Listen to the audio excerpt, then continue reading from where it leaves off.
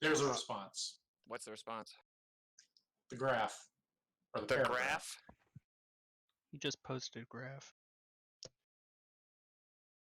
What does that have to do with my premise? That's a response to No, your... that's a non sequitur. That's a non sequitur. You're diverting to gradient. That's delta x. That's delta x. I'm asking about. Okay. That is a response to the straw man of pressure next to a vacuum. So there isn't pressure next to a near perfect vacuum? There is a gradient of high pressure going to ever lower pressure. We're not asking about the gradient, though. Well, that's what it is. You should be asking about it. That's a red herring fallacy, bro. It's not adjacent then, is it, if it's a gradient? Yes, it is. The gradient just keeps going. Okay, what's this? At what point in time does space start?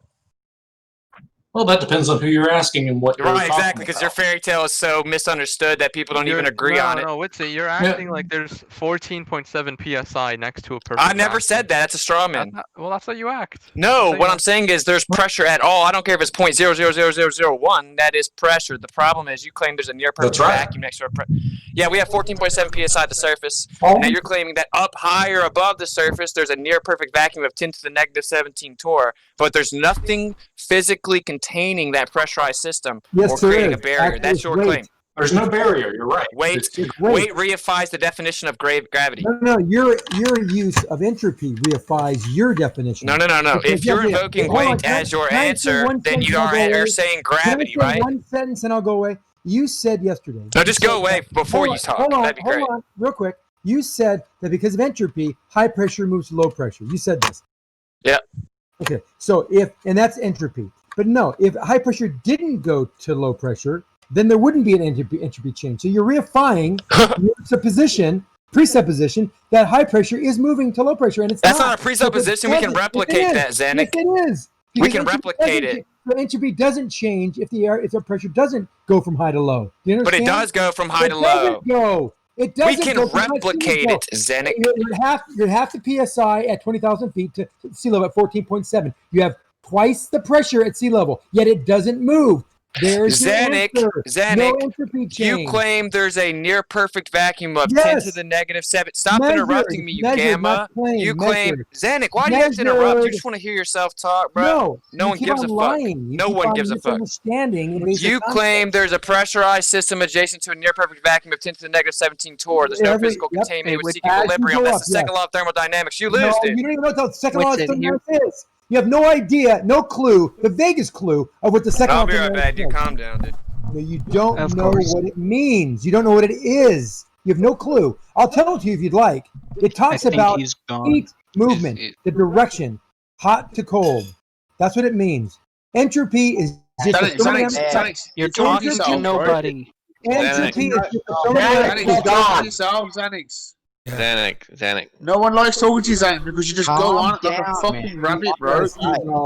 You need to learn, Zanuck, not to just be such an annoying prick. Zanuck, you schooled him so good, he left.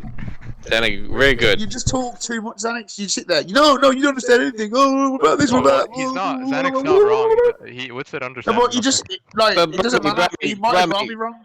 There's a history, okay? Over on 24/7, they make bullshit toe tag videos about Zanuck. They call him this, they call him that, they mute him. There's more than just this conversation that he's dealing with, all right? Yeah. So just like when you come in sometimes with a little bit of previous battle memory of someone else, this is the same thing you're witnessing. There's been clashes before, and that's why the respect level hasn't started where Zanuck normally does, all right? So there's a little bit more context. Can anybody respond to my rhyme now? Falsifications independent replaced me. Say a pressurized system. Say it again. Oh my god. Okay, I'm scared.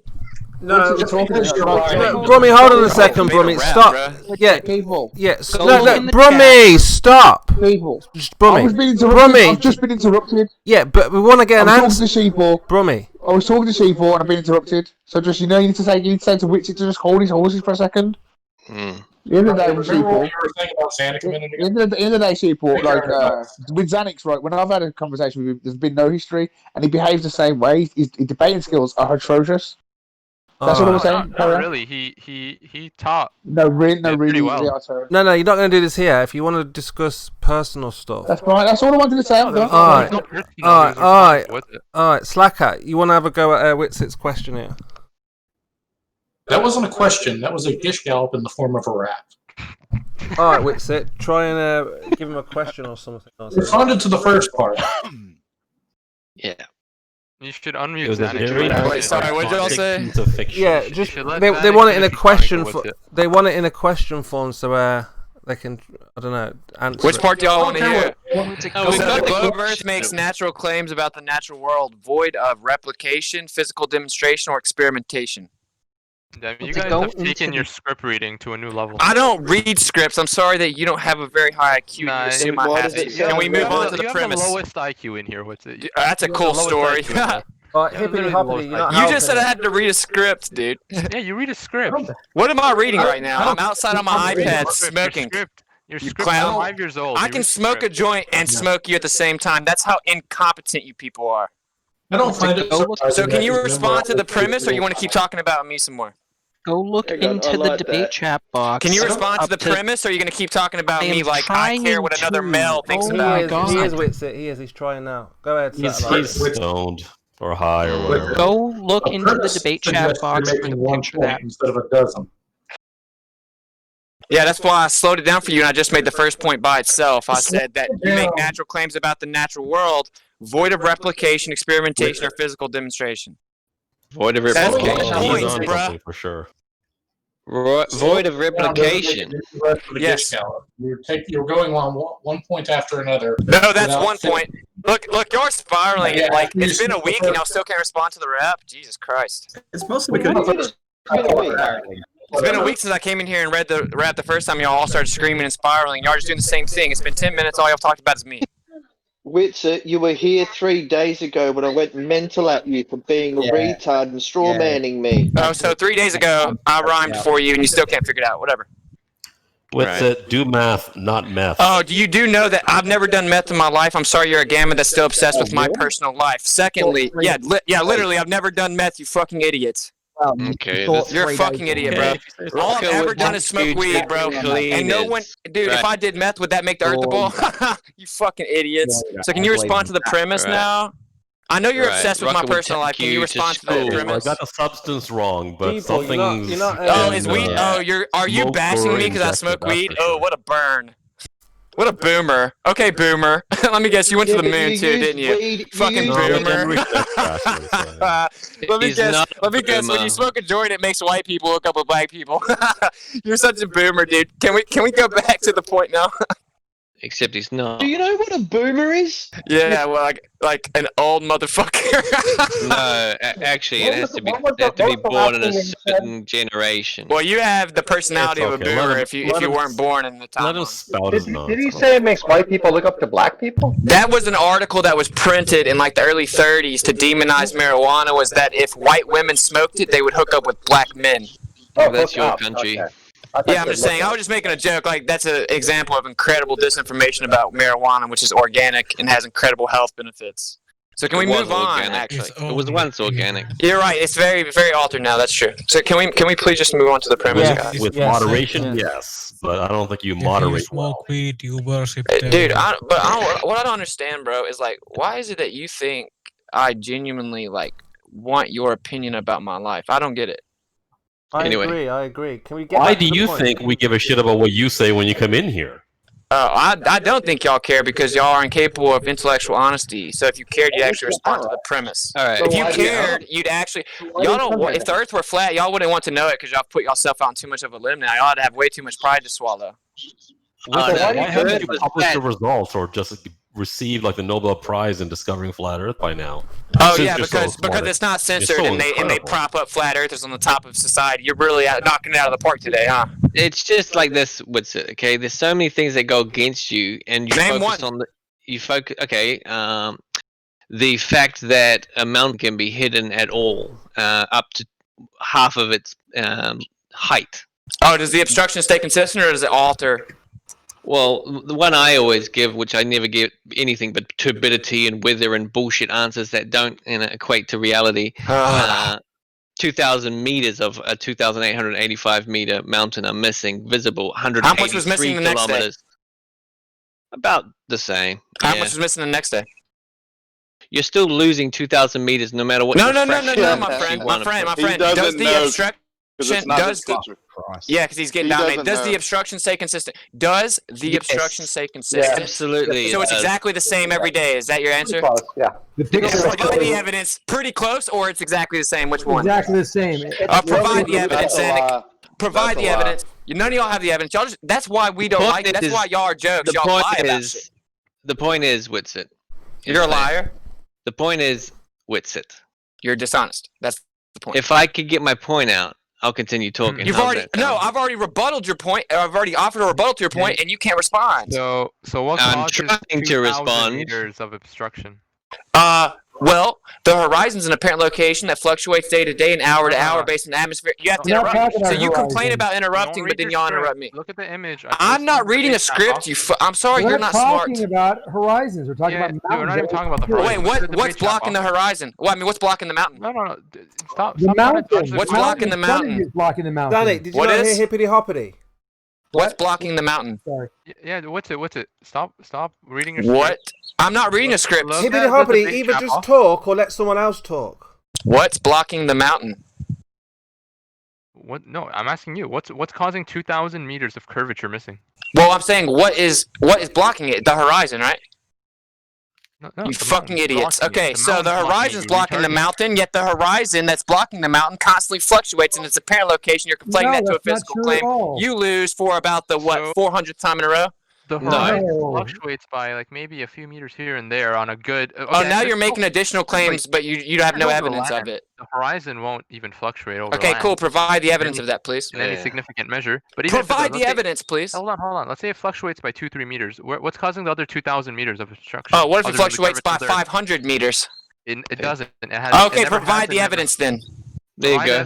Yeah, because you're claiming that you've documented it day to day and substantiated there's no major fluctuation. Please provide the evidence. Okay, so a major fluctuation doesn't equate to 2,000 meters of mountain missing. And any extreme refraction, you're going to get 100 meters, okay?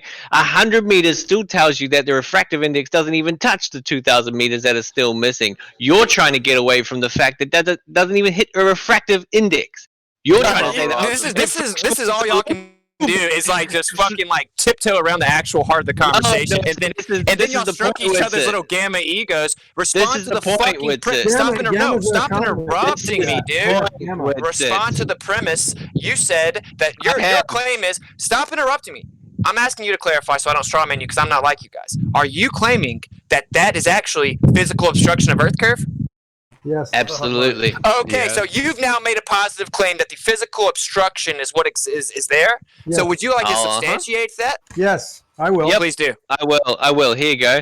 The water that's seen visible in the photo I posted finishes before the mountain range begins, and all other mountain range in the elevation profile are hidden based on the calculated understanding of the Earth curvature.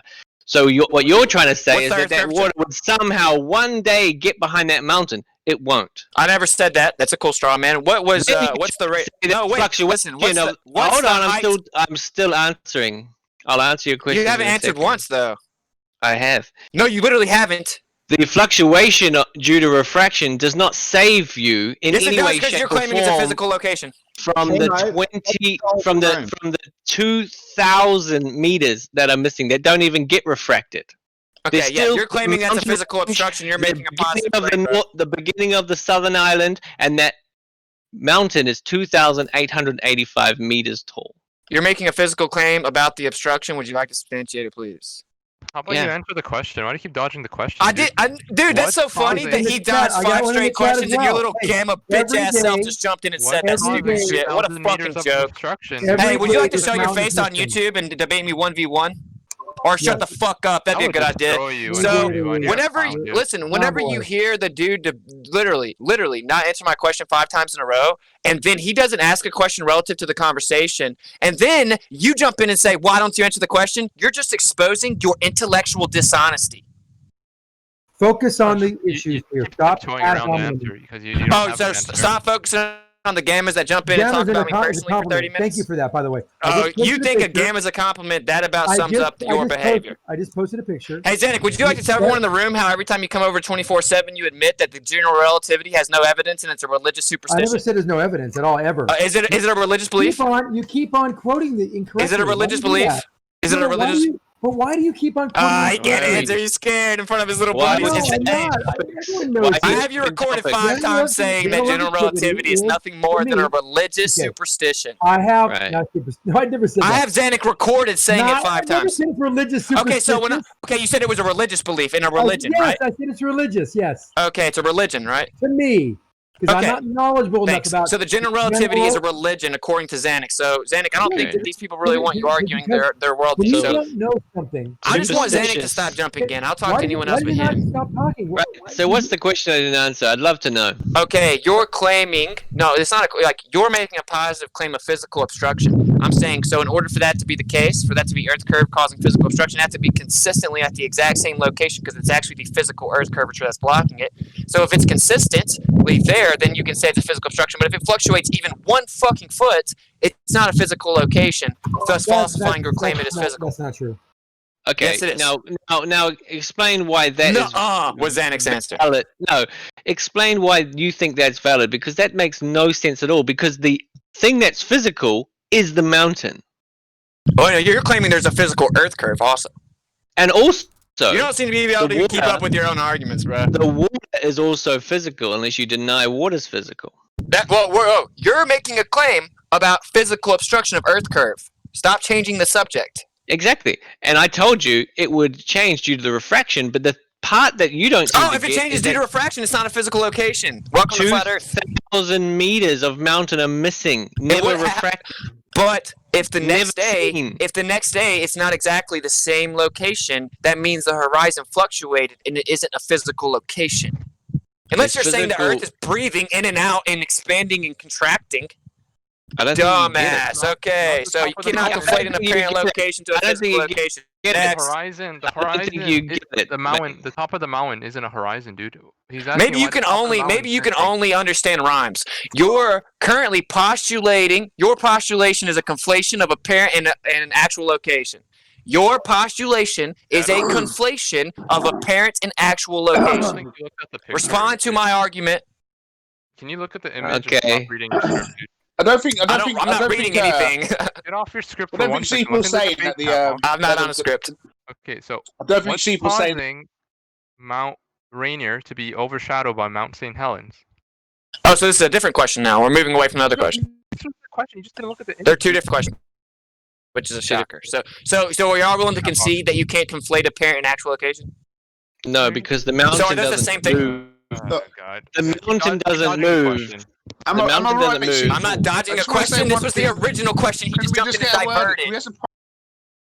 Let Brummy ask the question. Why you mute me every time I talk and everyone else doesn't get muted? This is stupid. 2 hours straight. Hold on.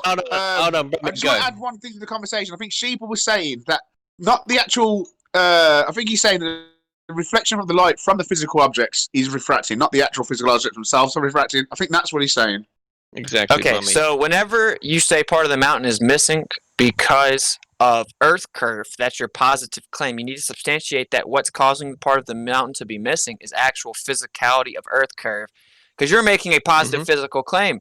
As soon as that horizon or that obstruction, as soon as that, you have to interrupt me. You have to interrupt me. Yeah. As soon as that obstruction, you have to interrupt me too. So as soon as that obstruction alters at all, right? If it fluctuates at all and it moves, it's no longer can be viable to postulate it's physical because it's changing.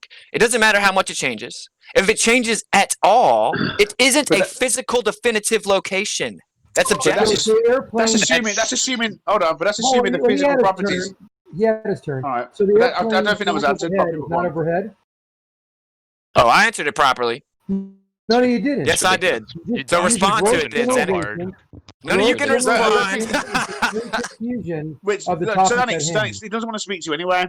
It requires a reification and presupposition of the physical location being there in the first place. You didn't conflate an apparent location with that. I don't think the actual curvature is. You can't just reify and presuppose what's in question, which is the curvature of the Earth. So what is the light refracting from the object? It is what we can replicate, which is whenever you have a limit of perspective, and that's relative to how high up off the ground you are and the atmospheric conditions. You can only see so far. We can replicate this with numerous different observations. Standing at the long hallway, railroad. You can just go out to the water and watch it fluctuate daily. So what we know is that is actually a characteristic of perspective. Okay, show me one hallway. Show me one hallway where you back away, and then all of a sudden the light in the ceiling goes through the floor. Show me that. Wait, who said the light goes through the floor? You don't You're a realize how fucking cool it idiot. is. So when you That's said what at the end of the long hallway, yeah, there you go, straw man me. Straw man me. No, When you said at the end of a long, then shut the fuck up. If you don't know my argument, let me say it. When you said at the end of a long hallway, it'll look like the ceiling and the floor converge. Right. Is that true or false? Take the other? Is that true or false? Does one overtake the other? They converge. It's true they converge. Nobody disagrees they converge. Do they? Okay, thank you. So that does is one an overtake offer. the other? What's it? No, they meet each other. They Yeah, converge. yeah, exactly. So in the observations of the Earth, we're discussing the things where the ground overtakes what's above it. Where the Oh yeah, ground when does that? When does that happen? In the sky. When does that happen? When the sun goes down, for instance. Oh, that's reifying your model. No, it's not reifying the model. This is what you guys are claiming to have happened. It goes away and we can't see it forever. Yeah. Wait, so Coach, we're talking about the mountain. Okay. Tell me exactly when is it that it goes all the way up above the mountain? Dude, look at the fucking image. Stop looking at your script. I know. I'm looking at the image, and it's a mountain, and I can see the mountain, which means the mountain isn't completely obstructed, which means Kosho's premise has now been refuted. Look, the question is, right, people say, please, you've had your moment. Everybody's having a go. I'm just going to clarify Sheeple's question again. Stop messing the water up, please. He's not saying that the actual physical properties of the mountain are not physical. He's saying the light reflecting off the physical things are bending, not the actual things that we see are bent or fluctuating. Oh, they know what I'm saying, dude. They're just lying, Broomy. You know that. You know they know what I'm saying. They're dishonest. He was actually supporting me just then, WITSIT. That's why he said Sheeple was saying, not you were saying. Oh, well, either way, how do you not understand my premise when it's very simple and y'all can't respond? Okay, the premise is clear from you. Oh, that's all you can say is you're wrong. No, I didn't say anything. I said the premise is understood and clear, but what you don't understand is the premise is that the part that's hidden is never refracted. So it doesn't matter what part fluctuates at the top. There's still 2,000 meters that will never be seen. That's not true. That's not true. WITSIT. No, shut the fuck up. Whoever just made the positive claim, provide evidence for it. Shut the fuck up with the obfuscation and tag teaming me, dude. Don't jump in just yet. Hold on. Let him respond to what people said to him. There's like 10 people. Yeah, exactly. He's saying something. You guys have to be able to see when someone's responding to something someone's saying to them. What's up, dude? Well, you have to provide evidence for your physical claim. You're saying that it never changes. Can you provide evidence for it, please? Because one observation isn't sufficient. You would agree, right? Because that's called cherry-picking data. So you have to replicate this observation and prove that physical obstruction stays consistent. That was your definitive claim, and everyone in this room just amped it up. So can anyone in this room provide evidence that obstruction doesn't fluctuate day to day? It's the light that's fluctuating, isn't it? It's not the actual physical property. I think that's what she's saying. There is no physical property. You have to reify and assume that it's physical based on the assumption of the globe Earth. Can you provide evidence that the physical obstruction doesn't fluctuate, please? This is another case of when we're using terms incorrectly, like physical. Because earlier you said apparent versus actual. Yeah, you said apparent versus actual, which is a more it's a more appropriate word to use there. Coach jumped in to divert with semantics. Does anyone else want to respond? Hold on. In both cases, though, whether it's actual or apparent, they're both going to be physical. So to claim that it's not physical in some cases is a strange thing to say. Well, are you saying that because light is physical? As I'm saying, because the entire observation is physical. That's not true. Whenever you see a mirage, the mirage isn't actually there, Kosho. It's the object that's being miraged is physical, and then. But that's not what we're talking. We're not talking about the object being miraged. We're talking about the mirage is occurring because of the medium, which is also physical. We're not talking about the mirage. We're not talking about the object being miraged. We're talking about the mirage. It isn't physical, is it, Kosho? The mirage is physical. Like a rainbow. If I got a physical wall, if I got a physical brick, for example, a rainbow's not physical, is it? A physical brick, and I put it on somewhere, and then I put loads of atmosphere in the way, it would distort the look of the brick.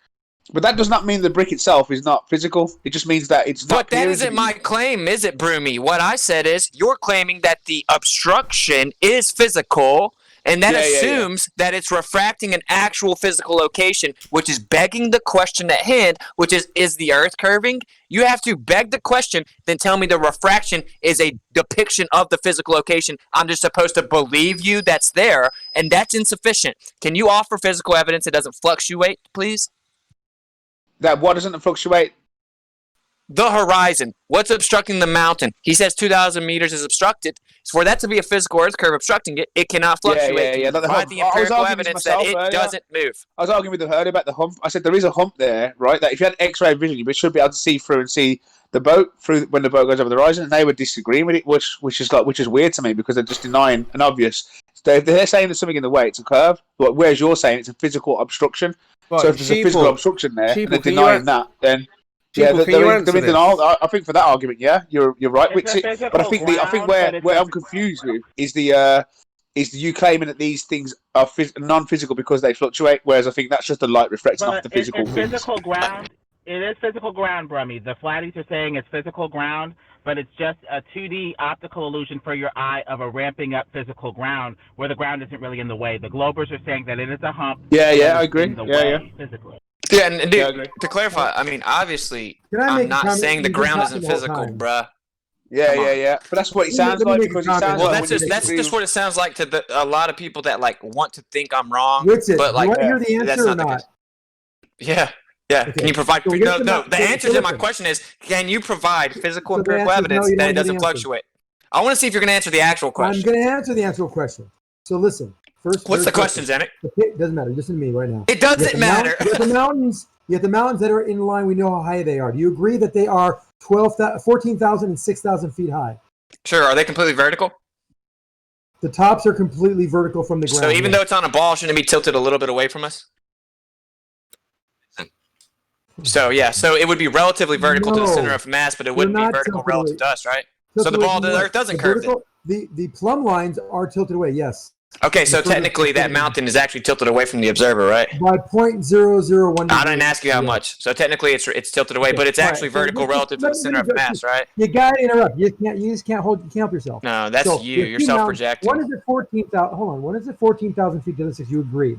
Now the thing is, the 14,000 foot mountain should be higher than the 6,000 feet, but it's not. Okay, so you say, well, maybe there's refraction, maybe some kind of optical effect. Well, the only way that can happen is if the air was denser as we go up, and that we never see. That's a lie. Ever.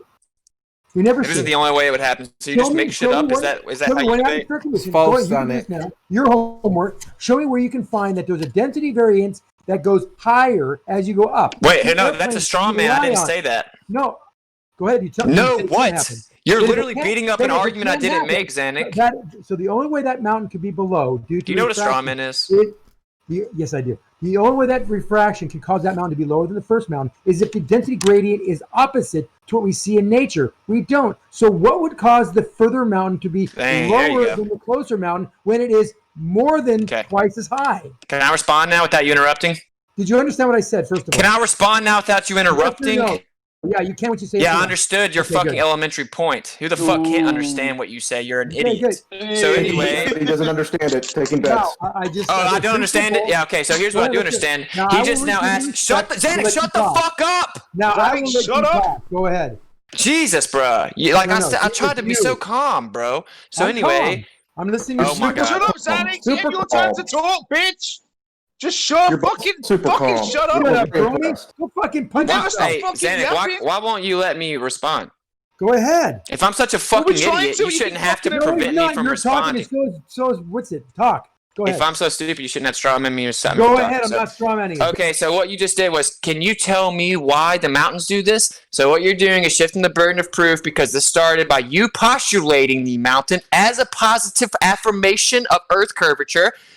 Negative claims are assumed to be true until physical evidence is provided that prove them false. Positive claims are assumed to be false until proven accurate. You have postulated the mountains as a positive affirmation, a positive claim of Earth curvature. So until you can substantiate that, it isn't accepted. You're shifting the burden over to me explaining your postulation as is you're basically saying, tell me how it's something else other than what I'm claiming. That is a fucking fallacy. You just said negative claims are assumed to be true. So I'm going to assume you don't have a penis.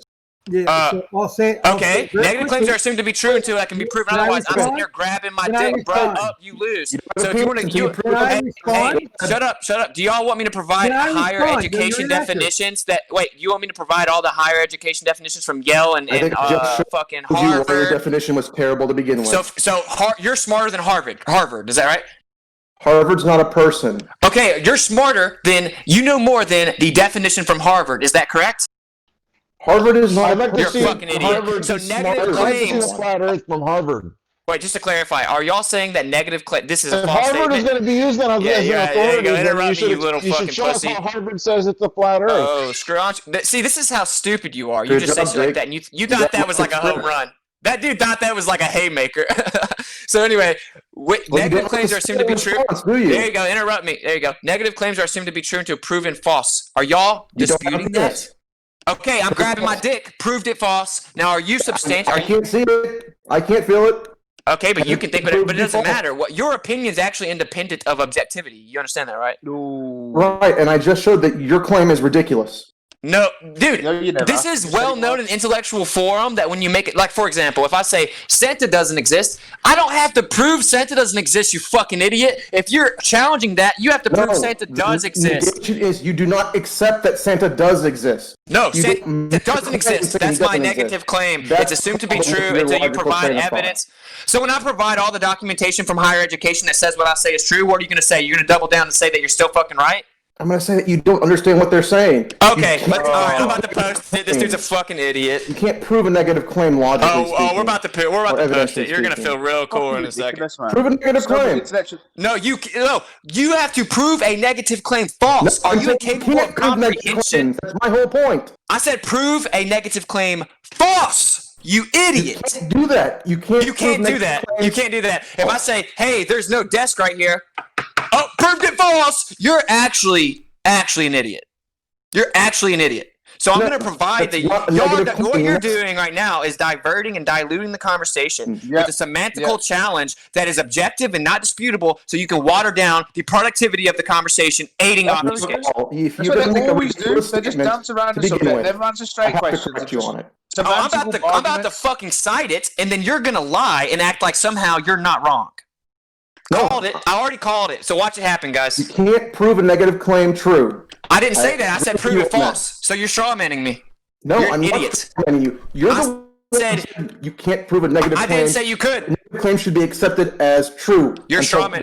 Proven. Yes. A negative claim is assumed to be true until evidence is provided to prove it false. You do not. I just quoted it verbatim. I'm about to post it. So this dude knows more than Yale and Harvard and shit. That's what y'all deal with here. That's how stupid y'all are here. It's that you're proposing a system in which there is no way that you could ever positively show something to be false. No, that's not true, because what I said was if you make a negative claim, it's assumed to be true until... You never do that, Stop interrupting me. Until it's proven false. That means you can provide... There you go. Interrupt me some more. That means you can provide evidence to prove that negative claim false. Right? I didn't make a negative. So stop strawmanning me, dumbass. You're walking around. My negative claim is that what you're saying is physical obstruction isn't true. I'm saying your claim isn't true. You have the burden of proof to substantiate your positive claim. No, you have to prove it now. So how do I have to prove it if you haven't proved your original positive premise?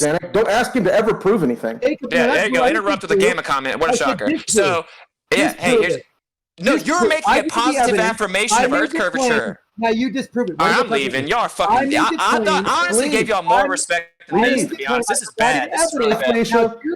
Would anyone in the room like to admit that I'm right? No. Yep, that's why I'm leaving, because that shows how dishonest you are. That's right. The people that know I'm right, the people that know I'm right. Coach, am I right right now? Coach, am I right right now? WITSIT, stop talking. Stop talking. Oh yeah, the dude has juice on Discord, but he's a pussy in real life. It's too hard for WITSIT. He's going to leave. People are jumping all over you is because you're jumping all over everybody. So everybody needs to stop doing that. Okay? Stop. How many times have I repeated my premise? WITSIT, stop. Until someone's done talking, don't jump Every time I fucking talk, I get interrupted, Kosho. Stop talking. For fuck's sake.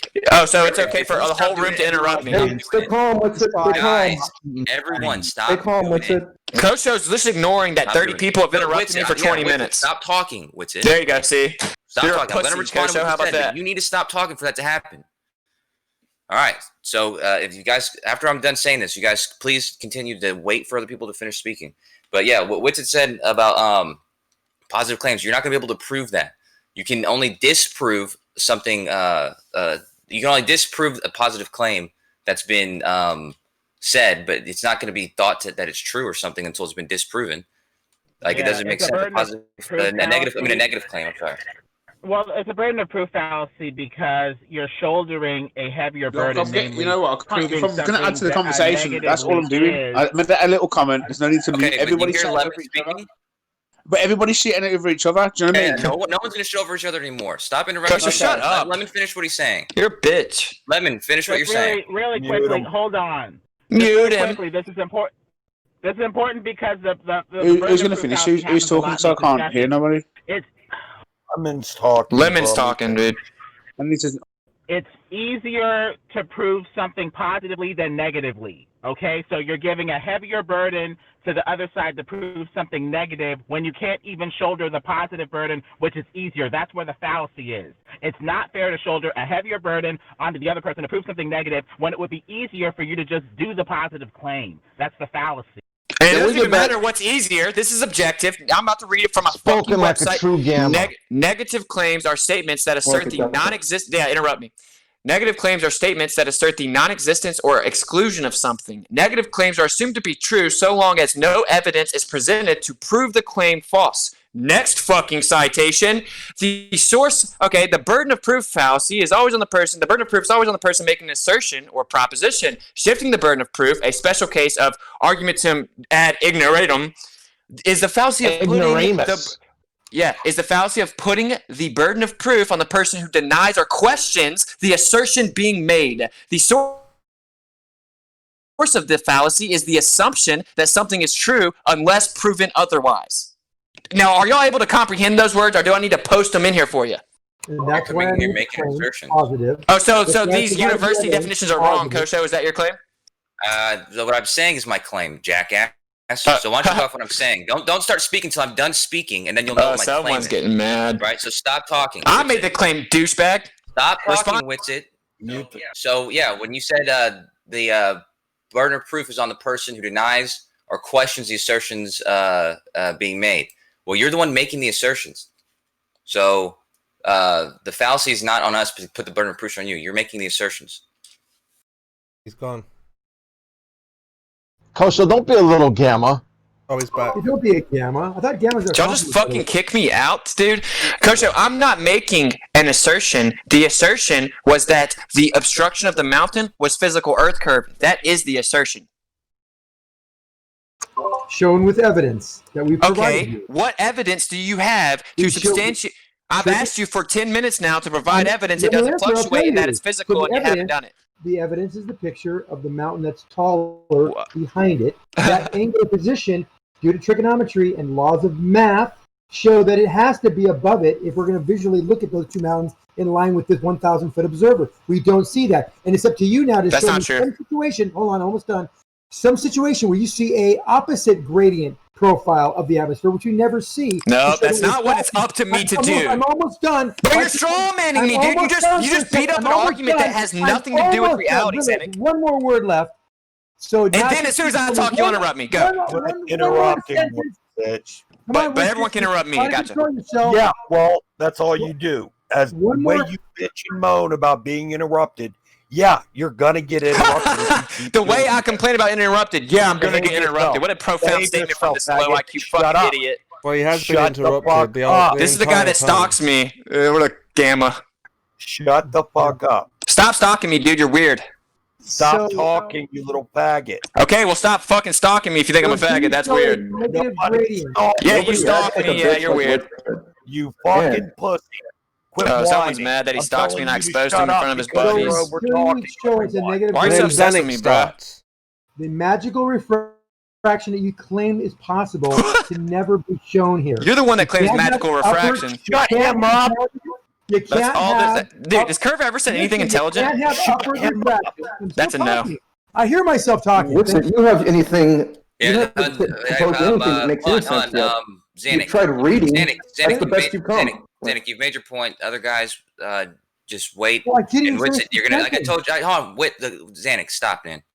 You and WITSIT keep jumping all over each other, and if you guys continue to do that, you're gonna be muted. You're doing it to me now, Zanik. So just wait for people to finish making their points. But I have tried, and then I made my sentence. He jumped over me. I didn't jump over him. I would. Okay, Zanik, the only difference is you're the only one in here that talks for 3 minutes at a time, dude. No, I don't. There is. Can anyone else support me on that one? There's more than a Yeah, Zanik, you've got to stop. I heard your fucking mind, you liar. Zanik, I heard your argument. Now let me respond. So you claim that it can't be refraction because refraction doesn't bend up that way, right? There's no Correct. upward refraction. Please define upward refraction. Upward refraction is where the density gradient goes opposite to what we see in nature. That means it goes from low to high as you go up. We don't see that in nature. And that's what you'd have to have an angle of incidence and this gravity and this density profile. Could you elaborate on low to high to up? I'm still talking. And so light See, Zanik wants to talk for 3 minutes at a time. Could you elaborate on what you mean by upward refraction? What do you mean low to the high? light bends upward. Now Zanik monologue for an hour. Let's go. Light bending upward is upward refraction. That makes things sink in the distance. Okay, so can you explain the difference between an inferior mirage and a superior mirage? No, this is not inferior mirage or superior mirage. This is not miraging. Well, what happens when you have an inferior mirage? How's the light? A whole different set of properties. You have some reflective capabilities of the atmosphere and the objects you're looking at. We're talking about. Imagine the light is a line. We're talking about the strict bending of light at angles based on angle of incidence and gradient profiles. Okay, so imagine the light is a line. Let me finish one more sentence. So when the light is bent upward, things either stoop, and the other physical characteristics is they start squishing. We call it stooping. And we don't see that in these pictures. But if you did, it wouldn't be possible because the gradient of the atmosphere does not go denser as you go up. It's not possible. We never see it. But wouldn't that vary with standard temperature and pressure? No, you can't have an inversion of the pressure gradient. It doesn't happen. Really, you can never have a high pressure up. No. Doesn't matter. It's a straw man fallacy. You said what you need to happen. We didn't say that's what we need to happen. That's what you're saying. That's a straw man fallacy. It's not a straw man fallacy at all. Is that our argument, or did you make up the argument? No, it is the argument. You cannot have a density gradient. So you're making up our argument. That's a straw man. Go show me measurements of a gradient of density that is going up as you go didn't up. claim that, did I, Zanik? Then you Are you can't straw manning me right now? This isn't going to work. So look, hold on. This isn't going to work. Zanik, you're going to have to stop. Zanik. No one in the room can even admit Zanik straw Yeah, hold on a second, WITSIT, hold on. So look, Zanik, if you're not going to respond to what WITSIT is saying, then this is not a conversation. You're having your conversation with yourself, and WITSIT is having his conversation. So can we get someone... With himself, yeah.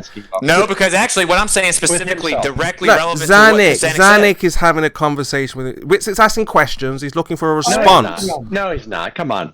Let's be real. He's not.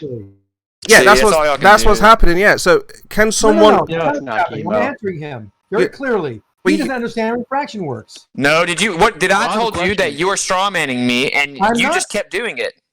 Straw manning you. You said in order for me to respond, what you're going to have to say is you're going to have to provide me evidence that this happens. That means you're making my argument for me, Zanik. That's the definition of a straw man fallacy. That's not the definition of a straw man? No, that's Zanik, you did make an assumption that you didn't clarify. You did, man. That's not what I said, and it's not what I... You made an assumption of why light refracts. No, that's the law of refraction. And then you put that on to me as to be... No, I knew that was a little backhanded gamma thing. I was about to He doesn't know that. I know that. I'm not assuming. I'm not making his argument for him. I'm telling him that this is how it works. He can dispute it if he'd like and show me otherwise, but he won't be able to do that. Yeah, you're right, because I get muted every fucking time I start talking because Kosho's a bitch. Talking right now. Look at you. You're talking. Every time I start to talk with 3 people attacking me, Kosho mutes me and lets y'all monologue about me. By the way, with Steve, listen. Every time I start to talk, 3 or 4 people start talking to me, and then as I try to stand up for myself, Kosho mutes. There you go. You interrupt me again. I know I did. Every time that I start trying to explain myself, there you go. Every time I start trying to explain myself, there you go. There you go. Every time I try to explain, there you go. Every time I try to explain something, you're such a crybaby. Why don't you go? Every time that I try to explain myself and I'm in the middle of a sentence, Kosho is muting me right before I offer my response, and then 3 people are straw manning me. Every time. I've been muted 20 times since I've been in here. Y'all wonder why I lose my cool. It's because I'm not allowed to articulate my own argument. Y'all make it up for me, straw man me, and then talk about me. Scott Mackey. What's it? I don't keep up with Zanik. Zanik shouldn't even be allowed on the server. He's an idiot. Dumb shit. I'm muting people whenever they're interrupting people. If you stop interrupting people, you're not going to get muted. That's simple. I was trying to present my argument, and I got interrupted, and then you muted me. So again, I was not straw man. Let's stop, Fresh.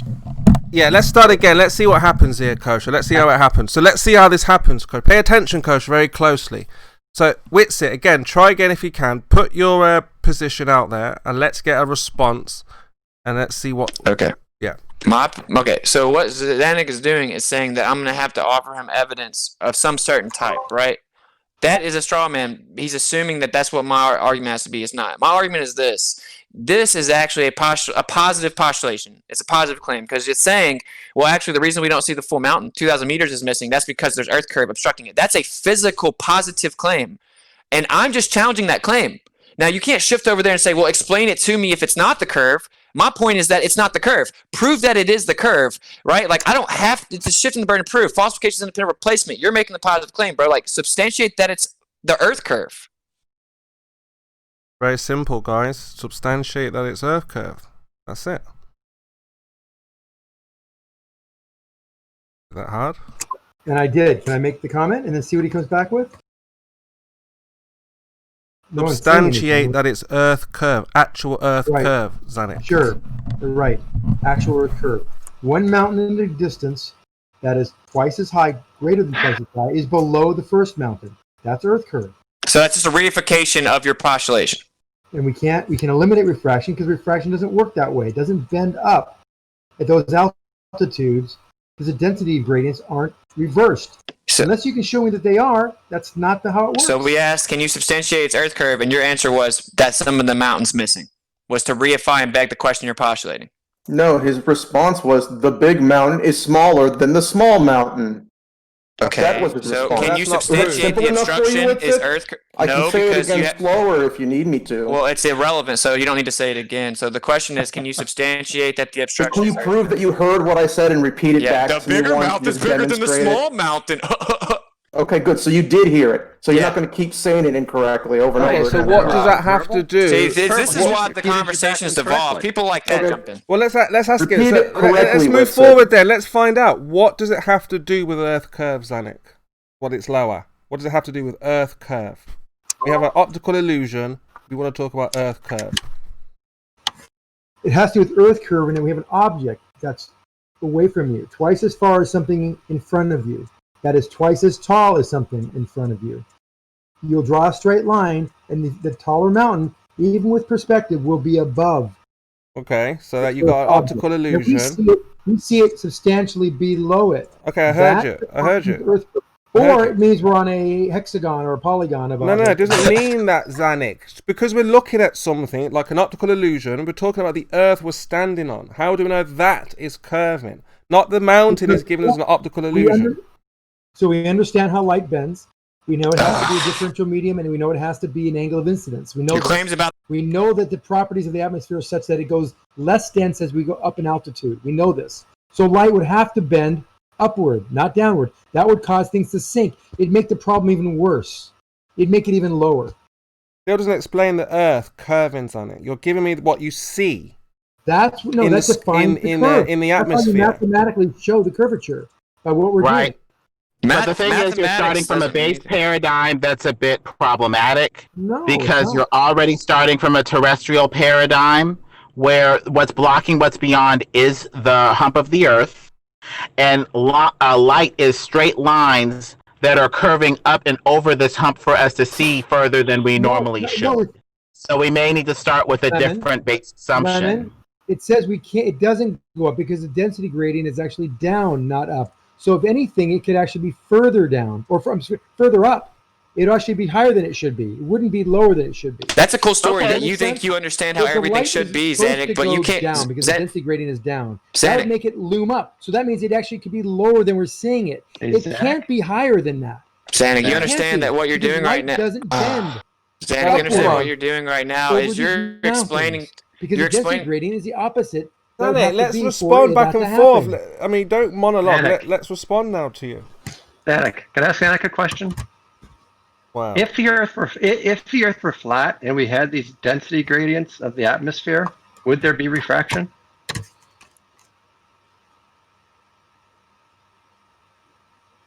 That'd be clicking. Not sure why You're green, but it's not coming through. Make sure you that question. You broke up. Flat Earth mumbo jumbo. If the Earth were flat, would we see refraction from the same height to the same height?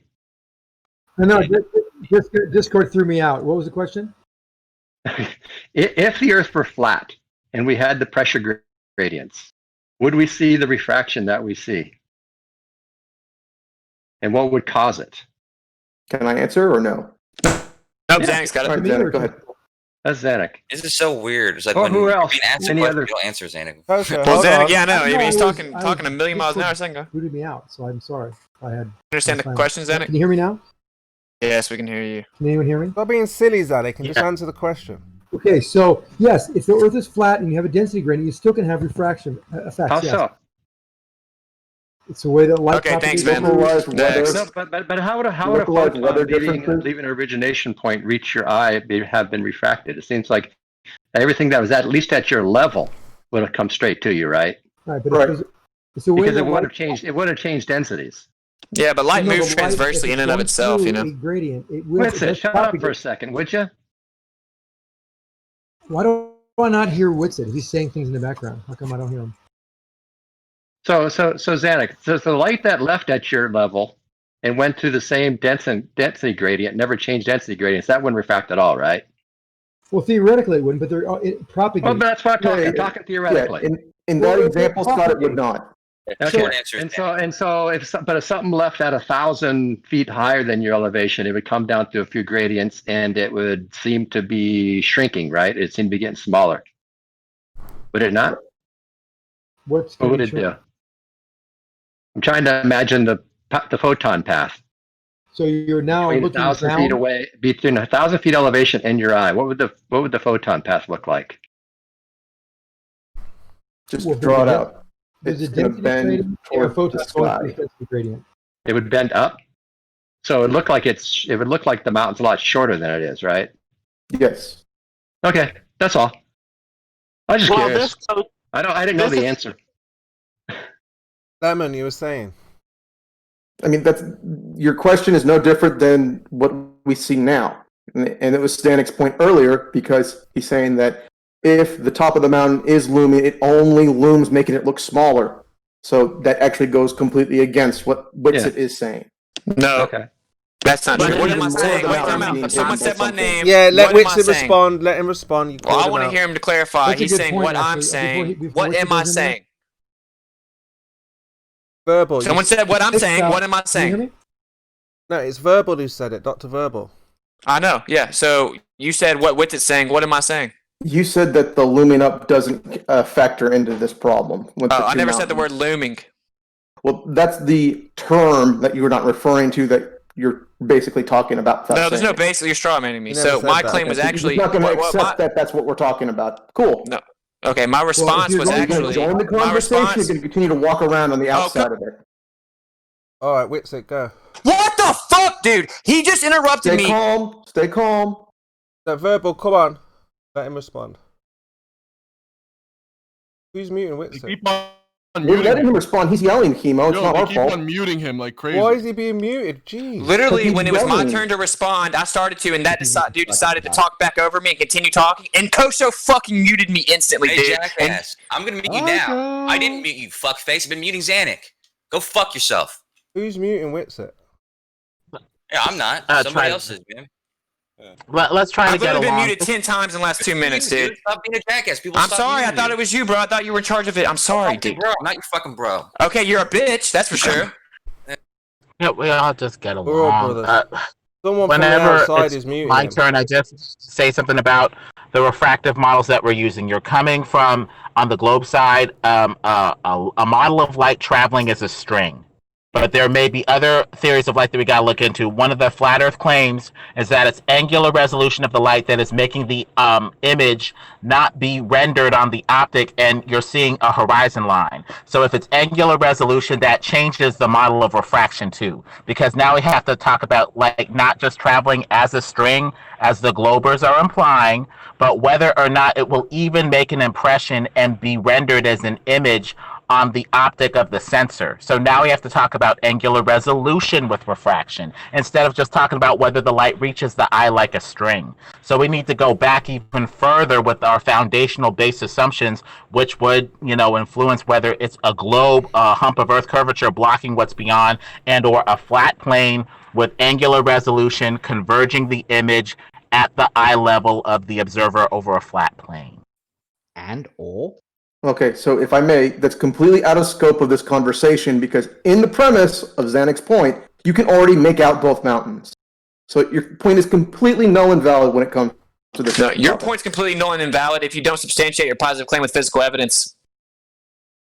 So now the refraction changes. We have an air layer now that can present the light to the eye like the ether band that Plain Truth was talking about. Now you have layers that can present the image to the eye or can absorb the light so much that no image is presented. So it could look like the a taller mountain is shorter and vice versa because of the refractive air layer over a flat plane with angular resolution. Look, again, we're looking from 1,000 to 6,000 to 14,000. We're looking upward through this density gradient. Naturally, the light should bend downward because that's where the density gradient direction is, down, not up. So all we can see is that mountain higher than it should be, not lower than it should be. Then the next day, it's not going to be in the same place, though. You need multiple shots, Zanik, of that every single day to show every single day for a month, for 6 months, and show that it's the same. It won't be. No, it has to be in different seasons. Sure, every you day. You get the same environment over a course of a month. It never like changes. See, Zanik interrupts everyone. I haven't seen him mute in about 10 minutes. You've never been there. Hour to hour, it changes, Zanik. No, it doesn't. Not at that altitude. Goodness, sir. See, you're going way off the rails now. Water shots over lakes. Losing it. Zanik, I've never heard, real fast, I'm being honest, bro. Every time you talk to someone, dude, and I know sometimes I lose my cool, I'm not perfect. But, dude, Zanik, when someone's talking to you, let them make their point, man. Jesus, every time I can't hear anything but Zanik when you're talking. Like, if someone else is talking, you just start talking over them like they're not there, bro. Mm-hmm. Please notice that Zanik's muted. Yes. Okay. So anyway, whoever was talking, man, Rokia was saying something.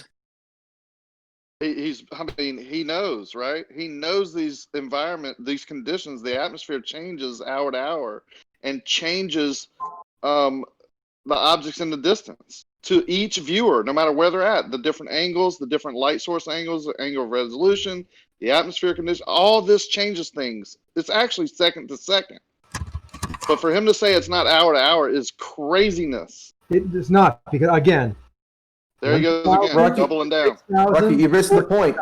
The small mountain is bigger than the big mountain. The big mountain never becomes bigger because of changing weather conditions. Are you saying that would happen if the Earth was flat? Are you saying that's what we have to claim or something? This is a real problem, Rakia. Yeah, another straw man. Just draw it out on a piece of paper. That's the straw man. That would require you have a tall straw next to a short straw. You're big on straws. Is always taller. You're big on straw men. That's for sure. You don't know how the atmosphere works. And you see that the heights change in comparison to one plane. But more than that. You don't know what the sun is. You don't know what the moon is. Are they different distances? Are the two straws next to each other? Or are they further away from the viewer? Are the straws in the form of men? Twice as far as the first straw. Yeah, well, there you go. It should be right in line. Wait, where do you go? He doesn't know. Yeah, absolutely. I don't know what "there you go" is referring to. Guys, this is what I don't get. Like, can anyone here be honest, bro? Like this conversation started because Zanik made a positive claim. He's like, going up. Everyone should agree with the light going from a higher density to a lower density. How could you not understand that? 14,000. Has anyone in this panel ever been 14,000 feet? I'm probably one of the few people that have. Wait, a lot of us have. Not very many. Special, Zanik. Everybody's been in a jet plane has been at 30,000. No. Without oxygen. Oh, I know somebody that's been at 60,000. How thin the air is at high altitude. It's pretty thin. Yeah. So okay. you know that it's thinner than when you're at 1,000 feet, like outside your doorstep. What's that have to do with the Earth curving? Right. Exactly. So we're going from a very high density to a very low density. That right there is a clue. Light has to bend downward along that path. Well, prove it then. No weather variation in the world is going to change that. Prove it. But the thing is, sure, light travels through basically the thicker, denser medium. But with your model that says light travels like a string, potentially you could have any amount of refraction bending downward toward the thicker layer of the Earth in a way that makes your model kind of unfalsifiable, because the thicker medium will always be down toward the Earth anyway. I mean, also to boot this idea, what? Stop interrupting him. All right. He was. Lindemann was talking. Zanuck, why do you have to wait? Why can't you wait till he's done? Especially over water, if this happens. Water is very warm, and the air above it is very cold. That can have some upward refraction. That's very rare, but it does happen. But we're not talking about that. We're talking about mountains, thousands of feet above sea level. How do you know Okay, so let's change the model a little bit. You were saying? I was just saying, how does he know the upward refraction can't, give us that optical illusion that we see with the mountain? He doesn't. He already admitted that it could. Because we know the density gradients can't vary that much. We know. Okay, can you substantiate your positive claim of Earth curve? The altimeters are correct, and there's no pilots taught this. There's no conditions in the world that will ever mislead you by 1,000 feet in an airplane. The altimeter is that sensitive. Why are we talking about planes, dude? You said that the mountains were blocked by the. You said, can Zanuck have me muted or something? Ask the question on Zanuck, you said it's very rare for the light to bend upwards as a result. Only at the sea level, right on or along a road, a very hot road. Okay, yeah, I'm gonna have to get out of here because every time I talk, Zanuck's allowed to just literally fucking talk over me. You do concede that hot air rises and cools as it rises, right? Can I finish a sentence? You've been talking the whole time, Zanuck. The cold air can be warmed immediately above the street, but only for a few inches or a few feet, and then it normalizes out. That density gradient is very, very narrow. It doesn't happen over tens or hundreds of feet, only over feet itself. All right, last Can you point. prove any of this stuff that you're saying? Because look, there are other borders in here, and they may want to answer Go this ahead. question. He's basically saying inferior mirages very rarely ever happen, and they won't happen with. Inferior mirages are something different. We're not talking about inferior. I would just like to point out that this has been 10 minutes of obfuscation where the subject is more of a reflective. Can anybody hear me talking? I can hear you. We can hear you. Because I know I'm getting muted by someone every 5 seconds, but beyond that, it's like Zanuck just talks right over. Look.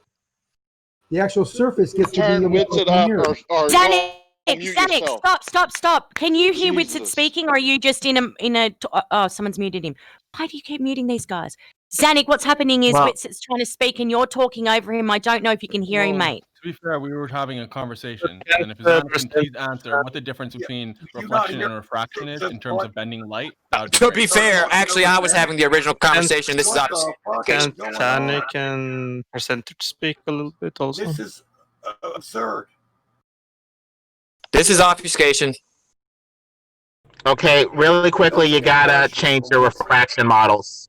Because you have strings of light that are traveling to the eye, and you're saying just as long as the string travels to the eye, it will be interpreted as an image beyond angular resolution. That's absurd. You need to talk about angular resolution and whether these layers are presenting light that is spaced further apart on the sensor beyond angular resolution to give you an image that before would have been too converged and not seen. We need to change our refraction models to include angular resolution as well. That sounds like a lie, though. It's not beyond angular resolution, only for the eye. There's other tools. That sounds like a lie, though. But the thing is, based off of this erroneous model, that light would reach your eye and be interpreted unless there's a hump of Earth curvature in the way. We're forgetting about angular resolution and the light that is brought to the eye by infrared that just isn't interpreted because it is way too converged on the sensor of the optic, or there's atmospherics, or whatever. Do you agree with that?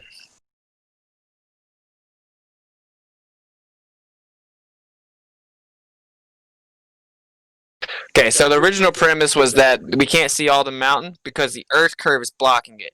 Now, this has been a successful 15 minutes of obfuscation and digging in the weeds about how Zanuck thinks he knows everything about the atmosphere. But we're trying to point out he's making a positive, affirmative claim that it's Earth curvature blocking that. Immediately, 20 minutes ago, I said, okay, well, then can you provide the evidence where that doesn't fluctuate day to day? And he couldn't. And he said, but they just all said, but it doesn't, I promise, it doesn't move much. But they don't have the evidence for it, and we've been asking for 30 minutes. So when you make a positive claim, you have to provide the evidence to support that. If you're saying that's a physical obstruction, you need to substantiate that, please. And that's why I provided my claim. I gave you a hypothesis. Then I gave you the evidence to support it. Now it's up to you to try to dispel it. No. That's how it works in science. Why am I muted, man? Like, Jesus, someone chill. Someone chill. Dude, Zanuck, what I'm saying is you never responded to my immediate response, which is, can you provide documentation of doing this consistently over the course of the year, for example, with different conditions to substantiate that that is a physical obstruction? That can be done. I haven't done it myself, but it can easily be done. So you have to agree then at this point in time, this is pretty much a baseless assertion. No. It's not baseless at all. Well, if you don't have... I've seen it multiple times. No one's ever seen it not to be true. And I've also measured refractive elements of the atmosphere at this pressure or altitude variance and never seen a variance that could cause this. So unless you have some idea, your claim or your science that could say that, under these conditions, we can see this kind of refraction, then you're out of loss here. See, you're shifting the burden of proof again. And just so you know, why aren't you muting Zanuck right now? You want further evidence of my claim. No, Zanuck, I want you to let me talk when you're done talking. I've provided lots of evidence. Now you are asking for more. That's your choice. Okay. Now, can I respond now, Zanuck? And just so you know, the reason that you're getting to monologue is because I get muted every time I'm about to respond. Every fucking time. But anyway, stop muting me. Stop wasting. You're gonna get muted because you interrupt people every time. So does Zanuck. I wasn't interrupting anybody, dude. Just keep going. I wasn't interrupting anybody though when I got muted. So anyway, Zanuck, the point is you said you provided a whole lot of evidence, but you did not. You just whistled past the graveyard and everyone heard it. I'm saying, can you substantiate that it's physical by providing empirical data over the course of the year showing it doesn't fluctuate because that is necessitated by the claim it's a physical obstruction of Earth curvature. You skated past it, started telling us about the atmosphere. Then you said you're going to have to prove why I'm wrong 15 times, which is a shifting the burden of proof fallacy. You're reifying your model to presuppose the Earth curvature is even there, so it's a reification fallacy. You're begging the question in contention, which is the nature of the Earth's terra firma. That's a begging the question fallacy. And you're constantly invoking red herring fallacies, diverting with the illusion of the topic being discussed, but it wasn't. That's 5 fallacies that you've invoked for 10 minutes. Let him finish. No, Chemo. Nobody needs to go on that long. That was 20 seconds. That was 20 seconds. That wasn't even 30 seconds. WITSIT, you That wasn't didn't even 20 understand seconds. half of what you said then. You're just saying words, man. Which word didn't I understand? Name one.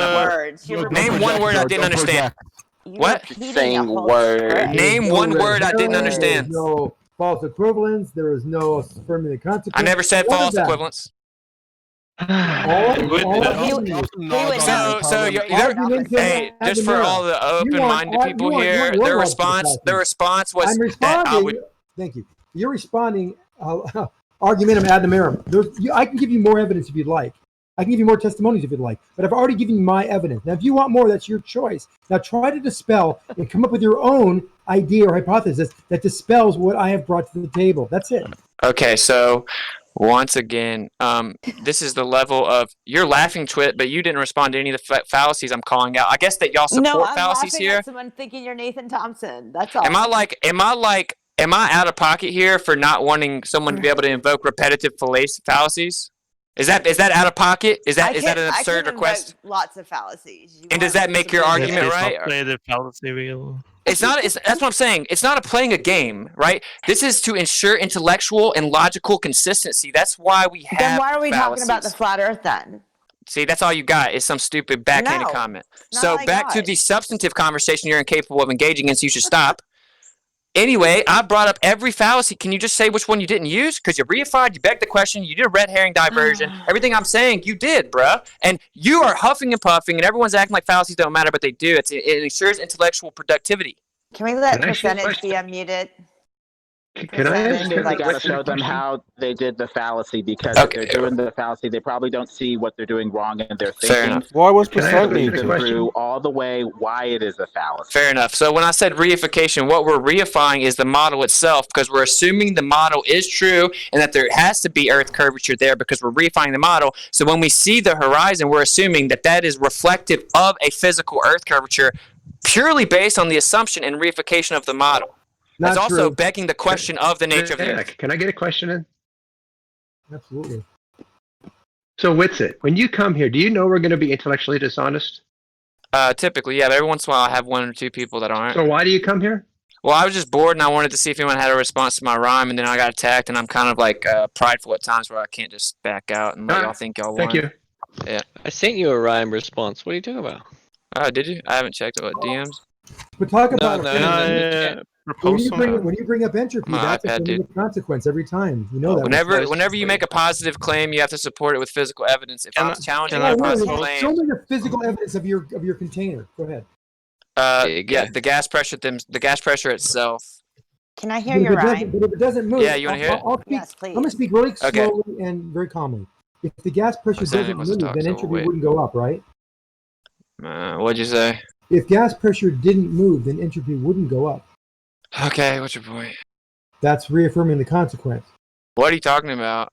When you claim entropy as a cause of something to happen, That's not what I caused. That's not what I claimed. You said high pressure give me moves to evidence. low, that's entropy. But that's not what I said. You said give me Entropy evidence has that to go up. You said that. You said But give me evidence. See, look what happens. If entropy, if the high pressure doesn't move to low pressure, then entropy wouldn't change. Okay, you said give me evidence that there's a container. I said the gas pressure is.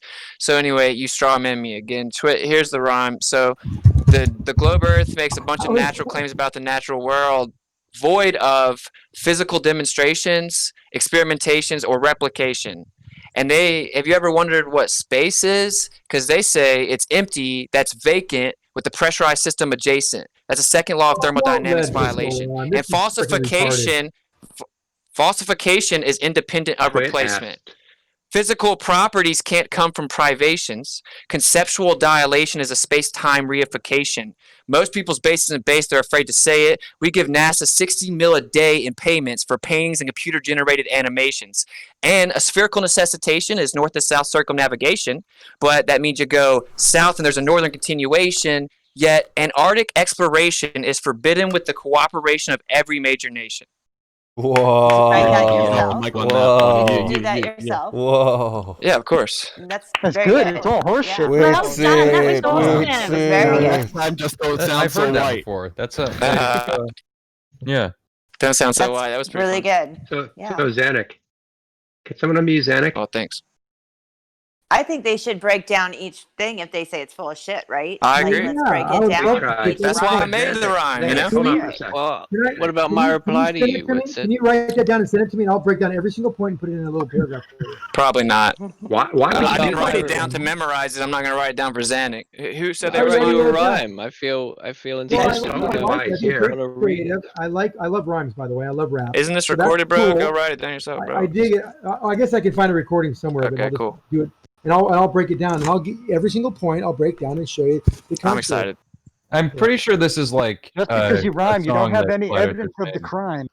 Like I've heard. Well, the rhyme is actually very specific, right? It says falsification is independent of replacement, and the whole rhyme's addressing the positive claims of the globe Earth. Right, So which part are you contending? Your replication. We have tons of replication. In fact, I gave you two right there. 2 mountains gone due to the. Oh, actually, the reason you lost that argument was because you can't replicate it because you didn't go back and check it.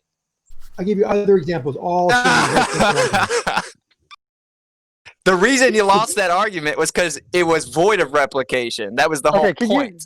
No. Can you explain to me? You have not, in any situation, Falsified what? You have not Hey, falsified anything. Let Moyak speak. Oh, let Moyak speak. God have a question for me? Hold on, go on, Moyak. In any situation. No. It was good. High jump and high jump and something. Just to name a couple operations. Paperclip operation. We brought Nazi scientists over and put them in charge of space exploration. On vacation. Right. Oh, and the Antarctic Treaty was signed within a year of NASA's foundation. And you're regurgitating what you heard on stations, but the Earth is station. It's not even worth debating. Okay, you don't have to repeat it again. If it's not worth Oh, that was a debating, new why are one, you bro. here? That wasn't in the other one. Okay, well, I wrote you a rap reply, and you haven't responded in rap form. I'm sorry. Why don't you respond in rap form? You have to respond in rap form first, bro. Okay, here we go. Yeah. Don't let the door Don't hit you when you interrupt. leave. Don't When you shoot. go, we'll get some reprieve. If you come back, then you will receive the evidence you cannot believe. Yo, where did that mountain go? We're missing 2,000 meters or so. It happens every time I go. The answer to the question you had to know. I'm patiently waiting. You are still contemplating using evasion and obfuscation to not have to give an explanation. Also here, refraction cannot help you, sir, even if fluctuation can occur. Denial of this is just absurd. If you can't answer WITSIT, then spread the word. This is the evidence of the curve. You saw it coming and you had to swerve. Move the goalpost or change the goal so you can return to 24/7 with your head all swollen. If you claim to take the win, then you know it's stolen. Claim to understand more science than itself. That comedy is golden.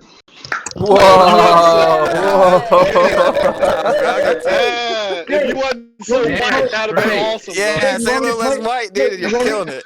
You want me to play the Ed Sheeran We've got a guitar to battle. that? We've got a Good battle. job, Sheeple. man. I wish you wasn't so white, bro. That'd have been People. Got a battle on our hands. People, I'll play Yeah. the Ed Sheeran guitar to that. You know what I'm talking about? Oh no, he just checked me, Zanuck. Don't ruin it. This is a victory lap, y'all. Yo, WITSIT, it's on you. Zanuck ruined your victory lap, bro. I'm sorry. Oh, well Zanuck, pipe done. down. He does that. Well done, Zanuck. Good job, Ed Sheeple. Sheeran. Ed Sheeran's guitar with that would be awesome. Let's do it. Low bars. Anyway, but yeah, I see you, bro. That's what's up. But the Where's issue the is chorus line, actually though? We need the the chorus problem. line. We need a chorus. Oh, yeah, for I that. need a, I got a chorus. I got a chorus. I'm gonna There's release actually a that. chorus, right? Wake up. Yeah, they got us in the matrix. Say what? Yeah, they got you all complacent. Pay cut. Yeah, you know they take our payments. Wake up. Yeah, they got you in the matrix. Have you ever wondered what space is? I have to make a hook. You're shook. Evidence you have to look. Are you gonna leave? Yeah, man, you're gonna have to book. Hey. Bars. You thought of that on the spot. Anyway. Yeah, like, are y'all? I'm sure most of y'all know what I'm saying, right? When I say like, physical properties can't come from privations, I'm talking about like space, or like conceptual dilation, because they say time dilates, which is the physical property of getting wider, right? So No, I say not conceptual wider. dilation is a Not wider, space-time slow- reification. What?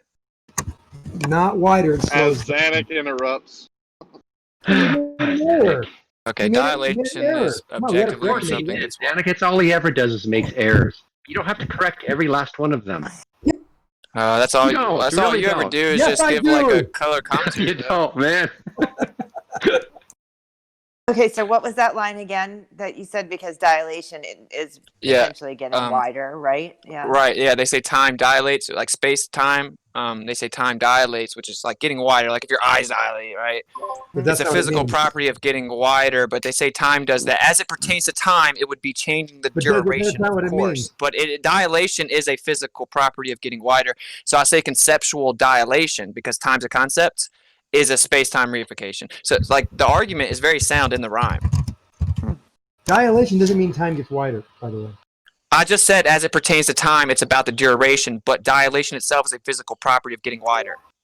Listen, Of your eyes, dude. yeah. Of your eyes, maybe, yeah. Okay, no, dilation, that's what it is. The oscillations, the path is getting wider. The duration changes as it pertains to time, but time is a concept. That's why I said conceptual dilation, bro. Conceptual dilation. Yeah, that's correct. Concept. I mean, Time is a concept. It's a human construct we've used to count passing. yeah. Time would Everything's exist a without concept, man. Yeah, time wouldn't exist without people counting it. Time would indeed exist without people. Passing would exist, but time itself wouldn't. No, it So if you're indeed would exist.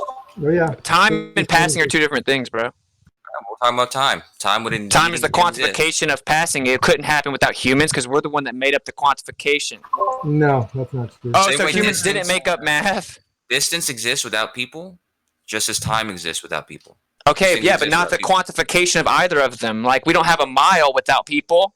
Now, that mile still exists, but it's not called a mile. A mile doesn't exist because that's a quantification of a human construct we came up with. Doesn't matter what it's called. It doesn't matter what it's called? Okay, but you're saying it's called time. The progression of events does not require quantification. You're describing time, which is passing, gonna which is answer that? our concept of that things just keep going. It's literally, it's how we, it's does our not limited require capability of understanding quantification. that, like, there's no Paul. Do I gotta make a Bro, rap song chill. about it? it's our human limited understanding that there is no pause, right? Like time just continues. And it's really derivative of the sky, and it resets and stuff. And like we use the sun and days, and then we got all the way down to seconds, etc. Right? But it's like we've come up with that. It's useful. It helps us replicate our days, right? And like quantification, it's useful for sure. It's very usable. But like I'm saying, that concept or construct, it can't have physical properties, and dilation is a physical property, as is bending and warping and curving. And so I'm just pointing out that, in fact, I never get a response. People talk shit about the rhyme or say they like the rhyme, but I'm stupid or whatever, but then no one responds to it. And I'm saying very specifically, it's like 7 words in a row, and it makes a very specific point. Well, I was thinking maybe we should get somebody who doesn't often get a chance to speak with you, or a flat earther, and see what they have to say. Are you volunteering, Twit? No, not at all. I'd second that notion. No, you talk with people well. No, especially. I would like to hear one of the other guys in here, or girls, who don't speak very often. See what they have to say.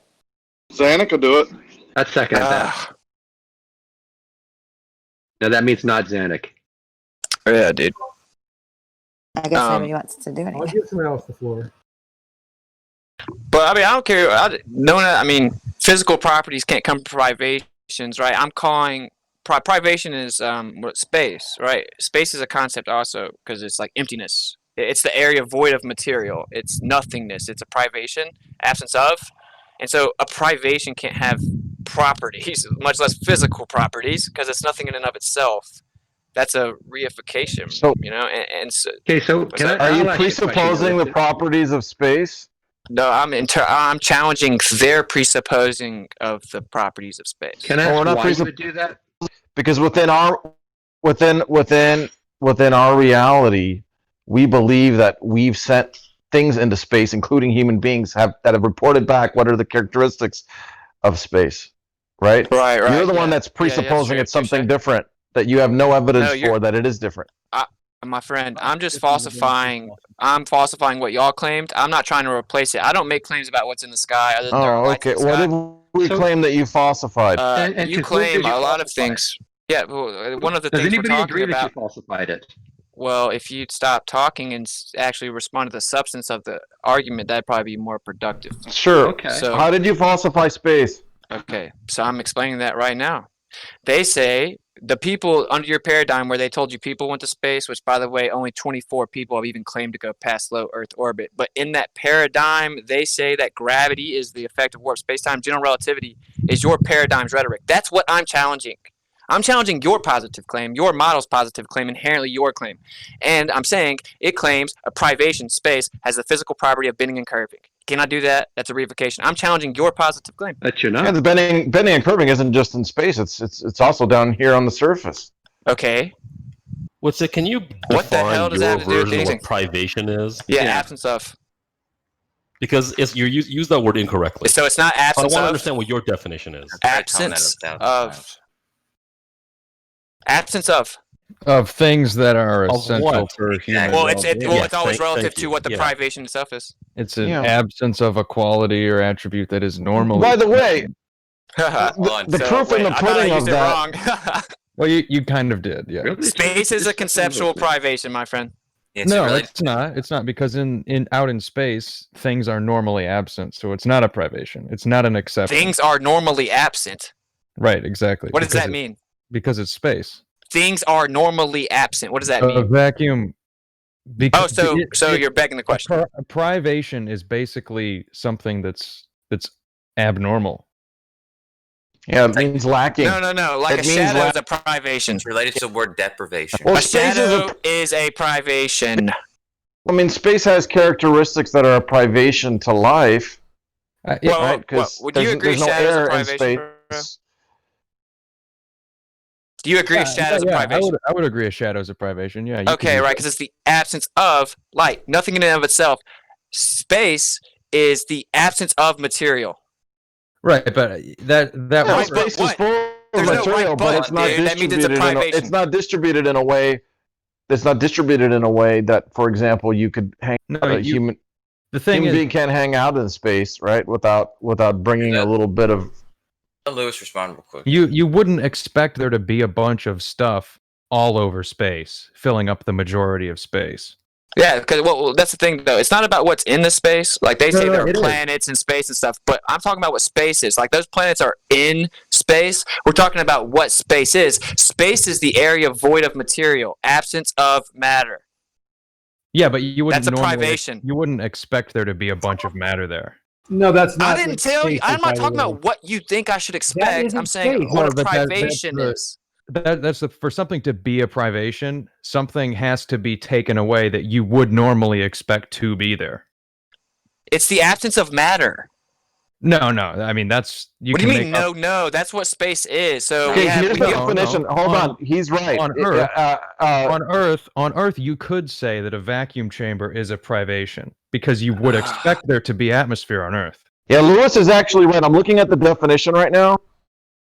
No, he's not right. If they regarding The loss or absence of a quality or attribute that is normally present is the definition You're of defining privation. my argument. Now, would you like to respond normally to it? present, and breathable atmosphere is not normally present in space, so there is no privation. No, because I didn't say breathable atmosphere. That's a straw man. No. I'm just saying as one example of one of the things that space doesn't have that you're probably referring to as a privation would be a breathable atmosphere. But you could say the same for the bottom of the ocean. There's no breathable atmosphere at the bottom of the ocean. I never said that. You just doubled down on the straw man. So that's a privation too. You just doubled according down to you, but it's not on because the there is straw no man. breathable atmosphere at the bottom of the ocean, just as there's no breathable You atmosphere tripled in down space. on the straw man. Are you done, straw man? Okay, so what is the privation in space then? Okay, so space is a conceptual privation of the absence of material. We describe it with other concepts like length, width, breadth. We give dimensions to distances or areas within space, which is conceptual and a privation, because it is the area itself, not what's within it. So WITSIT, in this thing you're describing, does space exist? Well, it's conceptual, but I'm asking. It was just a question, man. Does it exist or not? I'm challenging your paradigm, so I don't think space exists in your paradigm. No. Okay, so you don't even believe space exists, and Not in the way that you define it. No. Not okay, in the so way. you don't believe there's. I'm just trying to get it straight. So you don't believe there's an outer space. You don't think anything goes beyond into the planets and everything. Well, I don't think that we can. I'm certainly not disputing something's up there. We can all see that. And actually, in my opinion, it's fluid. It has fluid-like characteristics. But I don't know that. But there's nothing really far away from us.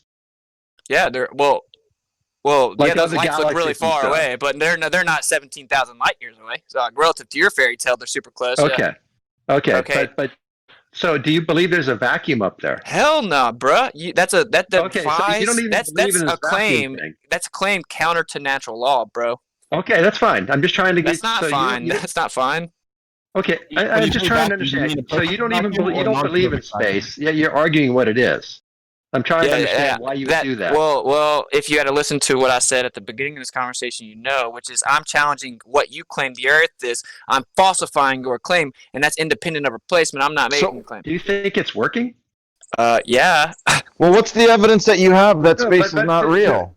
Do you think anybody has agreed that you falsified it? Well, I'm not disputing someone with cog dis will disagree with me, bro. That's irrelevant. All right, so what's your evidence that falsifies it?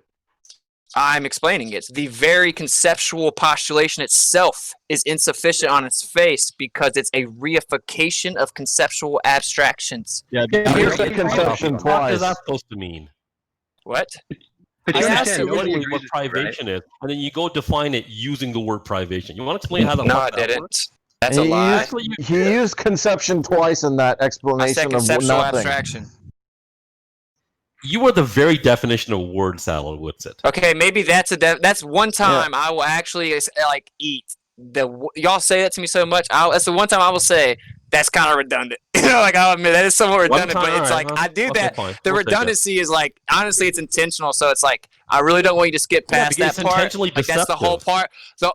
No, it's not. It's not deceptive. It's just unnecessarily reiterative. But it's intelligent. But you actually say very little. very little substance. Everything I'm trying to repeat. What did you say again? That the very face of space. Yeah. A conception. No. The conceptual. I can almost verbatim what I said, and I was free. I'm spitballing, guys. Okay, this is just the truth. Y'all should listen to the argument itself. Wait, so you're spitballing, and it's the truth. Here we go.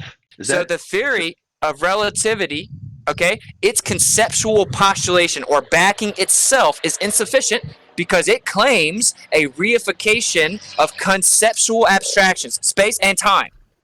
What? So if you don't understand what I'm saying, you cannot just say that it doesn't make sense because smart people know that it does make sense. Conceptual.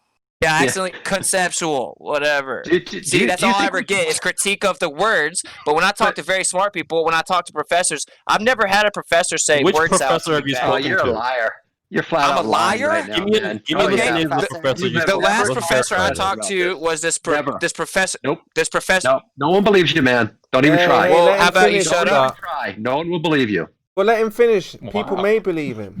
I believe what he will say. There are others that will believe him. Go ahead, WITSIT.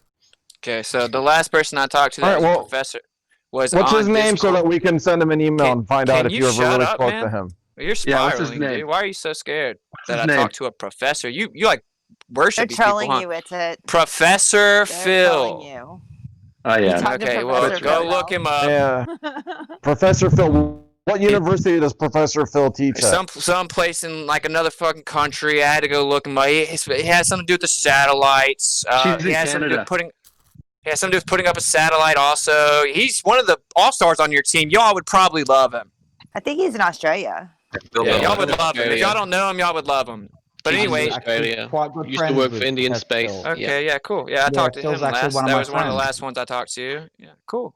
So some dude just knew I was about to lie, even though I don't lie, and you're just self-projecting that you lie. So can we move on, please? Well, I have asked. My Professor point Phil was if that he can- my point was, guys. I'm sorry. Well, I'll stop. My point is, when I talk to those guys, like they don't ever say words out to me.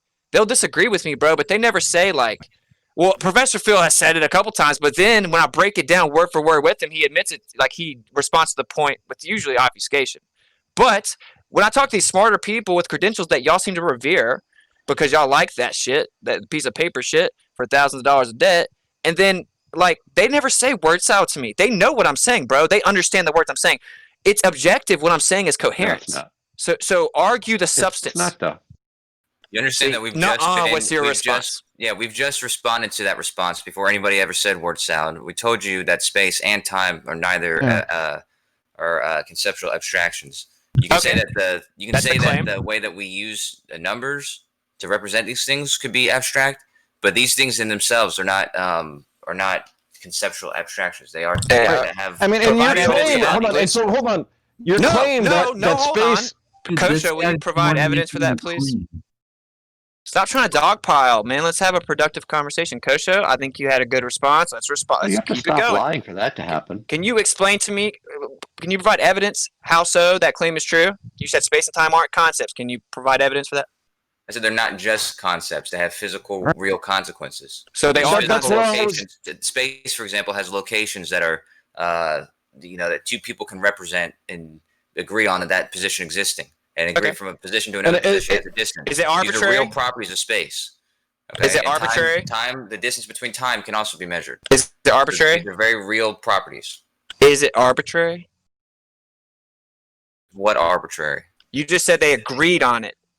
Yeah, that means that it's a thing that exists. That two they observers agreed on it. If it's dependent upon agreement of interpretation, that would be arbitrary.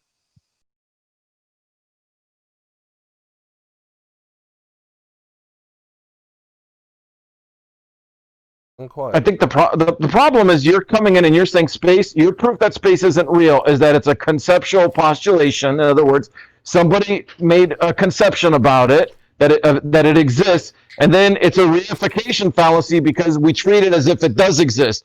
But that's not accurate because we've been there, right? Human beings have been there. We have instruments that we've sent there that have sent us back data about it. So it's not just a conception that we're treating as a real thing. It is a real thing because people have gone there. We've sent real things there that have reported back the characteristics of it, right? Right. So That's for what you to say that it's a reification fallacy is nonsense because we have proof, and the proof is mountains of it, thousands of hours of video and pictures and firsthand testimony. Yeah, you're not from trusted addressing the witnesses. actual use of reification, my friend. Misplaced concreteness is because you're giving the misplaced concreteness to the concepts. What do you mean? It's really a double reification. My argument is space is real. Can I explain? Hold on a second. Can I explain, Hold on a please? second. I'm responding to your argument, bro. So yeah, the first part is what you're saying. Okay, Jesus, you couldn't even let me get there, man.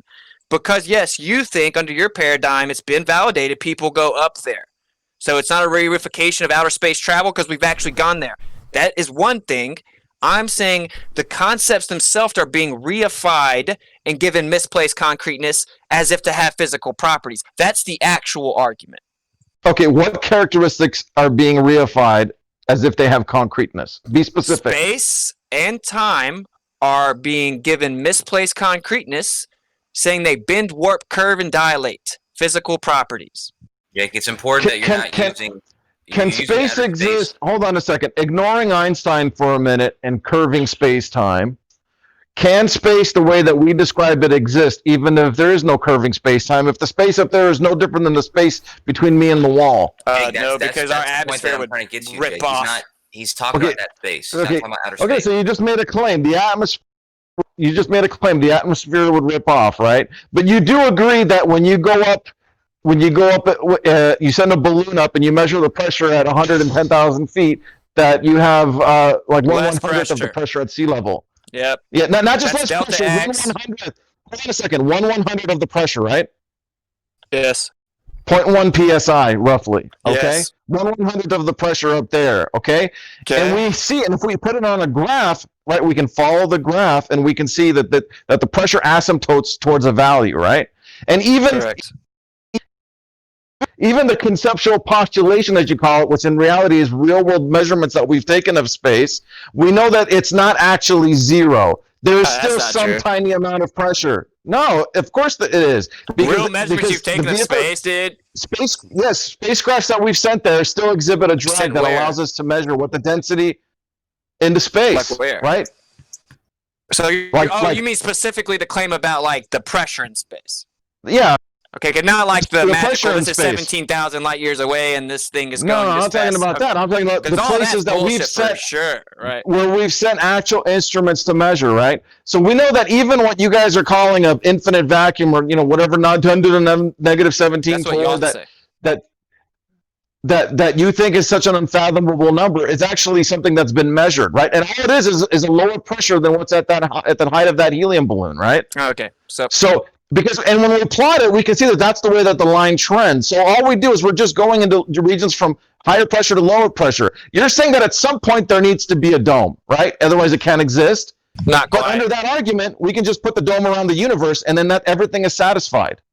So you're putting the dome over the ever-expanding universe? Well, we'll ignore that it's expanding. Let's you just say it's a can't static ignore universe. every part of your religion, pick and choose it in the argument. I'm just saying. You're representing a hold on a package second. deal, my friend. You're not. Your argument. Hold on a second. Your argument that you can't have gas pressure out of a container has nothing to do with relativity and curving space-time, right? It has nothing to do with that. You've got what do you mean? Well, that's what you claim contains it, but anyway. Yeah, but no, we see a pressure gradient though, and so something creates the pressure gradient on the flat Earth, right? What creates the pressure gradient on the flat Earth? Okay, so please don't interrupt. What creates the Jake, pressure come gradient? on, let Jake interrupt let him me, respond, bro. yeah, because you've been on, Jake. Let him respond a little bit. All right, falsification is independent of replacement, but I will say, even though you are basically strawmanning me with some type of model, I'll go ahead and absorb what I actually think. It is a closed dynamic system. It's possible and replicatable to have a gradient within a closed system. That's objective, not debatable. And you're claiming that there is an open system. So technically, I'm challenging your claim contrary to all observable phenomena. You're making the positive claim. That was not the question that was posed to you, WITSIT. Yeah, yes, the question I was, answered by saying it's a closed dynamic system. Okay, but that doesn't still explain how the pressure gradient occurs. Like, it's a closed dynamic system. That just means it's closed, and the dynamic means that there's changes in it. Right. Okay? Yeah, technically. That's not an explanation, though. That doesn't explain anything because it doesn't predict anything. Listen, technically, I entertained your obfuscation right then, because technically you're talking about delta X, the gradient of X gas pressure, and I'm asking about the antecedents. Question. Wow, dude. I will. Why are you scared? I'm just saying, why are you scared to answer? No, I promise to God, I'm gonna answer the question. I have my answer. I'm not just going to let y'all obfuscate and skip over it. Okay, so I've answered this question numerous. I'm a beta because y'all have to interrupt me. That's a funny story. So because you won't answer the question, you're scared. I am. Just like your sensei, Quantum Eraser. You're stop filibustering, maybe. Your flat Earth prophet, Quantum Eraser, he won't answer that question either. Oh my God! I'm going to aid your obfuscation, and then I'm going to bring it back to the original point you're obfuscating away from. Okay, well, period. And now I'm going to leave. Jake, what creates the pressure gradient on Earth is your question. You're on the asking me flat what creates. Earth. Okay, on the flat Earth, what creates the pressure gradient on the Jake, flat you've Earth? got to let him respond, you're Jake. spiraling, All right, hold on, Witsit. Jake, you ask him a question. He's not going to answer how you like. Because he's dancing around it. He won't answer I just said I was going to answer. Yeah, but maybe, Jake, but he's going to get to that point. He just wants to stipulate a few things first and outline some things. So let him do that, Jake. Let him do it. Let him do it. Thank you, man. Yeah. So anyway, my point was just that really we're talking about the antecedent, not the quantitative. The gradient's a quantitative. Technically, it's a red herring fallacy or diversion, but I will entertain it. What causes the gradient? Okay, we have a gas cycle on Earth. So gas is constantly being cycled. Now the propensity of matter at the surface is definitely going to affect the gas cycle. I think we can all agree on that. So it prominently happens at the surface. What the hell does that matter? Oh, let him talk. Let him spit it out. Okay, let him spit it out. Okay, so there's a gas cycle. Also, the dispersal of gas is dependent upon energy input. We have weather patterns, which is also introduction of heat. Of course, we have the sun. We're not entirely sure what's between us and the sun and if that has some type of input into the system. It's a closed dynamic system. We can replicate a gradient within a closed system. You're making a claim without any replication. You did not answer the question. Yeah, you still didn't explain it. Yes, I did. No, oh my God. Look, here's an example. Okay, hold on. Here's a concrete example. You take a container, you evacuate the air, you pull a vacuum on it, and then you fill it with any gas you want, and there's going to be a pressure gradient from the bottom to the top. Highest pressure at the bottom, lowest pressure at the top. It doesn't matter what gas on Earth you use. You can use any gas, helium, hydrogen, doesn't matter. It will always have more pressure at the bottom in a sealed container. Okay, why? Because what you're talking about, are you continuously introducing the gas, or are you going to you pump in the gas and then you seal it. Okay, then you seal it, and you're saying that there will be more at the bottom. Yes. Okay, you want me to answer, and you're going to freak out. I don't buy your gravity answer. You want me to answer, and you're going to freak out. Everything with materials inherently electrostatic. The surface has a lot of matter. It's very electrostatic, although typically negligible relative to densities of mediums. But the electrostatic nature will have an interaction with the gas particles. As, of course, to have the pressure, you must have the walls to have the containment, wherein which the collisions create the energy to build up the pressure.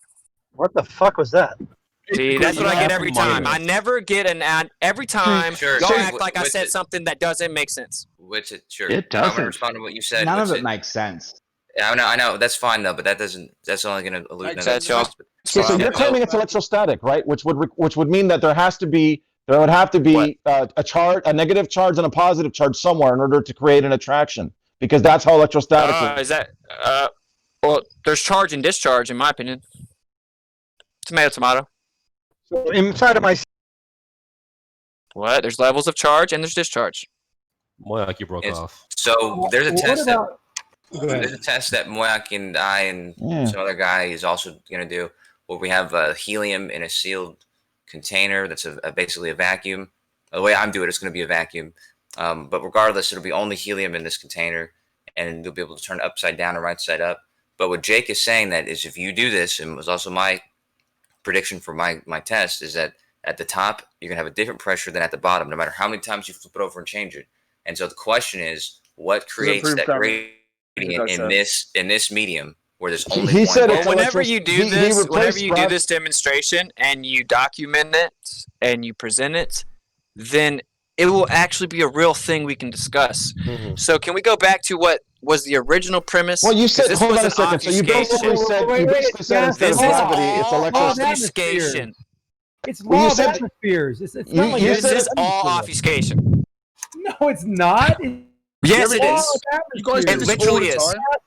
It literally is obfuscation by definition, textbook definition, because I'm talking about the If you think antecedents WITSIT of actually pressure. answer the question, you're out of your fucking mind. Yeah, so I'm talking about the antecedents of pressure, and you're talking about the quantitative relationship of pressure within the gradient of Earth. That's a fucking non sequitur, bro. I want you to answer my question, WITSIT, because regardless if my test has happened or not, this happens already. People weigh gases in an empty container or in a container of gas of helium. It has just provide the evidence, man. Downward pressure. So I'm asking you. Provide the evidence, Coach, and then I'll look at it. In your model, what creates that pressure? I don't have a model. I don't claim causation that you do. Well, you just said it was electrostatics. You basically replaced gravity with electrostatics. No, which that's would what be you easier say. to debunk. All you'd have to do is put a charge. You'd have to put a charge on the top. You'd put an electromagnetic field at the top and see whether the gas is going to be attracted to that charge. No, electromagnetic. What are you talking about, bro? We're not talking about electromagnetic, so you don't even understand the fucking conversation, and you're continuing to strawman me, dude.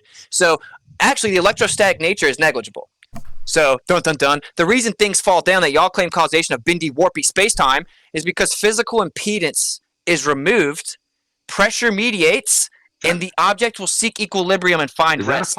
So if there's a leaf on a tree, let me give you an example. If there's a leaf on the tree, right? If there's a leaf on a tree, when it falls off, the physical impedance is removed because the tree was physically impeding that leaf from doing what it wanted to do the whole time, which was find rest. It isn't sentient. Y'all understand what I'm saying? Physical impedance from seeking equilibrium or finding rest. So the leaf pressure mediation. Yes, I can demonstrate it. That's the funny part. Y'all can't demonstrate it. I can't demonstrate that. On the ground. Did you?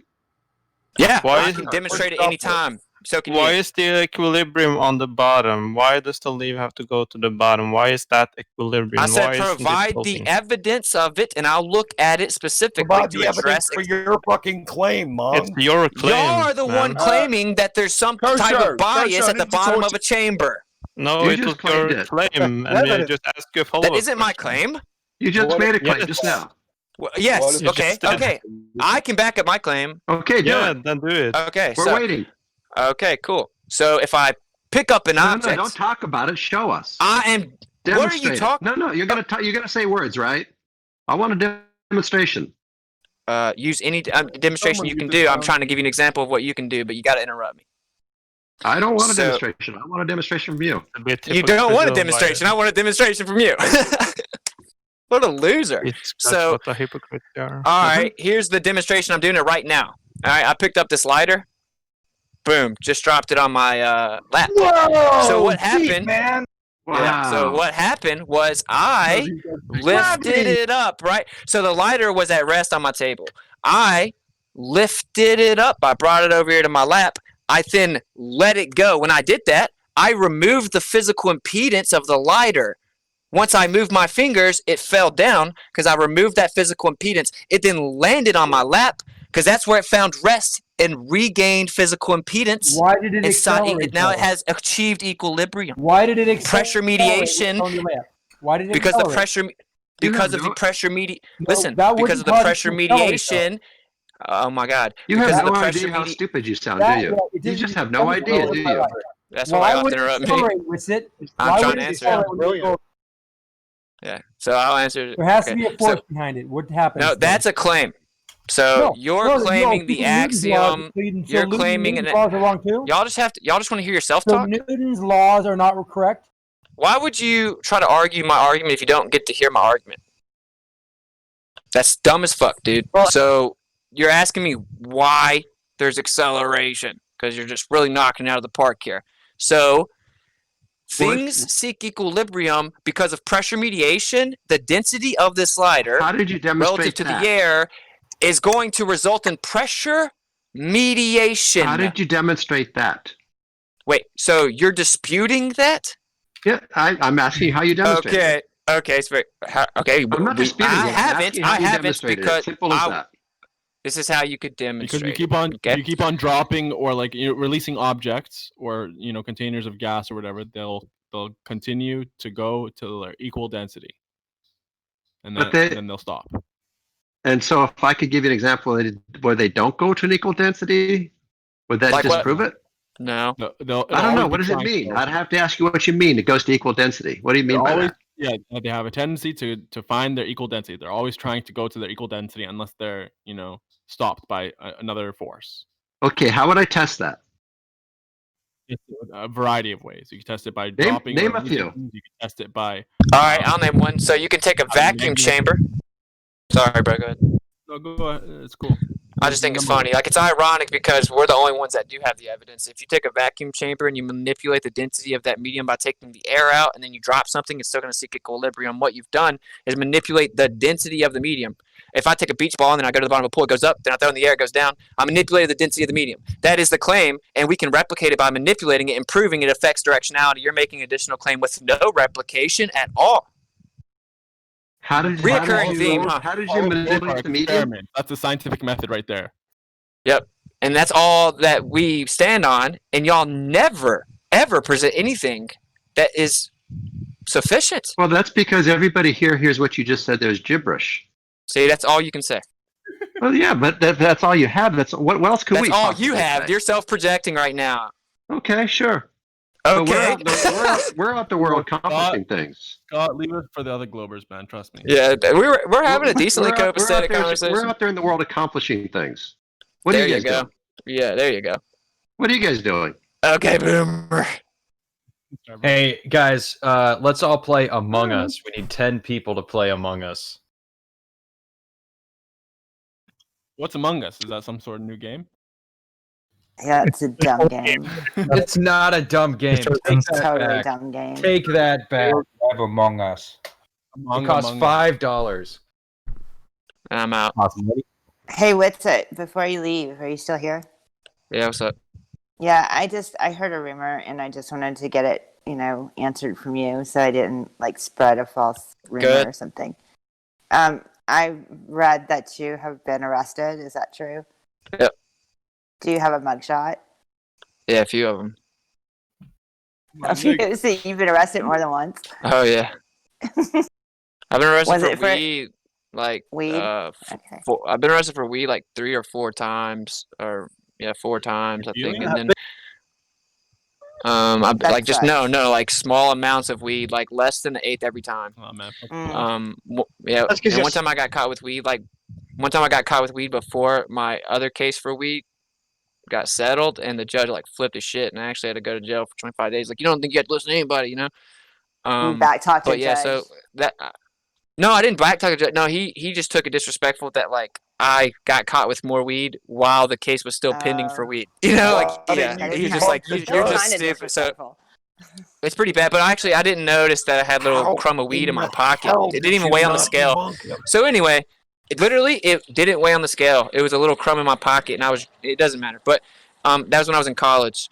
So I got arrested for that. But the one that everyone here loves to talk about is the most recent one where it says I got arrested for shoplifting. Which, of course, is a terrible look to even see those words. But what happened was I was going to Walmart, and I detail cars. And so I was buying a whole bunch of supplies, and I was holding them in my hands. And I remembered that before I picked them all up in my hands, I remembered that I needed a phone clip for my car. So I went over to the electronics section, and literally a $5 Walmart brand phone clip is there. And so I bring it back over to the supplies, put it in my pocket, and then use both my arms to lift up all the supplies, check out, forget about what's in my pocket. The dude pulls me over or stops me, and I just walk straight to him. He acted like I was going to run, and I was like, whoa, dude, my bad. And I pulled out a few hundreds and some 20s, and I was like, dude, I'll pay for whatever it is. I totally forgot. I'm just in a hurry. I'm working, and I was carrying my supplies. And he wouldn't let me go. The cop came and even tried to talk him into letting me go. And he's had already wrote out the little Walmart report thing. And then the cop apologized to me. He's like, dude, if he says I have to take you in. So yeah, I mean that happened, but whatever. That's shitty. That's really shitty. Really shitty, yeah. I have for that though. Oh, sorry. Yeah. Cool story, I have bro. a flat Earth question. Cool story, like bro. that. What's up? Someone has a flat Earth question. You got charged with theft under 5,000 or something like that for a $5 clip. It was less than that, or left under 1,000, I guess, is the limit. I think maybe I don't know what it is. I don't know, but yeah, it was laughable. It was insane. And the crazy part is Walmart. In the court, they had a stack of folders that were insanely high. Apparently that happens a lot. And they I guess the court's kind of fed up with it because of all the traffic. But I'm sure most of those people are really just going in there stealing shit. Filling their pockets with this. Yeah, I don't know. There was a whole stack of throw things. it out. I can see why they would be mean I about had to that. do some I had to go talk to this probation officer. She drug test me. I had to do a community service, stuff like that. Because Yeah, but you're kind of screwing your whole like future with all that shit on your record. I'm all over the internet saying the Earth is flat. 99% of people think that's crazy. So you pled out to it? You didn't fight it? Yeah, I did plead out to it because I had a lawyer, and it was just like I go to community service and then it's gone. But now I regret that because I definitely probably could have won, knowing that they have cameras and there was a long stack of folders and they were fed up with them already. It sucks because that's like really bad look, you know, like shoplifting. Holy shit! But I'm not gonna sit and cry about it. You could have easily gotten off on that. I know, dude. I don't want to talk about it. So, but you know, you live and learn. No. Anyway, I mean, I will say also that I'm like literally all over social media talking about how the Earth is flat, and you know, JFK probably wasn't even assassinated. So like, people think I'm kind of crazy. Like, I'm going to always make sure it's within my own control to provide for myself. I'm not going to be dependent upon someone else and has to give me like approval to say certain things, or I'd be screwed. You know, it's just not. So what do you do for a living? Is flat Earth your job? Hell no, I don't make any money with flat Earth. I own like a little mobile detailing business. Cool.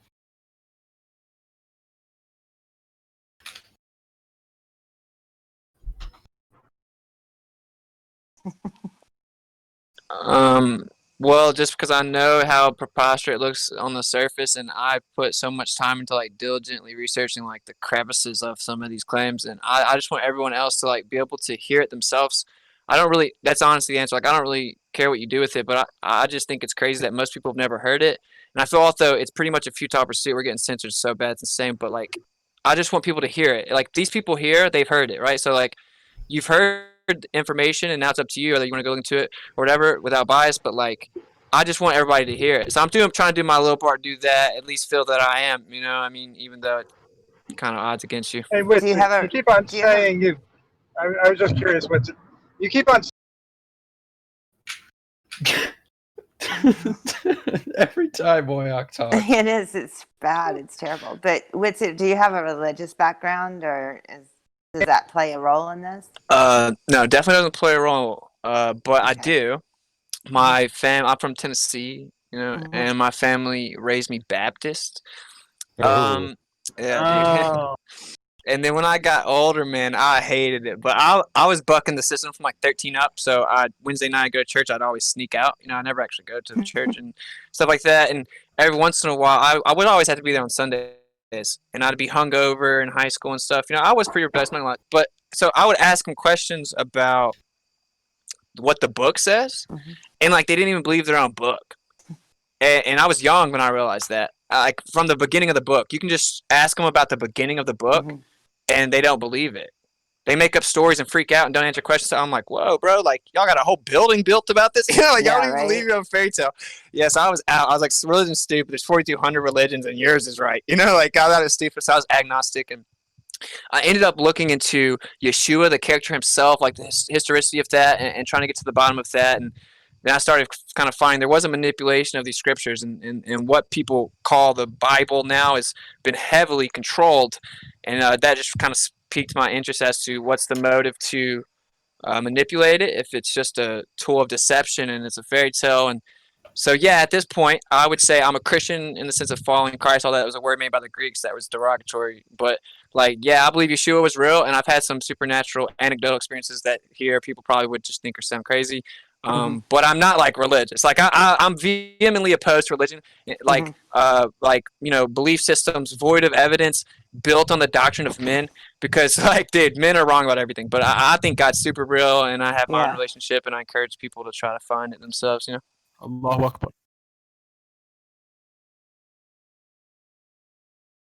Cool story, bro. Okay, what is light? God is light.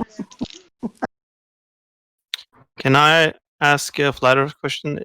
If you're gonna leave it, it's maybe not gonna ask it, but go ahead, man. When you were talking about the lifting up of object and it fell down, it sounded like, to me, it sounds like your explanation is when you lift something up and you drop it, it falls down. And your explanation to that was that when you lift it up, it falls down. It falls down again. No, I was Doesn't that you. actually That was that provide when anything. I said when you drop it, you remove physical impedance. What is physical impedance? Something that impedes the travel or prevents the travel, prohibits the travel, right? Impedance, and it's physical. It's physically impeding that object from finding rest. Like a perfect example, a leaf on a tree. Okay, I know that that's it. stopping it from falling. What? Yeah. There's Okay. something that's stopping it from falling. That's Yeah, what, okay, that's what you mean by impedance, right? Yeah, Yes, but exactly. to me, it doesn't. It sounds explain oversimple, is what you're saying. Yeah, but you're explaining that if I hold it, it doesn't fall, and if I drop it, it falls. And if I pick it up and drop it again, it falls again, right? Yeah.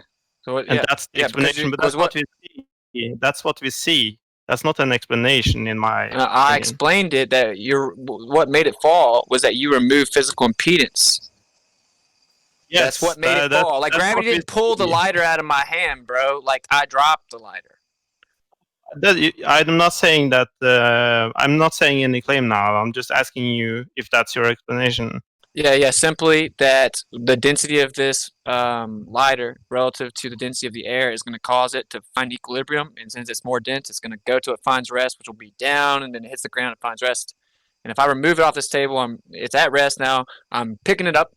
Now it's back in this medium that's less dense than it. And when I remove my fingers, I remove the physical impedance, it's going to find rest again. Boom, hits the ground. Acceleration is the effect. Now gravity claims to be the cause of that, and that's where we have a big issue, you know. Okay, so it's you're claiming now relative density. Sounds like 100%. Law of relative density. Yeah. Yes, but then I have a we can question experimentally about, validate that. For example, if you have in these 0G aircrafts, and you have different substance, different materials in that aircraft. You can have metal, you can have water. All have different densities, but they all float inside that aircraft when it's accelerating downwards. Right. Yeah. Why don't they find their relative density inside that aircraft? Well, this is what is happening. In a vomit comet, you're in free fall. That downward acceleration of free fall is negating its natural, rate of fall, seeking equilibrium. So it's going to affect. The downward free fall is affecting its seeking equilibrium. Agree. Yeah, but the I medium agree inside with the plane hasn't changed. Yeah. Yeah, it's still falling, but the plane is also falling at the same rate, so it doesn't look like it's falling. Yeah, I agree with that. But why does it fall at the same rate? Hang on now. Fill that plane with water and put it in free fall, and those objects still are in the same place as what they would be. The people inside the plane actually start to feel weightlessness before it starts to dive. In fact, on the upward trajectory, they feel it. Yeah, because of the momentum. It's the same thing. No, it's not momentum because of whenever the it's free falling. Also, that's what's causing it. That's what's causing the effect. Yeah, but like the momentum is affecting what momentum? the equilibrium. Tell us momentum. What momentum? Whenever the plane is going down, dude. Okay, it's in free fall, right? Can it go free fall on the way up? No. Well, it does actually. It free fall on the way up. Yeah, it starts. It starts on the way up. It's downward acceleration. Once you have a deceleration rate, doesn't matter whether it's up or down, of 9.8 meters per second squared, everything will fall at the same rate. So in the plane, everything floats. Everything. But the point is, dude, we're not disputing that things fall at the same rate, bro. No, we're disputing what the cause is. On the way up. Okay, we're disputing what the cause is, bro. Right. Like if you have momentum and you hit a certain, if you're saying if you're going up with momentum, you get in this little window where it will create the idea of weightlessness before it drops back down and attains weightlessness for a little bit longer. What does that mean? Like you're claiming causation. It can't be then relative density, everything, because the relative density, the density hasn't changed, and the people's relativeness to that density hasn't changed, so it can't be relative density. No, the density is a part of it. If you're in motion, you have to factor that in. It's not complicated, hasn't dude. Changed whether you're standing still or in motion. No, that isn't true. It changes once we're in the vomit comment. That's what the argument was. How does the density inside the plane change? No, I didn't say the density changes. I'm saying the effect of the seeking. Well, that's of what I'm equilibrium. saying. It doesn't Okay, sorry, change. yeah, I misunderstood you. You know, I'm not. Yeah, I I'm know not you saying did. it does. I'm not saying the density of the plane or anything inside the plane changes though. Like that's a straw So it's man. not I'm not saying relative that. density that causes Yes, that. it is. The relative density Well, they haven't. is what's The gonna density hasn't changed. was what's gonna result in just agreed to equilibrium that. being achieved, right? But the momentum, the acceleration, is going to factor into its seeking equilibrium. It isn't complicated. What's that This is got to not a do with Glover home relative run, I density? promise, missed that. dude. Can you explain how that's got to do with the relative density not changing? I never said the relative density changed, bruh. Yeah, so it's not relative density. I never said it changed. The density, the relative Yeah, density of so the if objects are relative the density same, but doesn't now change, they're no, it's yeah, not relative density. Hang on. If the relative density hasn't changed, it's not the relative density that causes them to leave the floor. Yeah, okay. They shouldn't be leaving the floor. It's not relative density. They're in a plane in motion, right? Plane going down. Yeah. They're in a plane in motion. You want to keep skipping over that part and then presenting No, I this as know if it's that. I'm evidence, agreeing as if with it's you not on in a that. plane going down. You know what I mean? I don't get it. You don't, mate. But if it's I'm agreeing with you on that. I'm saying it's got relative density's got nothing to do with anything. Well, Yeah, it does. It does. Are you talking about? This- Let's be more specific. Are you talking about a density tower in a vomit comet? Is that what you're talking Hang about? on. This is a relative density black swan, mate. No, it's not. Because it's not. Constantly trying to go down. Yes, it is. Right? You've You've hijacked It's the motion of the plane that's causing them to go up, not the relative density. You've hijacked Funk's question here. He wants to take Actually, a bit more. I think we're all happy with it right now. Shut up, Kimo. Yeah, the pressure mediation will be affected by downward acceleration. Yeah, nothing to do with relative density. How not motion so? of the plane. That they're trying to I'm constantly agreeing go with down. you that- Regardless of where the plane is going, up or down, the items are like whatever the objects are still trying to go to their equal Right, like density, dude, if the right? plane's acceleration So then the plane's overcomes going the down, density, what does that matter? Wasn't Guys, trolling it's the plane you. that's moving. He's joking. That He causes knows it, this. He does not this all the relative time. density. He's being silly. Okay. Well, But this, but we were having a then good we agree conversation. that everything inside that airplane accelerate at the same rate. Yeah, but like what I'm saying is, dude, whenever the plane's in free fall, that downward acceleration is going to overcome the relationship of density because it's going in free fall. That's what I know that's it what does, the but ultimate it's result the rate. of the equilibrium is, right? Listen, bro, that's what the ultimate result of the equilibrium is, right? That's what we observe all the time. Boom, it goes down. Okay? And free I know fall it- falls down. If the plane's doing that, that's the ultimate outcome of the pressure mediation. It's going to counter that objectively. So that's an But anti-relative it's- density that's as machine. if you took the That's physical an anti-relative density device. Are you drunk? Wait, It's No. been precisely engineered. Dude, wait, okay, What you're are we not describing is an listening? anti-relative Everything density in that device. airplane, then we agree that everything falls down. Everything you have in that airplane falls. You claim the Everything. cause of the fall, bro. Yeah. Provide some evidence Never for your said positive. anything. Well, I then- never said anything about. Okay, what's so what are causing you it. talking about then? Do you Just are an you, do you think the Earth's a observation. globe? Do you think the Earth's a I globe? said it's an observation that It's- everything falls at the same rate in that airplane. Gotcha, bro. Do you think Right. the Earth's a globe? Yes, I think. that. Okay. Well, as relative to this conversation, that means you're having to absorb gravity as a claim right now. You can't distance yourself from it. I'm No, just you talking signed up for. about You the. bought a package deal, bro. You signed up for it. It makes Well, a lot of I'm claims. breaking That's it what down. I'm challenging. Breaking it down for you, so it should be possible to take it one step at a time. No, whenever this conversation's going on, you can't just exclude gravity because that's your claim. No, I can do that because we don't need a gravity to see that something is accelerating. Okay, so would anyone else like to defend the globe Earth? Because he doesn't want to. I'm just talking about the observation, and I want to agree on something on that observation that we bro, observe. pressure mediation is affected by downward acceleration. He's arguing on our everything side. that everything is accelerating at the same rate. No, not necessarily true. Depends on the Yeah, that density. isn't true. Yeah. So what do we see in that airplane? Doesn't everything, metal and Because the people, airplane is not a vacuum, right?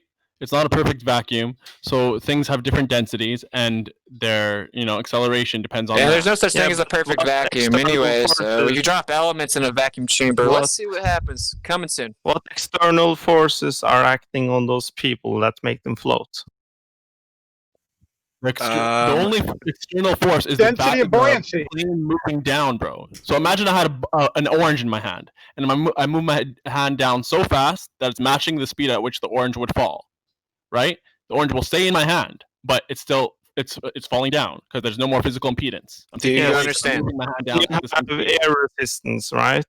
When you're moving your hand down, but in that airplane, we're removing air resistance. How so? Because you're saying the plane's a vacuum chamber? Yeah, because the air is the plane a vacuum chamber? Because the air is fixed inside that airplane, it doesn't move. Not necessarily true. There's still atmosphere inside the plane. It's a pressurized. Wait, did you just say the air doesn't move in the plane? no- Wait. Are you The saying that the object air is doesn't flow. move in the plane? Yeah, you said it was fixed. The air's always moving, my friend. The air's never static, bro. No, the air is moving a little bit, Alright, let's but move on. it's not like skydiving, right? It's two different things. Yeah, there would be less wind.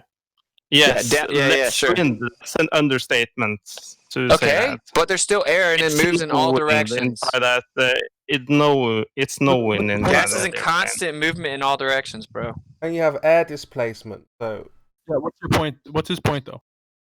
The point is, what external forces are affecting any Downward acceleration of the plane. Okay, Listen, so bro. the air thing is doesn't affect it.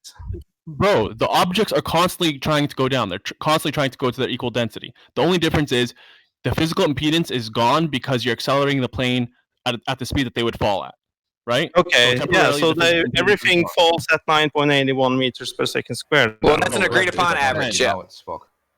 Okay, thank you. That's all I was asking for. That's a general agreed upon average, though. Like, it's for one, there's important. In Listen, air bro. resistance It's out an of important. nowhere. I It's don't important understand you guys. distinction. It's an important distinction to make here that it's a generality because not everything does fall down. Okay, so what doesn't fall at 9.81? Helium let's say you balloon. had a balloon, bro. Let's say you had a balloon that was half air, half helium inside that that plane. What would happen to it? That's half air, half helium. Yeah. Then it would just float inside it. As the plane goes down completely, it would just float. Yeah. What's sure gonna about move it? Yeah. Well, it's gonna go up to the top of the plane, which will actually be the bottom or the end. Can I see a video of that? I haven't done it. That's probably a pretty expensive experience. What is it, like $5,000? It's not too bad. Listen, bro, Mama comment? yeah, I'll explain to you. If it's perfectly floating, where it is like at 45,000 feet or 15, 20,000 feet or wherever, before the descent, if it's perfectly floating, then it's equal density, right? So if you're dropping the plane, then it's going to strive to go to its equal density and it's going to go to the top of the plane. If you're at 0 G. 0 G. Regardless of the speed of the plane, it's gonna try finding its equal density. If the equal density was at 30,000 feet or whatever before the descent, it's gonna strive to go up there. I'm talking about when it's good doing the dive, right? So we agree on that. When the dive happens, a helium balloon that's half helium, half air, that was floating in where it was before the descent is gonna go up. Okay. Now, if it's air and it was on the floor, then it's gonna go down, but since it's gonna be so light, it's gonna probably go down at a lesser speed. But if you have water on the ground, why doesn't the same thing happen with water? Because water is more dense than a balloon of air. Come on, man. Yeah, but it should drop. It floats. You said it finds its equilibrium even when you're in a dive. For gases, why doesn't it happen with water? What's the density of water? It's more than air. Of course it is. Yeah, but why doesn't it drop to the bottom of the airplane? It's the same as the gas is floating up at the top. Because it's dense, bro, so it's going to be falling. It's going to its equal density. It's more dense than the air. Helium is less dense than the air. Can we please move on? This is ridiculous, bro. No. This is the crux of the issue, dude. There's the effect of. Listen, bro. Of the argument. Why is does that there's water downward float? acceleration. You're asking us to explain the cause, right? Are you Well, I'm asking us to asking you, acknowledge you the have downward a acceleration and then you prediction. conflate it? You had a prediction now. You're claiming that helium will float, but water can. Helium will seek its natural equilibrium. Even when it's in a dive, it will go to the roof of the ceiling. You said. Yeah. But for water, it doesn't do that. Even though Because we know water that's weighs more denser than the air, helium weighs less than the air. Yes, then why doesn't it You go lose. to the bottom of the airplane? Because it Well, is if the water is already on the bottom, falling at it'll be free at the fall bottom. speed, dude. Hold up, is he claiming Yeah, that the but why water doesn't this at the bottom happen will with start the floating to helium? top? Guys, can someone else jump in, please? And Bro, are you just saying that the water at the bottom is at the bottom, and then when you go into free fall, it'll go to the top? No, it will float. this is It'll ridiculous. float where it is, right? Yeah, it will float where it is. If you have a helium balloon in the middle of the airplane and you're at free fall, it will stay there. It'll float where it is within the plane, but it's actually going down, right? Because the plane is Everything is going down at the same rate. No, Oh my goodness, dude. The helium balloon will go up, helium balloon though. wouldn't be going down if it wasn't trapped by the plane. It would go. It would That's a continue going up. prediction you have, and I would like to see that. Okay, well, it's common Are you sense. doubting that helium balloons rise?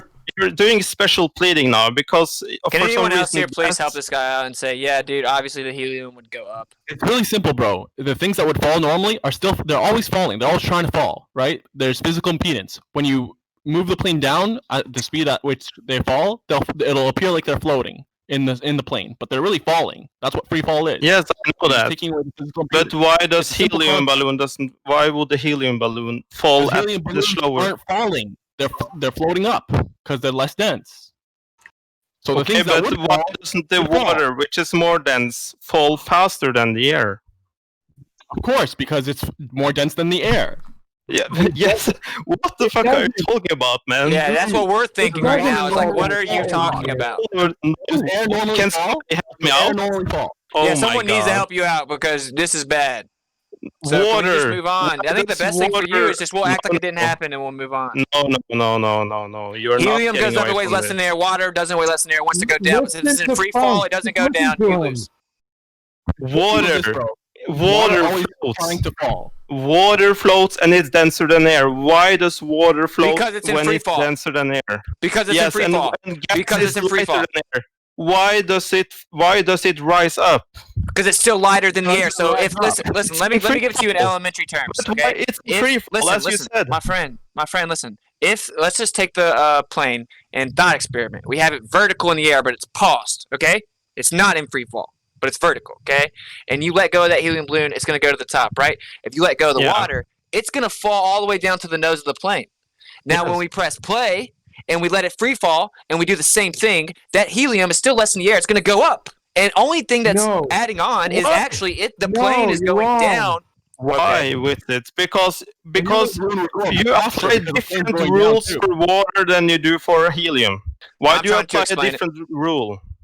I didn't. Everything So- falls at the same rate. They all float. No, Air, Zanuck, you're air, not listening. Feel everything. So the helium. Wait, time out. Zanuck, are you saying that in free fall the helium balloon will not go up?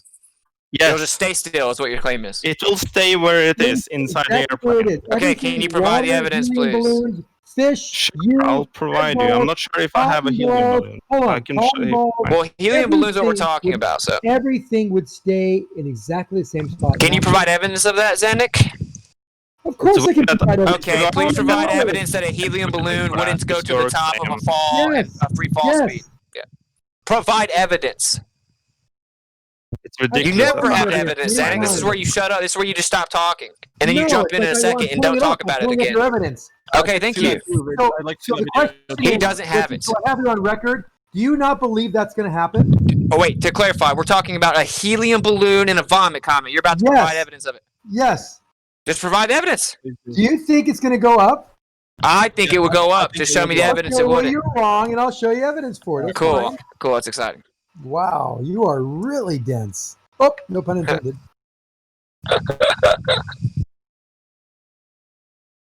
So a helium balloon, if I let go of it, it goes up.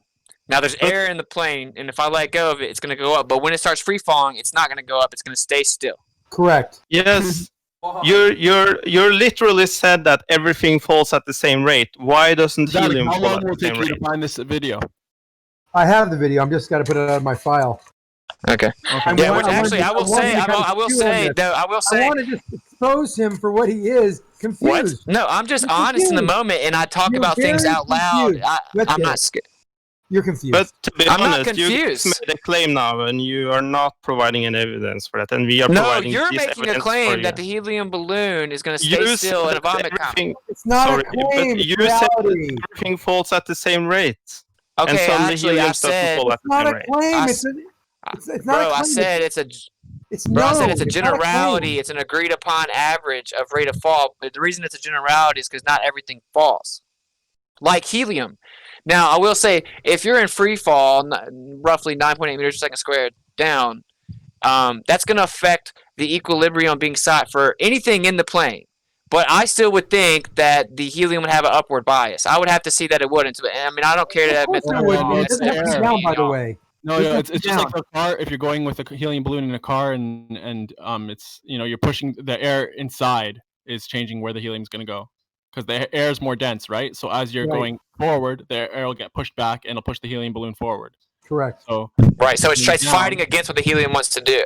Yeah. So and it's inversely true for the water. The movement is affecting the car moving is affecting the air inside the car. No, Yeah, stopping so or if you're going accelerating. down, the air will forward, but I know what he meant. back of the plane to the top of the plane, right? And because By the of that, way, it's not up or helium- down. It's only accelerating. We can be decelerating or accelerating as we go up.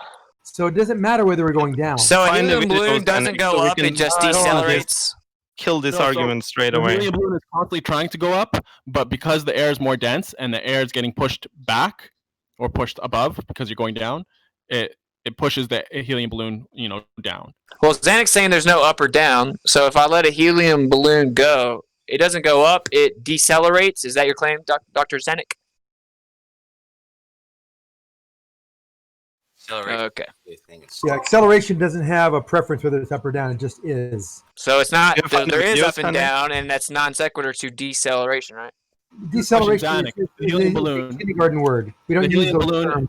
You just we don't said use those that. terms. I'm using your We don't term. use those terms in engineering, all right? Dude, that's what Zanik. you just said. It's just acceleration. You just said acceleration and deceleration. That's what you said. I know. And I was very clear to say that we don't use acceleration. I use that word so you would understand. What's so funny about that? You just now Obviously used you're the word. confused The only reason I was using the word was to respond, and then you started making fun of the word. It's an acceleration. Zanik, Up or down? the helium. No, there's nothing. All right, Zanik, regarding the helium. So you got the helium balloon in the plane, right? And it's descending. And the helium balloon, is it trying to go up? Is it, Hey, bro, you're roboting, bro. No, the helium balloon is not trying to go up. It doesn't go anywhere. not Hey, where's trying this to go video? up Why would it go up? Where's the It's video? falling at the same rate. because it's less dense. So Hey, wouldn't it be doesn't trying matter. to go up? This is Zanik This is tries where to you are. tries to not bring There's no the You're saying video. it's not. There's no- hold up. there's no- You're saying there's it's no not being impeded sequence by the density of the equilibrium. air. There's no sequencing equilibrium. It is just Wait, floating. guys, here's what Zanik wants to talk You for the gotta next talk 20 over minutes me. and It's all hope you we can do. forget that It's he's supposed to crazy. be I don't getting get a it. video right now. Oh, so is it not being pushed by the density of the air? No, of course Is it not not. being impeded by the air? Of course Zanik, not. really? There's no buoyancy. There's no forces acting on anything. Okay, Zanik, But are you the gonna get air- that video? Isn't the air being pushed back, Every time I pushed get to the it, top I of the get plane asked as the plane goes down? No. What's that? Isn't the air being pushed to the top of the plane as the plane goes down? No, it's all falling the same Zanik, rate. don't you think it's a fair compromise that we'll just put the conversation on pause till you present the video? Oh, Yes. I am Can looking. I- Every time I get asked, I Can I stop. interject with something? Every time I get asked, I stop what I'm doing. So if you don't want me to stop, don't ask me any more questions. And don't Oh, say gladly. no stupid things. Go ahead and find it. Just If stop. you have asking. yeah, I can speak for a while. If you have metal which is heavier than water, if you drop metal in water, it's going to sink to the bottom of the water. Inside that aircraft, metal and water is floating beside each other. Right? Okay. Different densities. Completely different densities. And they're in water? No, it's not inside. You can have a ball of water floating inside that aircraft, and you can have a metal. They're in the aircraft that's free falling. Yes. Right. So the free fall Two different will densities. affect pressure mediation because that's the ultimate outcome of pressure mediation. Yes, but the point is There's no that yes but, bro. there is a but. They have different densities, and on the ground, the metal would sink to the bottom of the water. It's heavier than it's more dense than water. Right.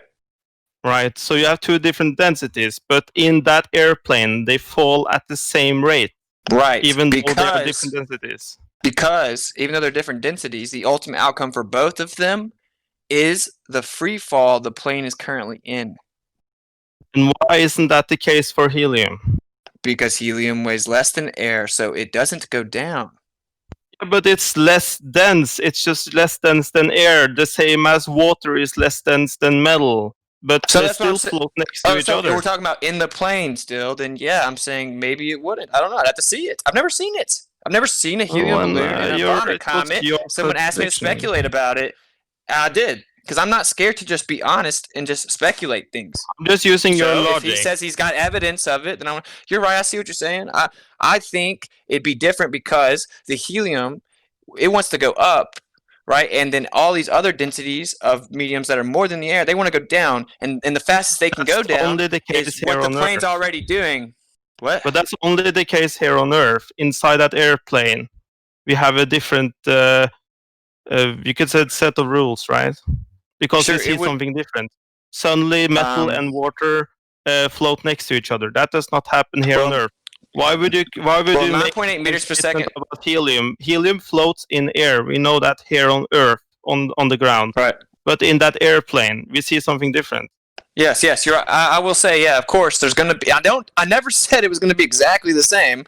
I still think it's going to go up, though. But I might be wrong. I just like to see the evidence. Anyway, yes, of course, 9.8 meters per second squared, roughly, is fighting against that helium balloon trying to go up. Of course, bro.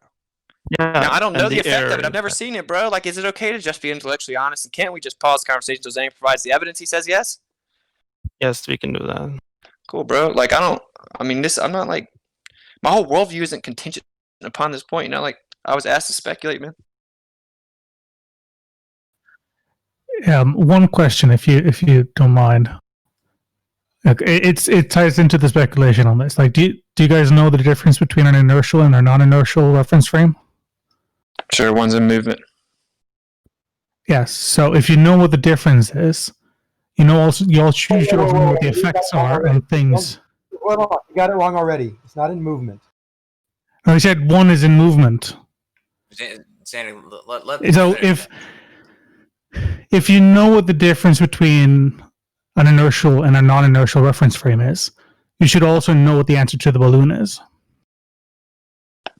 Sure, you can say that, I guess. That's a cool story. Do you know why you should know what the solution to the balloon is if you know the difference between the two systems?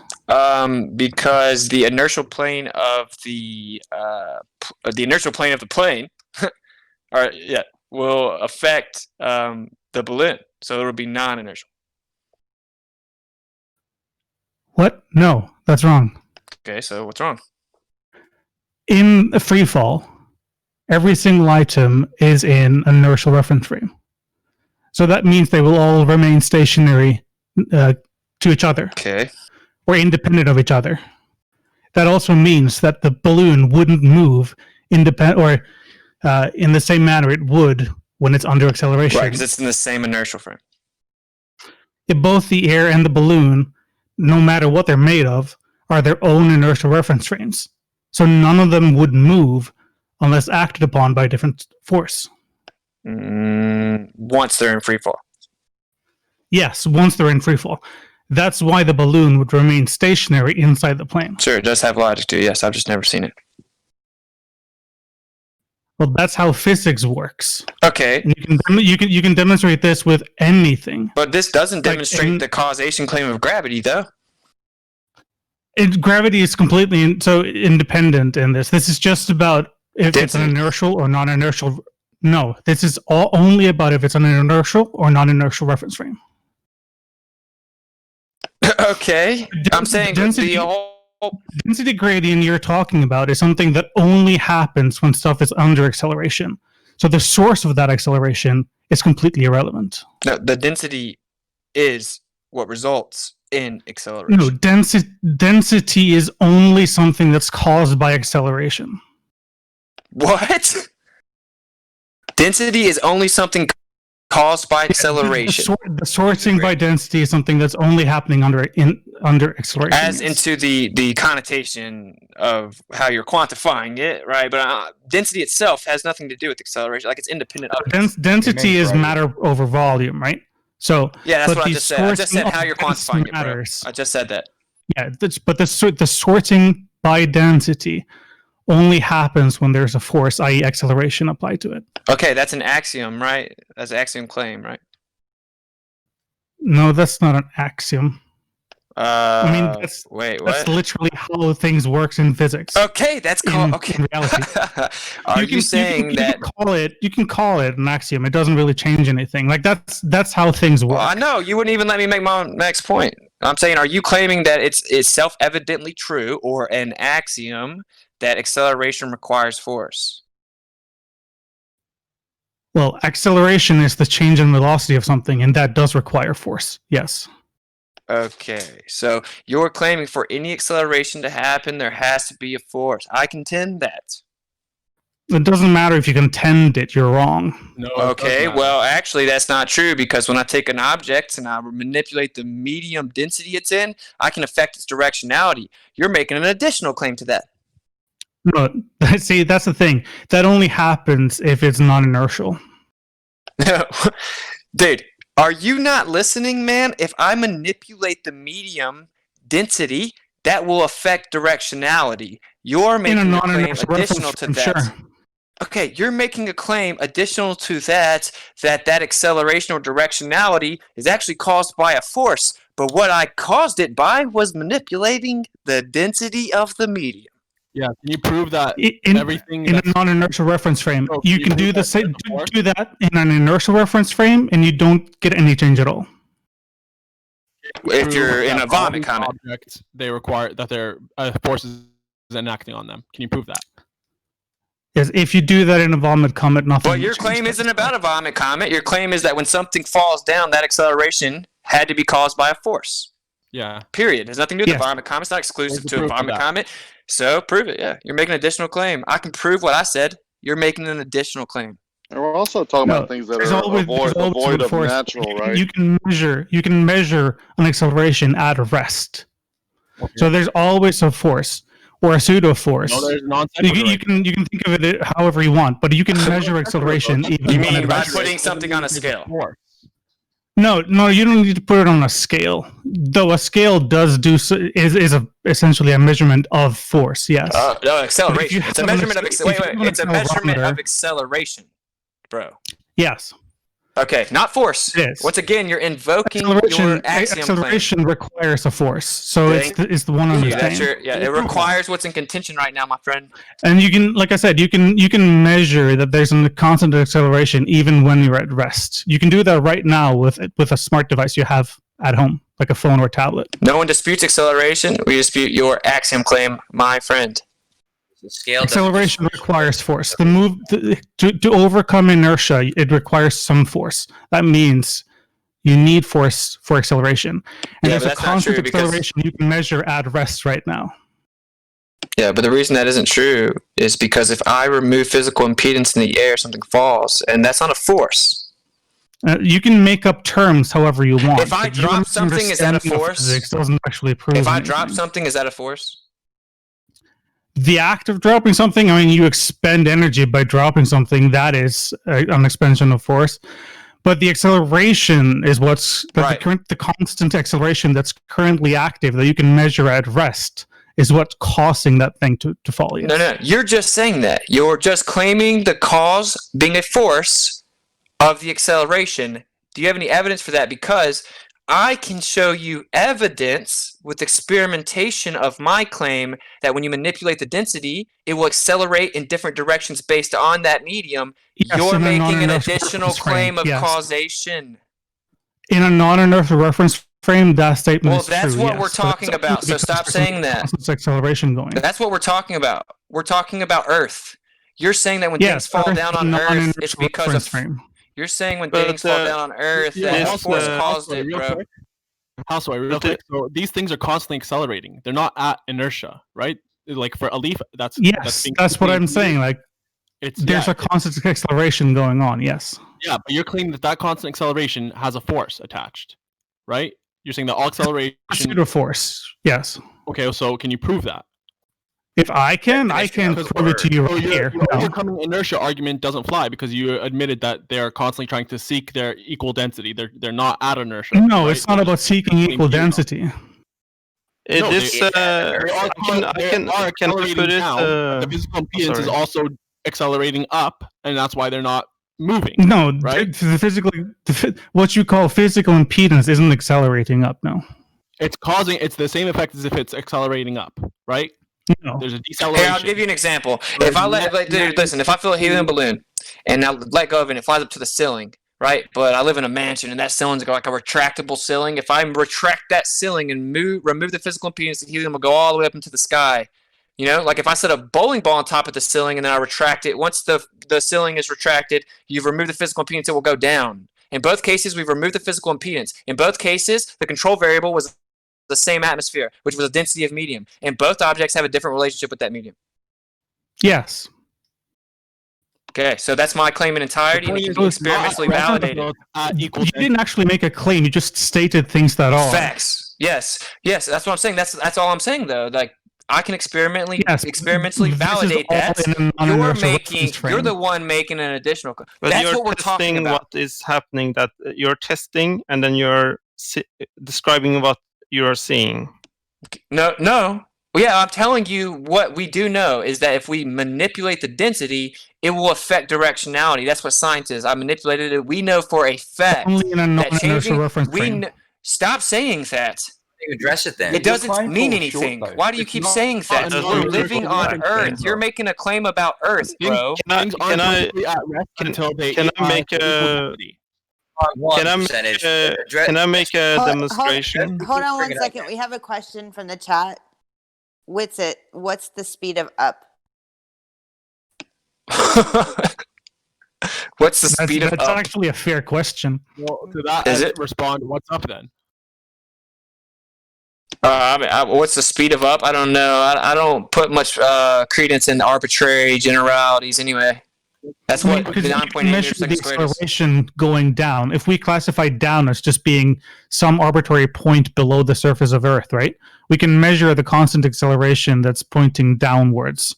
So what actually would be the acceleration of up B? Because it is a valid question.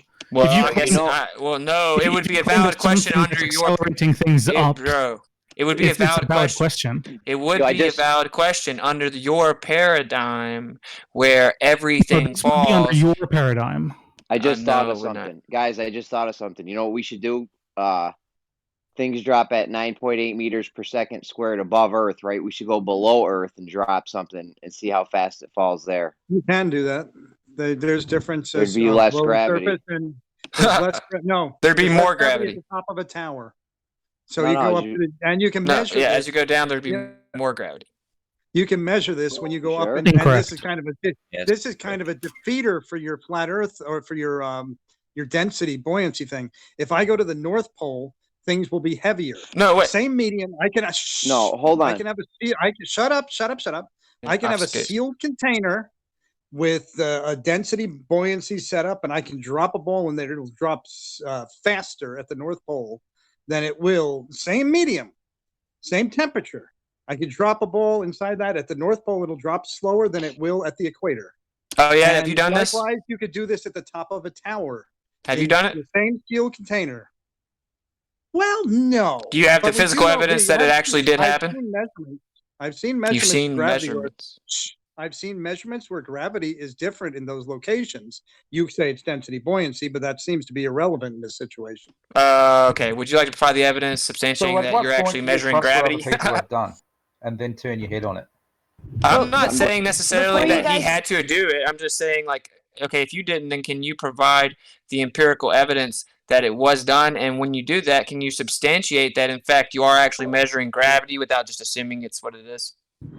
Hold on. Well, we're is the trying to gravity? measure Hold on, the hold on a second. Well, again, the medium Is isn't gravity changed. supposed to be more above ground and less below ground? Well, I thought that in your little fairy tale that it'd be closest to the center of mass, but maybe I'm wrong. Enlighten me. Actually, it's actually quite funny. So if you under the center model with gravity, right? If you were actually at the center of the Earth, you would be weightless. And if the Earth was hollow, so let's say that the Earth had like a crust of like 10 kilometers deep or whatever, as soon as you stepped on the inside, the acceleration would be the same in all directions, so you would effectively be weightless. So like if you could dig a 10-kilometer deep hole, you could walk to the inside of it, jump, and you could float to the other side. So gravity is the strongest at the center of the gravity well that's caused by the bending and warping of space-time. That's not what they say, though. That is what they say. These guys in here will tell you when you go below the surface, gravity gets less. Yeah, but what I'm saying is, hang on, listen. I can't respond to what I said. I bet under how gravity is described to work, gravity is a byproduct of just collecting mass in one location. So that would mean it's attraction between two masses or multiple masses. Not true. That's what it's described as.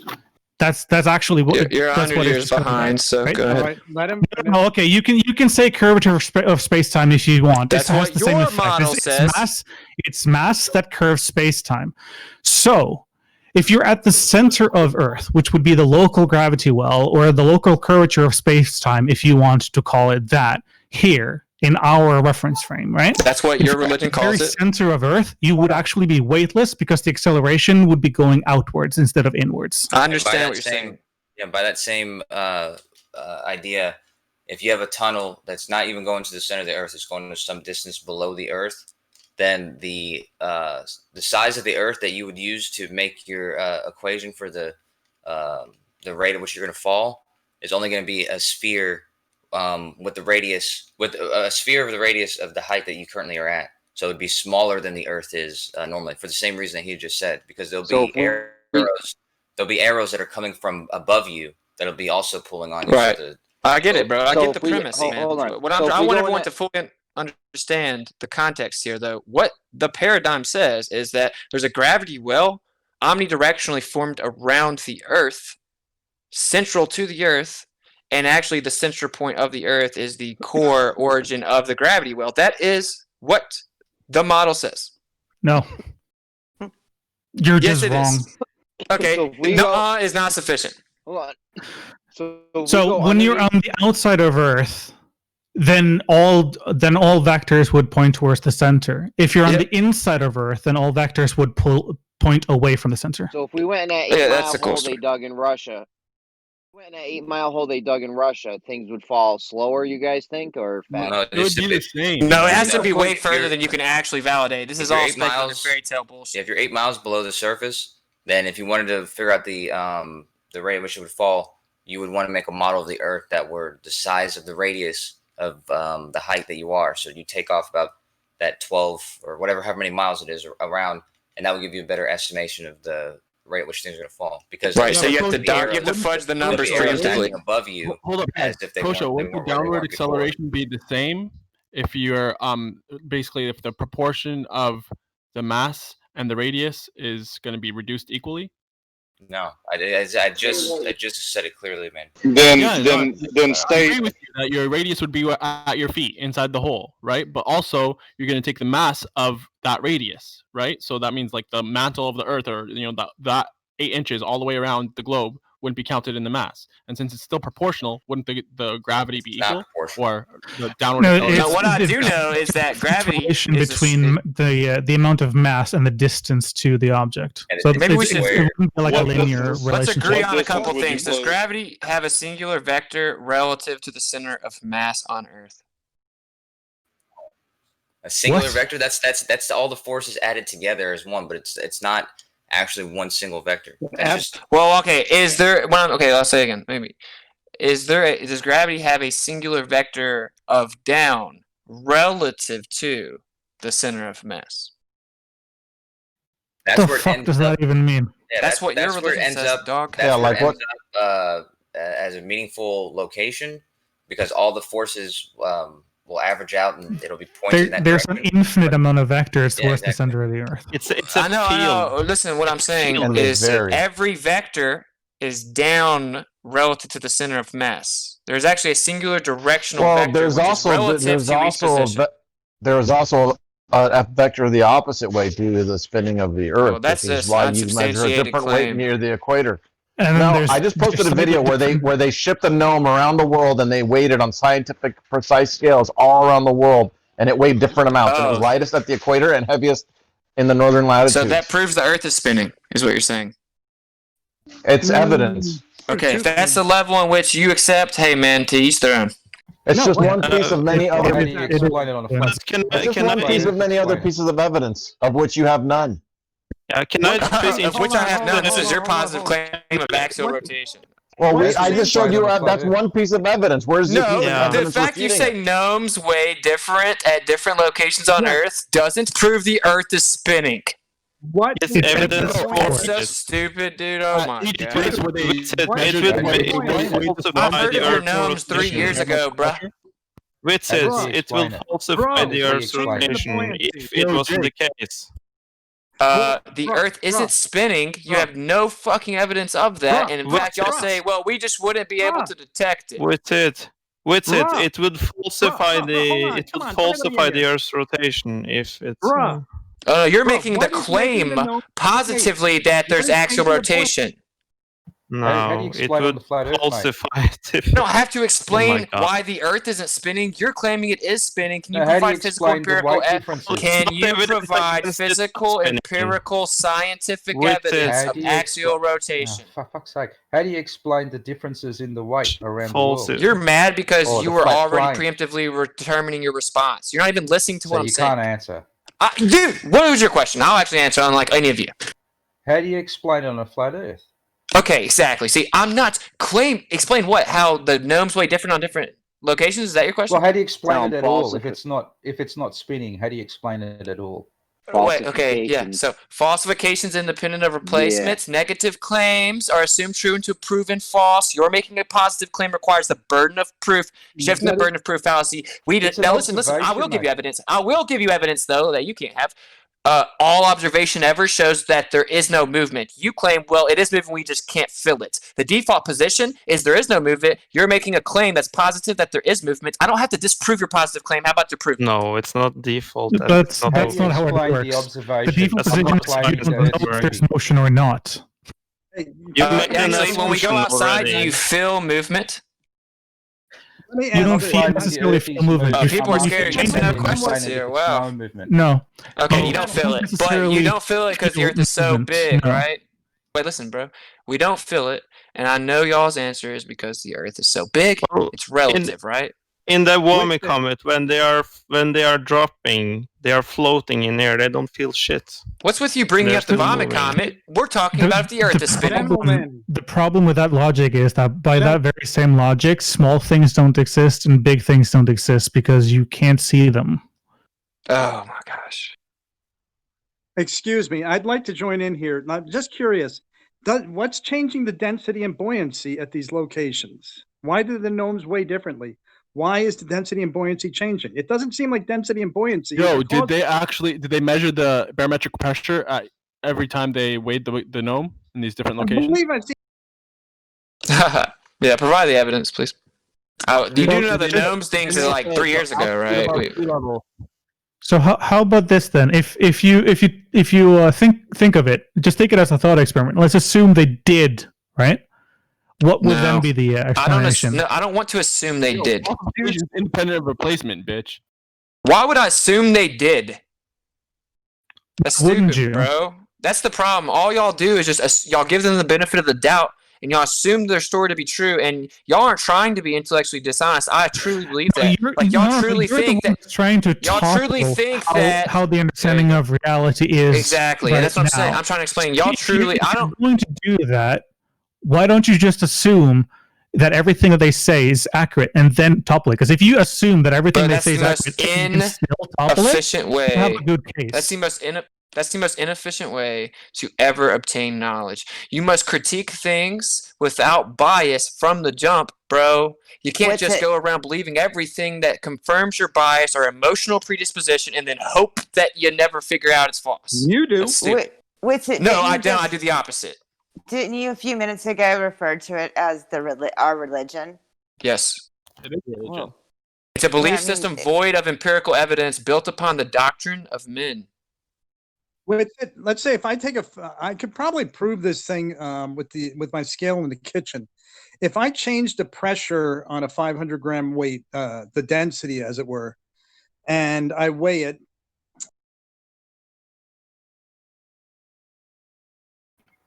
I guess we'll wait. Lost you again, Mike.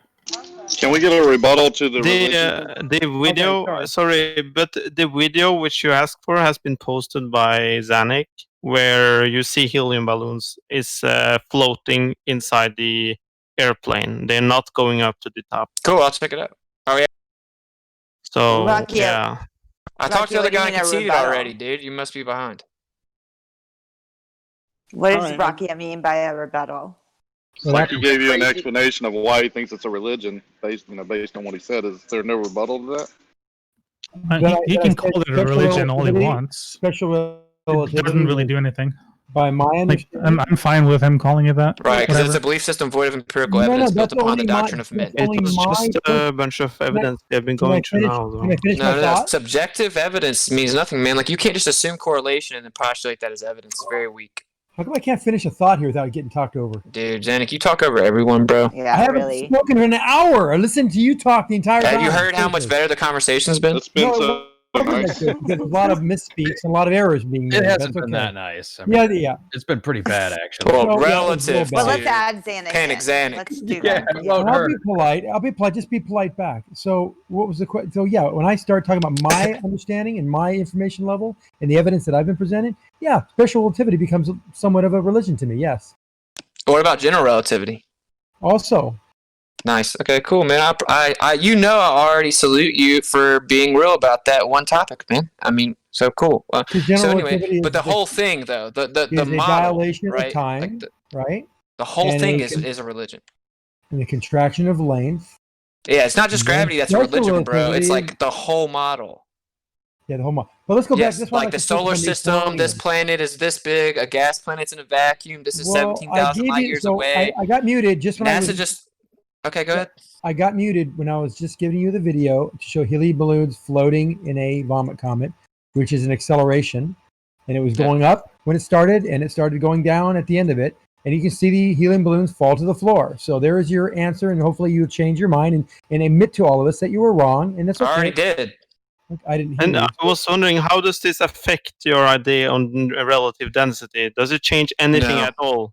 No. So why were you so persistent on that helium balloon had to float inside the airplane? I didn't say I would have to. I was just... You asked me to...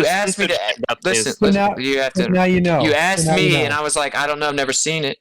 And And then you remember- said that you... At least said And that then it I had to answered. do. And then I answered. I admitted I was wrong, man. It's like y'all are so happy about something so trivial that you have to keep bringing it up. And the inertial It's very important, actually, for you. No, pressure mediation is affected by downward acceleration. My answer hasn't changed. Well, then why does the helium balloon fall to the ground when it's accelerating? I'll have to look at the video and then we can discuss it, man. I just showed everyone else saw it except for Because you. as you're going down, the air is being pushed to the back. No, and it's not. that's causing the helium to go forward.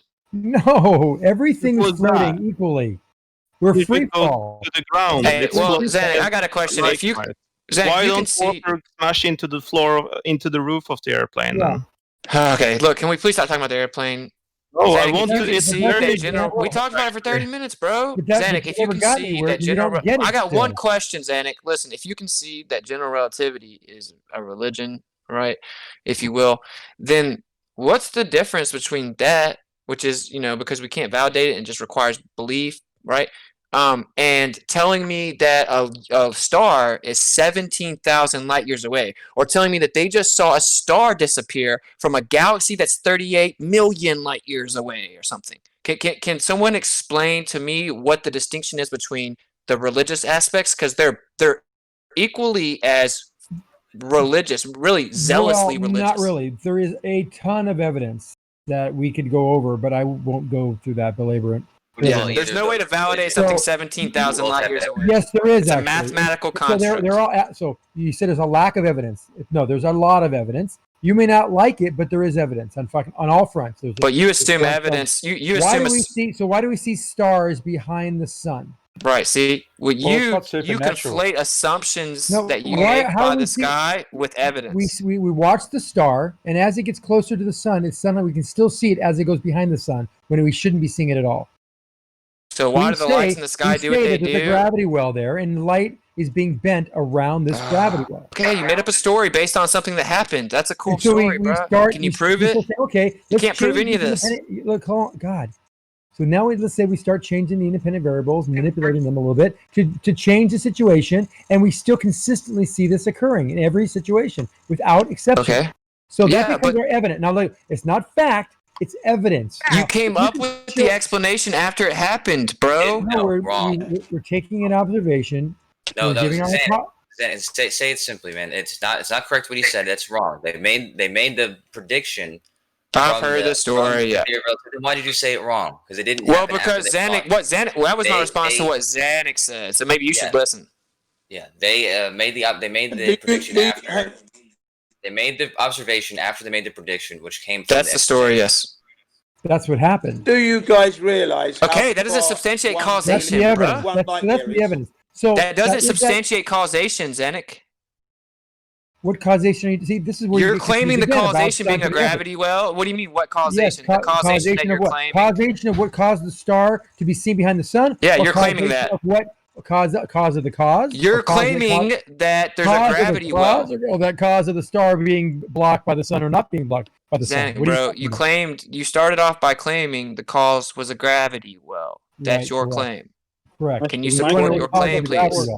Saying that something happened in the sky does not substantiate your causation claim. So now we get into special relativity, which talks about this bending and the warping of space-time, right? General relativity. That's general relativity. Special relativity. No, it's not. Special relativity. That's general relativity, Zanuck. No, it's not actually. But okay. Special relativity is bending and warping of space-time. I'd say that's general relativity, man. General relativity makes three main claims. Is a contraction. Listen, Zanuck. Is a contraction of length and time dilation. General relativity makes three main claims. It attributes a constant speed to light. Energy and mass are interchangeable, and gravity is the effect of the warping of space-time. I think the one. I mean, obviously, super lame. At my level, I can only prove gravity seems like a high level. And I get to much higher levels in order to of testing to try and prove otherwise. Well, gravity's the problem is gravity is an additional claim, bro, but it's never been proven at all. There's no evidence of it, bro.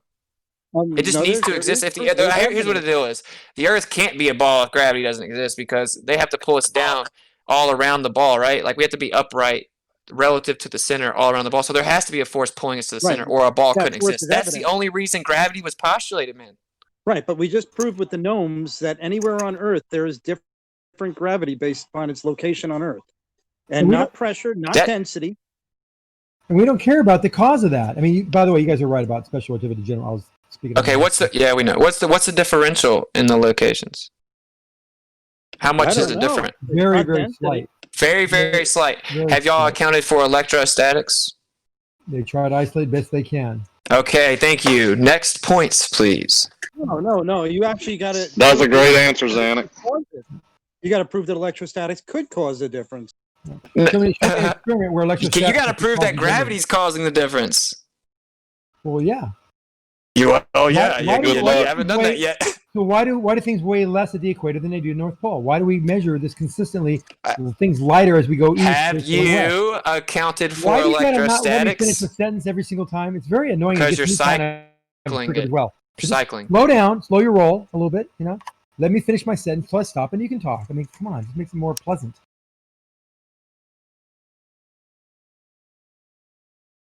So you didn't have anything to say after all that? Well, yeah, I said that. Why do we see things way less as we travel eastward or at the equator versus the North Pole or going westward? So that's consistently. Yeah. That's the same question that I just answered, Zanuck.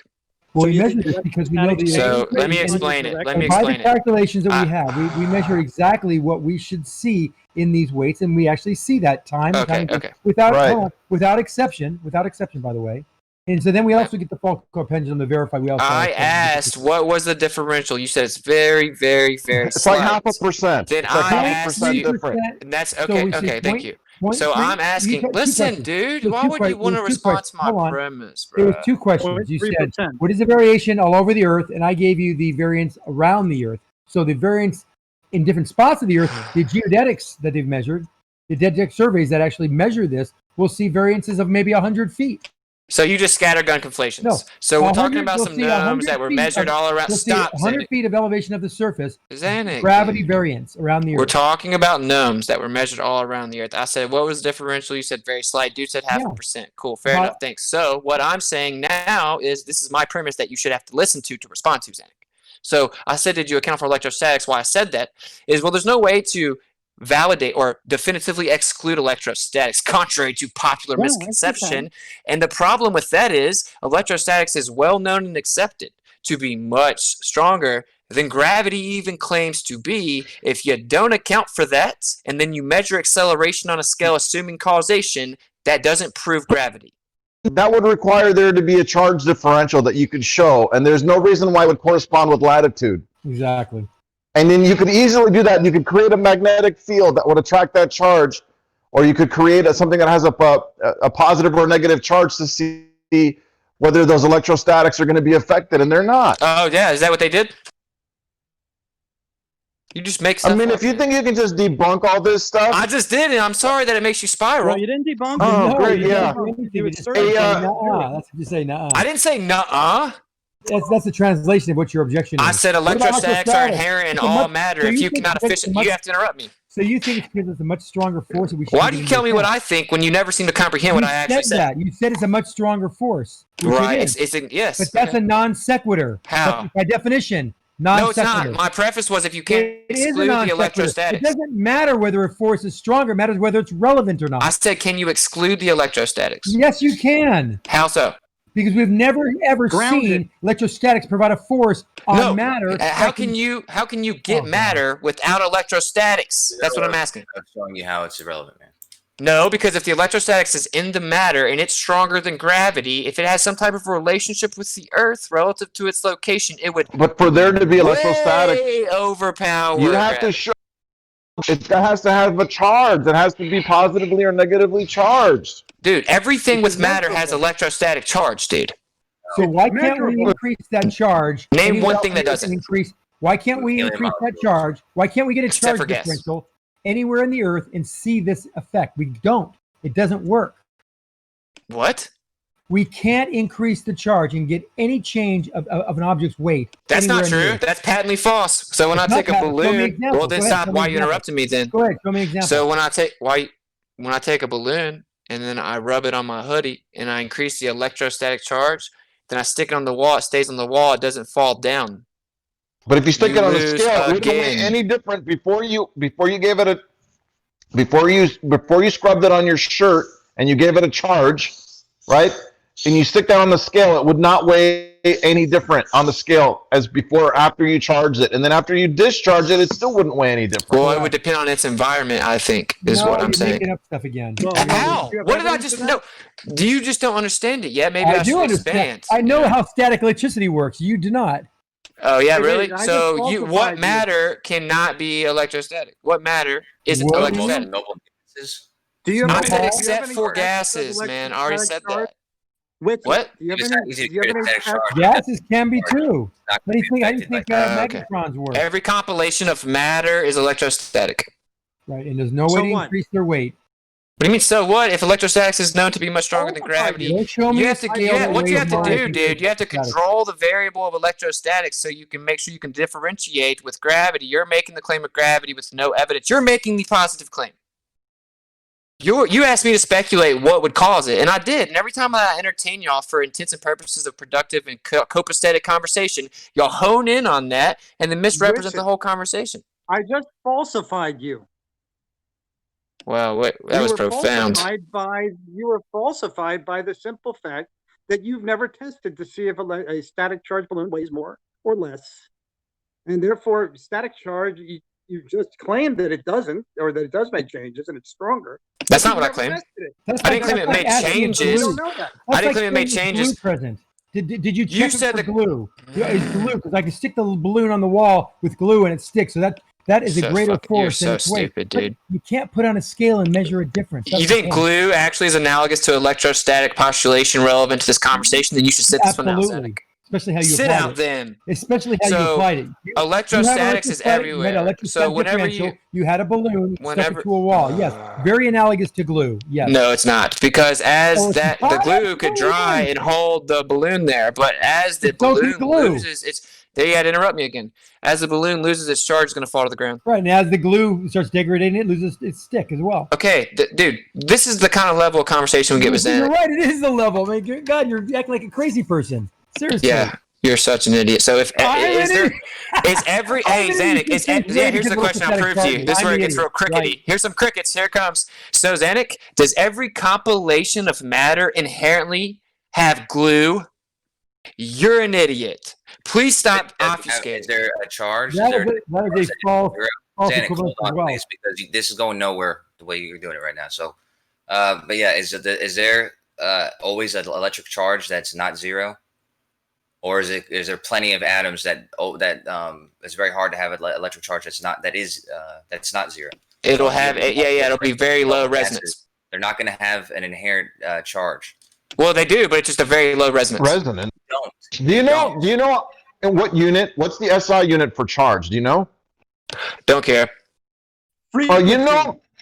So you can debunk gravity, and you know what electrostatics is. All y'all can do is divert the conversation like 5-year-olds. I answered you. Osho's one of the best about it. I'll give him that. Well, okay. Regardless of who's doing it, who's not doing it, I'm telling you point blank that there's plenty of things that don't have an inherent charge, and so you can't claim that electrostatics have this has this role with them. Wait, what? Like what? I gave you one example. Gas is not a compilation of matter. Gases are a compilation, right? No, they're not.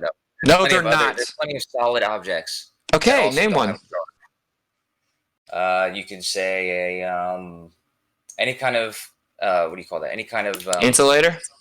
Yeah, any kind of insulator. That's wrong. But it's not gonna, and one that's not charged. You can. I know your answer.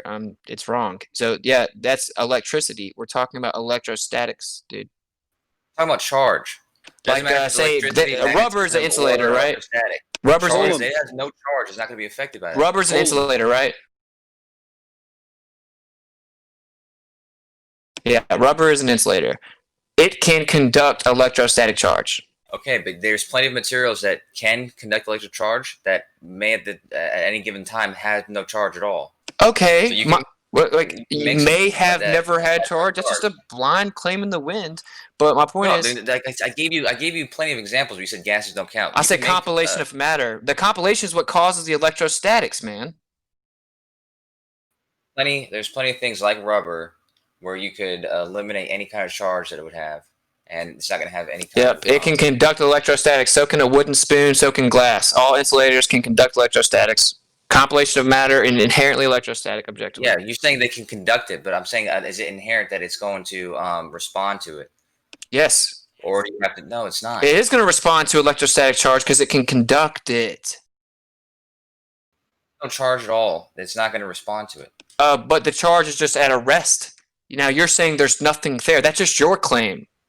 Charges aren't at rest. They're either positive value, negative value, or zero. It's not going to be at rest. It's near zero.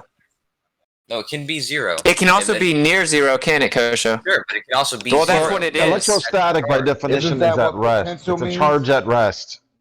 Right, but it still has... Yeah, it is. It's static, right? But it just still has that inherent resonance. That's my argument, is that the compilation of matter is inherently electrostatic. Even insulators conduct electrostatics.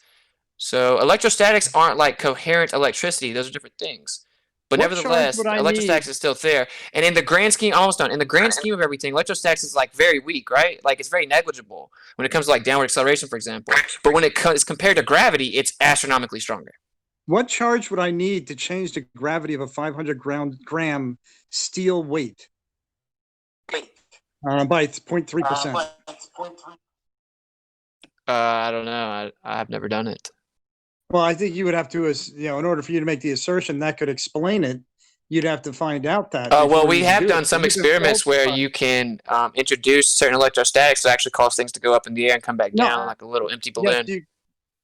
Yes, you could do that. But now 500-gram weight, you got to change it by 0.3% because that's what we measure. And you got to do that with electrostatics, and you got to see if that's not measurable. Well, then hold yourself to the same standard. You got to do that with gravity, bruh. Oh, you don't even have shit to experiment with. At least mine's in the real world. So you see how backwards you're holding me to a standard you're not holding your own population to. They can't even do that with mass. You mean not don't say you can't do that with mass. Yeah, touche. They just think mass is what is causing gravity. Proves gravity, yeah. Yeah, it's like they don't like saying it because every time I ask people what is gravity, like, well, it's a pulling. So it's your assertion. Like, well, what is pulling? And you're like the mass, right? So it's your assertion that when Wolfie. So it's your assertion when Wolfie 6020 flew between different countries, predicted what would happen when he got to those countries, measured it. It matched predictions. That somehow when he got to those locations, the electrostatic was magically changing on these 500-gram steel weights substantially enough to actually create these effects. Yeah. So we have an electromagnetic. Well, y'all don't want to hear the answers. We have an electromagnetic field on Earth. That's different from electrostatics, but it's part of electromagnetics, right? Like dielectricity is part of magnetism. Yes, it all works the same way. Exactly. So it's going to be affected by its proximity to the magnetic field. You're claiming gravity. Yeah, so and you're you can't kind of even right demonstrate by the it. rest. You were kind of right with the rest because that's what the word potential means. It has the potential to do either or.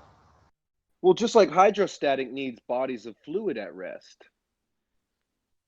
I just think it's crazy. Y'all made the claim, and then y'all are holding me to a higher standard to replace your claim than you are for your own claim. Because I can manipulate electrostatics. You can't manipulate gravity at all. You can't even separate the two. Right. They can't even separate gravity. They can't even make you something with the ability of gravity, but you can do everything with statics, even while the Earth is still underneath you or whatever. Yeah, everything still works great with ways it. in which you can manipulate electrostatics. You can manipulate gravity just by using different material. Like if you did a Cavendish using different material. No, that's just assuming gravity's there. You're not influencing gravity because it doesn't exist. Come on. Yeah, that's just assuming it's there, but we can actually prove electrostatics is real. Electrostatic electricity, that's real. Gravity is not. Right, and actually it's very crucial to our existence because dielectricity and magnetism is what you use to get electricity. So. Yeah. Right. What is electricity? WITSIT? The sum of dielectricity times the sum of magnetism. And they're both two sides of the same coin, so you can't have one without the other. But they're like the reciprocated field of one another, if you want to look at it like that. They're like together, coherently, it creates electricity. As in they're in the same direction, coherently moving, and establishing a field of autonomy or self-governing field. As it circulates perpetually in a field, it's coherence, and then you get electricity. Got a citation for that? For what magnetism The is sum and of what electricity What is. did you start with? The sum of dielectricity? What is magnetism? Dielectricity? Electrostatics. Slow down, you boys are learning too much right now. Just slow down and just slow down. I know what a dielectric is, but I don't know what dielectricity is. Oh, that's the same. What is dielectricity? Yeah, electrostatics. Maybe if you change the potential of it, like when you breathe in the air and you take the energy, kinetic energy, then when you release it, it's a changed potential. It's a die. Yep. Dielectricity and electrostatics interchangeable. I use electrostatics because most people kind of know that. So wait, electricity isn't heat, but it can be turned into heat. No, it's heat also. It results in heat. So yeah, because the coherency, right? That's all it is, man. So like, I still want to know what dielectricity is. I mean, it's electrostatics. I just explained it. It's electrostatics. Well, why don't we just call it electrostatics? What is electrostatics? I typically do. What is electrostatics? What is electrostatics? What gives an item electrostatic? Inherent charge of a compilation of matter. Okay, so what gives something an electric charge? That's the question. What you mean, electric charge or electrostatic charge? Those are different. Well, the electrostatic charge just means that the charge is not in motion. And it's not coherent, right? It's not. Electricity is a charge in motion. Okay. So electrostatic and static electricity are different. That's equilibrium. all I was making sure you understand, bro. Isn't this an equilibrium? You're only. I still don't know. I still don't know what a dielectricity is, and then It's he said not a electrostatics. dielectricity, dude. It's dielectricity or dielectric, meaning something's electrostatic. They're interchangeable. That's the third. No, dielectric does not mean electrostatic. Electrostatic. Dielectric just means it's repelled by We have a electricity. dictionary. Use the motherfucker. Damn. It's funny how none of you have probably ever read any of the fatherheads of electrical field theory who came up with what we use today, and you're telling me what they You're say. using nonsense. You're not using the word. I'm using the fatherheads of electrical field theory. You can't even tell me what the SI unit for an electric charge is. Okay, listen. I'm using the fatherheads of electrical field theory, the foundation of the very electrical theory we use to this day. They called it dielectricity. Show me where they said dielectricity is electrostatics. Show me where they say that. That's what I'm saying. They called it dielectricity. That's literally what you said. Yeah, I'm saying they're interchangeable. That's what I'm saying. They called it dielectricity. Okay, show me where they said that dielectricity is. Okay, well, I'll show you interchangeable that. with electrostatics. What I can show you is that when they define dielectricity as exactly what electrostatics is defined Just show me one place anywhere on the internet that says dielectricity. Oh, look at him freaking out. Yeah, if you go read Oliver Heaviside or Nikola Tesla or Charles Produce Steinmetz or Faraday or Maxwell, they all use the word dielectricity.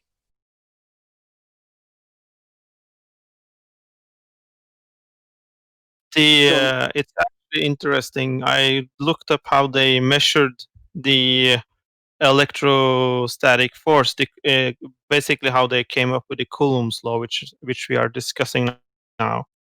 And it's actually it's the same type of experiment which we use to measure the force of gravity. Actually, isn't that funny?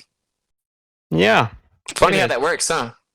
Yes, but only one of them are actually in the physical real world being manipulated.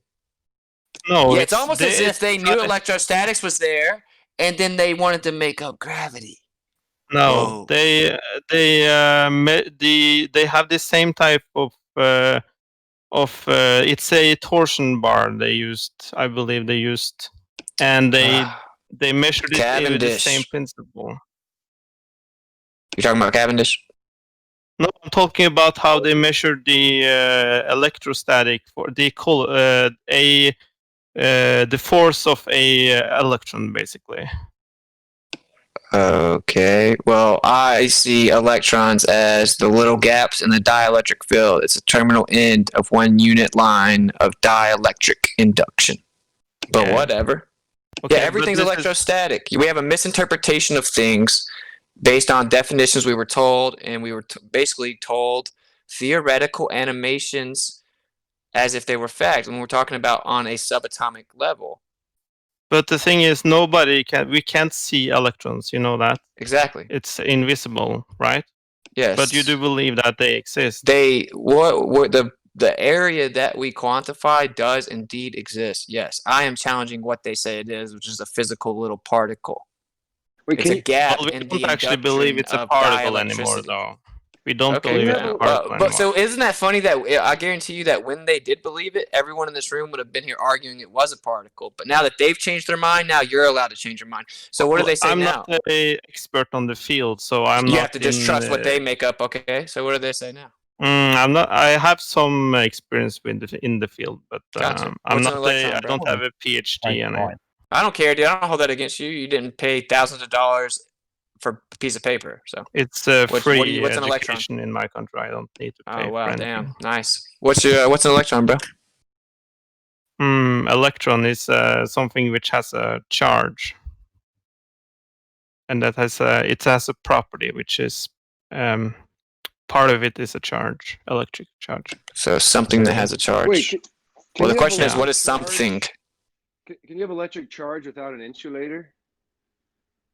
Like a force, like an electric force without an insulator. Does that make sense? Because I mean, it's, like, what happens if that you know what I mean? What do you mean? What is having an electric force, an electric charge without an insulator? What does that mean? An insulator isn't it going to conduct electricity, man? So they equated gravity. They needed a word. They needed an idea of something they didn't understand, so they used gravity.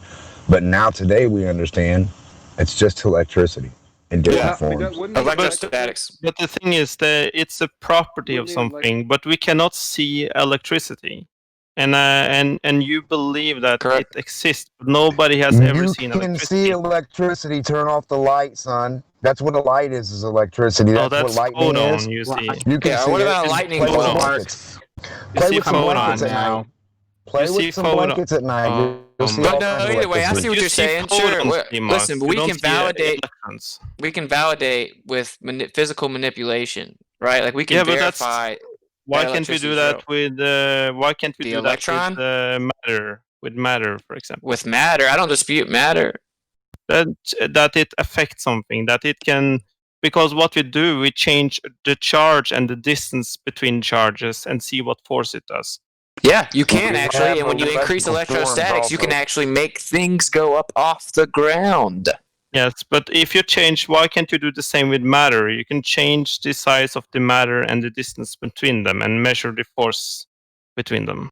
Yeah, it would be relative to the electrostatic nature of each object and the medium they're both in.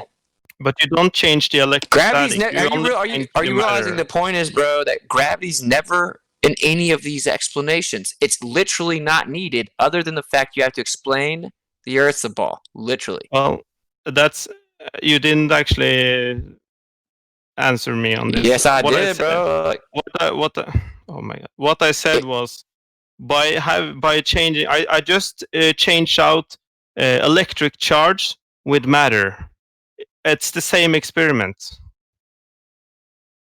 What is your premise? It's no premise. It's just an experiment. You don't have a premise? It's just to test if matter can induce some kind of force on each other. Same as changing the electrical charge of something and see, or the distance between them, and see if there is a force between them. Hey, I got something to say. Doesn't gravity work the same on a flat Earth as it does a round Earth? No, they say gravity. They say gravity is the balls.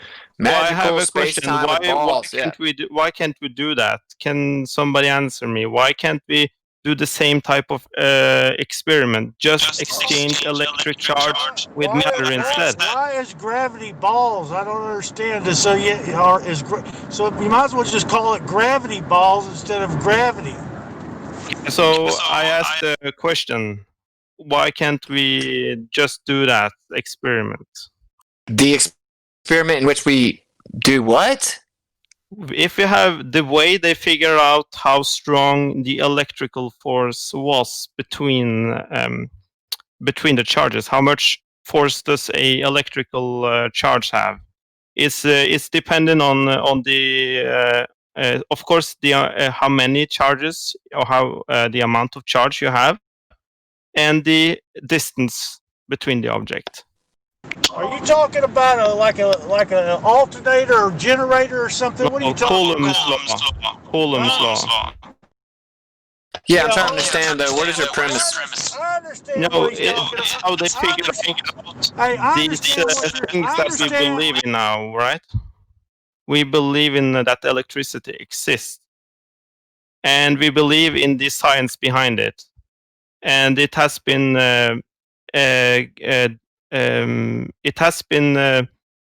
figured out scientifically using these experiments, where you have electrical charges and you change the charge and the distance between the charges, and you see what force they apply on each other. Okay, what happens? They apply a force on each other. So what does this have to do with gravity, though? Then why can't we do the same with matter? We can change the amount of matter we have and the distance between them and see what force they apply on each other. Yeah, electrostatics are very, very negligible, bro. But they're still there inherently, but they're not coherent. So they're just at a very low resonance. Okay, so, but if you change the matter and not the electrostatic of the object, then why can't we do that? Well, the matter is inherently electrostatic, so whatever change you do to the matter will result in a manipulation of the electrostatic nature as well, bro. Okay, but when you change the electrostatic of something, don't you change the matter of it as well? Sure. In a way. Okay. This how can you control for if electrostatic changes that experiment?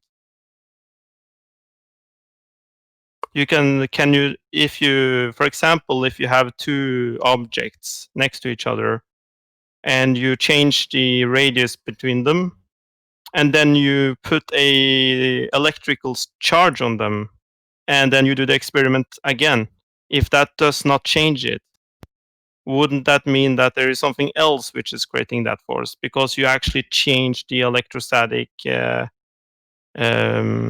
varied the electrostatic of that object, but it didn't affect it. Bro, this is what we know. There's no way to remove, there is no way to entirely remove electrostatic from matter.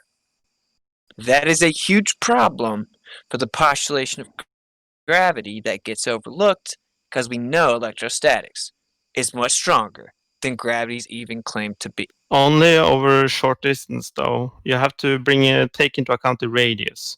That's part of the equation. Strong is relative. So something that we can't in any way demonstrate has to be true because we can't demonstrate it. No, it was demonstrated in this exact way we came with the Coulomb's law.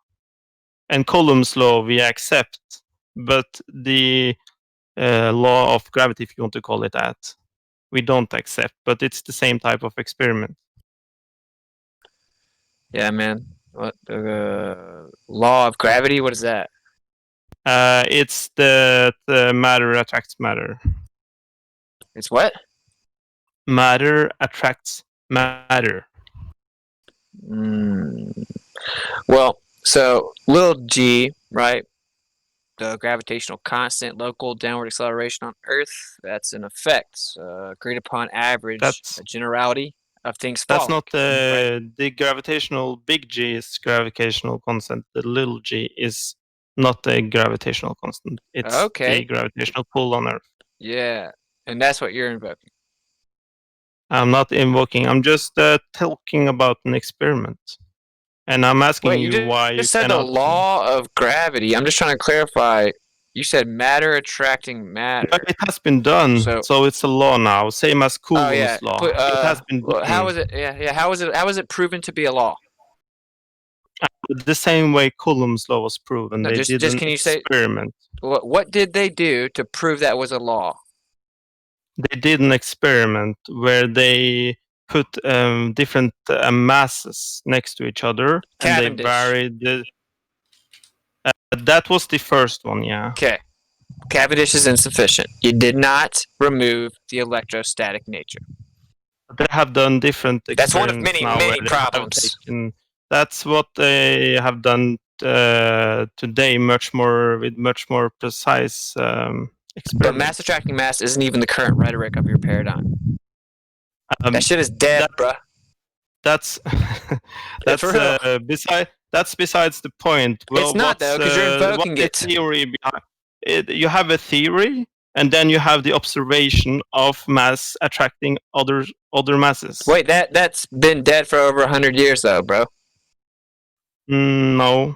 Yes, it literally has, dude. We do see when you put mass next to mass, it does have a force attracting between each other. Your own religion hasn't acknowledged mass attracting mass for over a century, bro.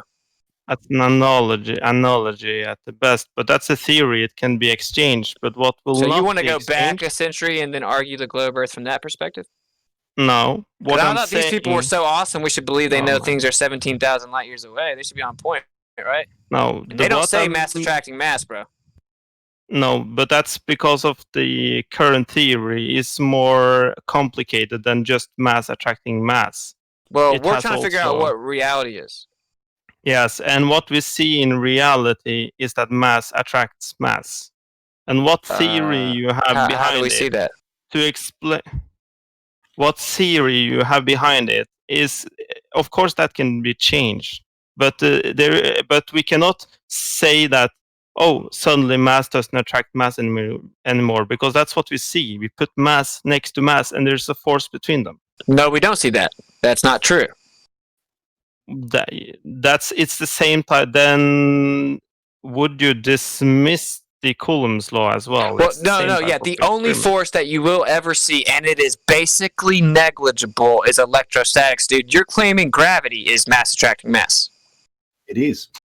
Okay, so you got to observe. substantiate and correlate the cause and effect, right? That's what they do. They change the mass. No, you're just claiming the cause, They bro. change the radius between them. But it's not the mass.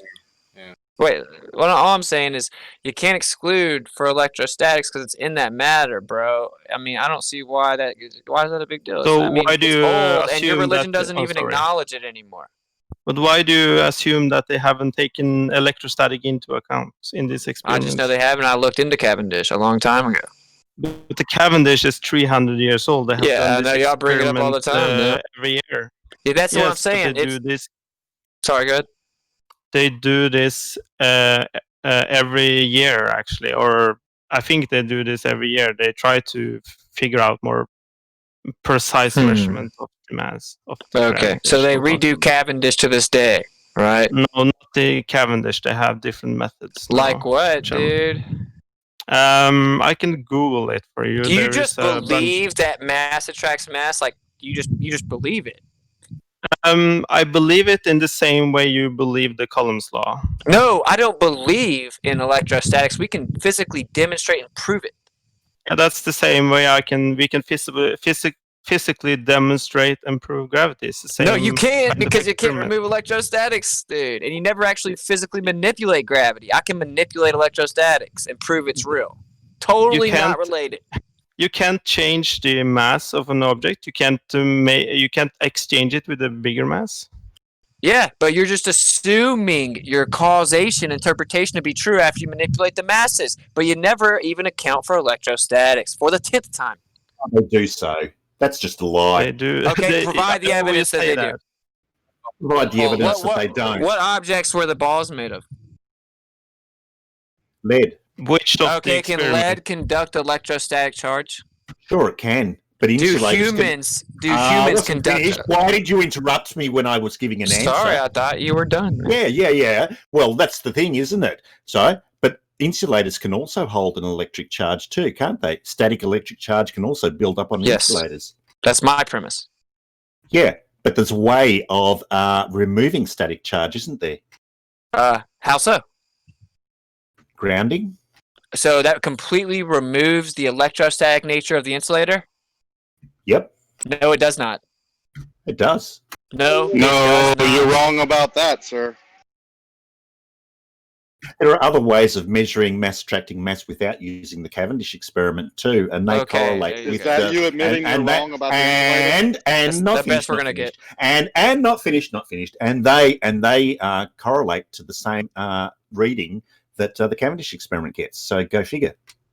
Yeah. So You can't back to remove. the point. They were made of lead. Can you remove electrostatics from lead? No. Sure, you can. Can you? Does a human have Can- electrostatic nature? can- Yes. can Does you- a human have to set up the experiment? Yes. Can you- Where's this can experiment you- done? Why Is are it you in talking in a over me? room on Earth? I'm finishing Why my are you argument. just You talking just made over one. me? You're afraid of my arguments, okay? No, I'm not afraid at all. Okay, not afraid at all. Can you demonstrate that there was an electrostatic component to the Cavendish experiment? Yes. How?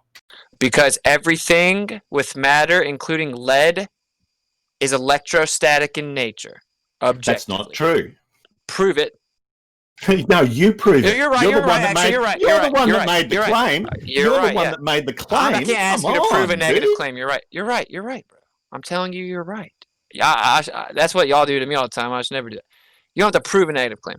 So yes, I'm saying everything can conduct electrostatics. So I can't do it right now. I don't have a lead ball on me, but yeah, you're telling me that if I scoot my feet across the carpet and I go touch a lead ball, if I go touch the lead ball, will the lead ball conduct that electrostatic charge? You can say a balloon. You can get electric static on a balloon, and a balloon's rubber, which is an insulator for electric, and that can be used for static electric. Of course. We know that, but I'm saying if I go scoot my feet on the ground and I touch the lead ball, can it conduct that electrostatic charge? The question was, can you demonstrate that there was an electrostatic component in the Cavendish experiment? Yes, because they used lead. Just claiming that they used lead is not demonstrating that there was... No, we can prove lead is electrostatic. You're interrupting me. Why do you feel as if you have to jump in and interrupt? Just claiming that there was lead does not demonstrate that there was an electrostatic component in the Cavendish experiment. We can prove that lead is electrostatic. Lead's also affected by magnetic fields. Yep. And humans also are electrostatic in nature, and the human built the fucking components, put the apparatus together, tried to minimize his inputs, and was very careful getting all kinds of different readings because any slight introduction would mess up his results. He was measuring something damn near negligible, but he didn't exclude for electrostatics, which we know to be damn near negligible but factual and provable, and yet he claimed gravity. Right, now that you've finished your little rant, I'll go on a little rant. Just claiming that something can be electrostatic does not make it so.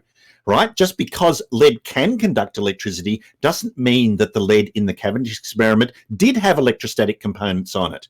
That is a false claim, sir. There's no way that you can have lead without electrostatic nature, bruh. That's not true. Okay, can you prove that? Can you prove that? This is what your claim is. The your claim is that you cannot have lead without it. Right. You are the one making the claim. Yes, and I can demonstrate that every time we ever have lead, it can conduct electrostatic nature naturally, and then it rests there, being conductive with electrostatics. It has a resonance that's negligible because it can always conduct it. You're making a claim that the lead isn't electrostatic. And you're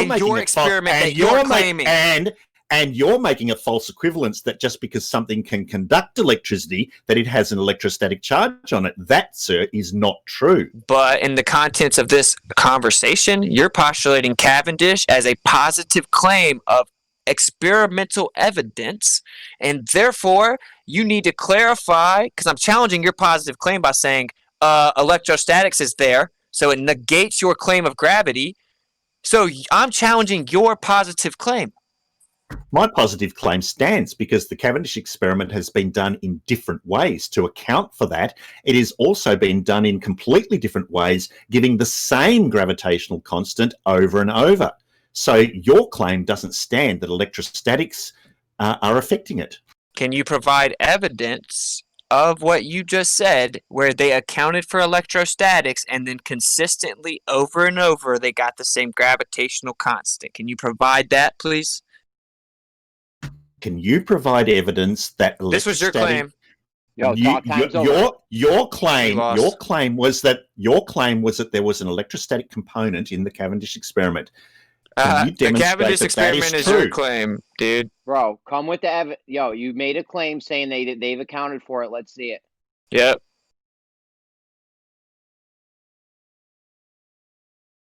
How big would the electrostatic component be? Electrostatic charge. Over. No, time isn't over. I already explained it's damn near negligible, bro. And it's still way stronger than gravity even claims to be. It's not. It's the radius. The radius is. Oh, my fairy tale. Oh, my fairy tale. That's what you're saying. It has a different drop off due to the radius. So you have to beg the question and claim something opposed to what we can physically prove. I'd also That's like typical to of see the globe Earth. Material not begging the question fallacy at all. You have no idea what it is. I'd also like to see him. I'd also like to see him use a material that's not affected by magnetic fields. I believe to some degree everything You is got a lot of biased. fucking variables In what way unaccounted is for. it affected by magnetic fields? Magnetism's not fully fuck- understood by mainstream science. You got a lot of fucking variables They unaccounted say for. virtual photons happen and take place during magnetism. That's the competence level of your priest. Oh, and that gravity's there, but we can't prove it, and we'll just act like electrostatics isn't there, even though we can prove it. If you have two lead balls and you ground the balls between each other so they have the same electrical charge, wouldn't that remove the electrostatic? Your boy said they already did it. Well, So if there let's was see it. any effect after you charge two balls with electricity, it certainly wouldn't be gravity doing anything. No, would but it? if you that's the whole ground that's the whole premise that you seem to not be understanding. If you can't exclude the stronger force, you can't claim the supposed if you weaker one. ground the two balls between each other, they would have the same electrostatic reference. Okay. Wouldn't they? Yeah, so if they have a relationship together and they both have the same electrostatic reference, where does Yes. gravity come into play? Because electrostatics is there, but gravity is not. Okay, WITSIT, if they have the same electrostatic charge on them, what would happen to them? I know for a fact that when you look at Cavendish, it's very inconsistent. Right? That's not my question. That's not my question. This is my answer. question. My question was, if the two lead balls were to have the same electrostatic charge on them, what would happen? Yeah, I'm trying to explain. Like, I don't like to just speculate. We try to actually practically demonstrate things. So when we do look at the Cavendish, right, because we're trying to practically demonstrate, I don't want to just make baseless assertions like you guys do. We do not get consistent results. Okay, and then I know it's actually a futile pursuit of a demonstration if you don't account for electrostatics from the jump, and none of them ever do. Someone just claimed they did, but we still haven't gotten it. I've been asking for years for it. It doesn't exist. Right, that in no way answered my question at all. It did not address the point that I asked one single bit. That I'll repeat the question. What do I think would happen? If the two lead balls were to have the same electrostatic charge on them, what would happen? Yo, they repel there each would be other. a very there's possible there would be a very slight they wouldn't necessarily repel. It depends on exactly what the resonance is and the environment of it. But like, for example, when we take an empty balloon on the ground and we introduce electrostatics, it'll go up in the air. So there can be an effect, like when we take the balloon and put it on the wall. But it depends on because it's very negligible, small, right? They'd have to be very close to each other, right? And they'd have to have the same electrostatic resonance or fields, whatever you want to call it, right? And then they would have maybe some type of effect because they're real close, and that very negligible outer layer of static energy would interact with one another. That's the only way you'd have an interaction. And that would prove that if there is some interaction there, it isn't gravity, it's the electrostatics. Thank you for that word, which demonstrated that you have no fucking idea of how electrostatics works. Okay? Are they the same? You might want to go charge? go and look up the Coulomb law and find out what happens when two objects have the same electrostatic charge. Because what you just said was absolutely word salad nonsense. Yeah, here's the thing. Incoherent charge, right, can still attract. It's just much, much weaker. We can demonstrate this with ball magnets. What is an incoherent charge? You lose again. What? What is an incoherent charge? Yeah, it's where the molecules are not aligned. Electrical components of alignment is how you get electricity because it's coherent. But if it's not all going in the same motion together, it's incoherent. Okay, as a resting piece of material. Are you talking about London forces? No. Well, then, in other words, you have no idea what incoherent charges are either. Okay, so I don't care about your terminology. Would you like to respond to the argument? Well, it seems as if you don't understand any of this shit. No, I read the people that were geniuses and discovered it first. You read the people that made shit up. Why do you about feel what as they if you made have up. to interrupt halfway through my answer again? Because you're a straw man and talking Are you shit about me scared? Are personally. you scared that you're not winning? No. All right. Yes, you are. No, all right, not. because You otherwise didn't you wouldn't. dismantle, bro. Otherwise, you wouldn't feel as if you have to interrupt all the time, would you? Go ahead. Well, there you go again. If two objects would have the same electrostatic charge, according to Coulomb's law, they would repel each other. Okay. Yeah, that's right. And seeing as the electrostatic force is way stronger than gravity, surely those two lead balls, even if they had the minutest electrostatic charge on them, would repel each other and overpower the gravitational attraction, wouldn't they? No. And yet Hold they, on, does it and matter yet, if and yet, No, they wouldn't. And yet they still attracted each other. Yeah, you know why? Because there's different levels of electrostatics. Whenever I take my balloon and I rub it on my shirt, it sticks. It is attracted to the wall, which has an inherent electrostatic resonance that's lower. Okay, so if you got two electrostatics together, it depends on the actual resonance of the electrostatics and the environment, and then you can see what happened. And you asked me to speculate what would happen, and I did. But and what's you're smiling because you don't realize this is your negative? positive claim. What's It a also negative? What depends on happens the if you put charges a are negative positive or charge negative. against I the mean, that's negative definitely going to charge? matter. Yeah, like Here. electrostatics. Like, say you take the little put the peanuts, right? Like it'll negative repel charge. the peanuts, Let right? Well, maybe you could address the word salad of what this electrostatic resonance is, because you're talking about some kind of resonance being affected here. Well, What is that resonance? Yeah, they have like an inherent resonance field. Although it's What very is a weak and resonance? What is a resonance? It's the field? radiation of the energy. In what form? In what form? Electrostatics. Where have you been? Electrostatic energy? What are you talking about? Yeah. An electrostatic What are you talking radius. I'm sorry, SpaceCon, but you're just trying to like find something out here, and you're digging and digging and digging. Oh, what does this mean? What does that mean? What does this mean? What does that mean? And it's going nowhere. You're just trying to obfuscate the point.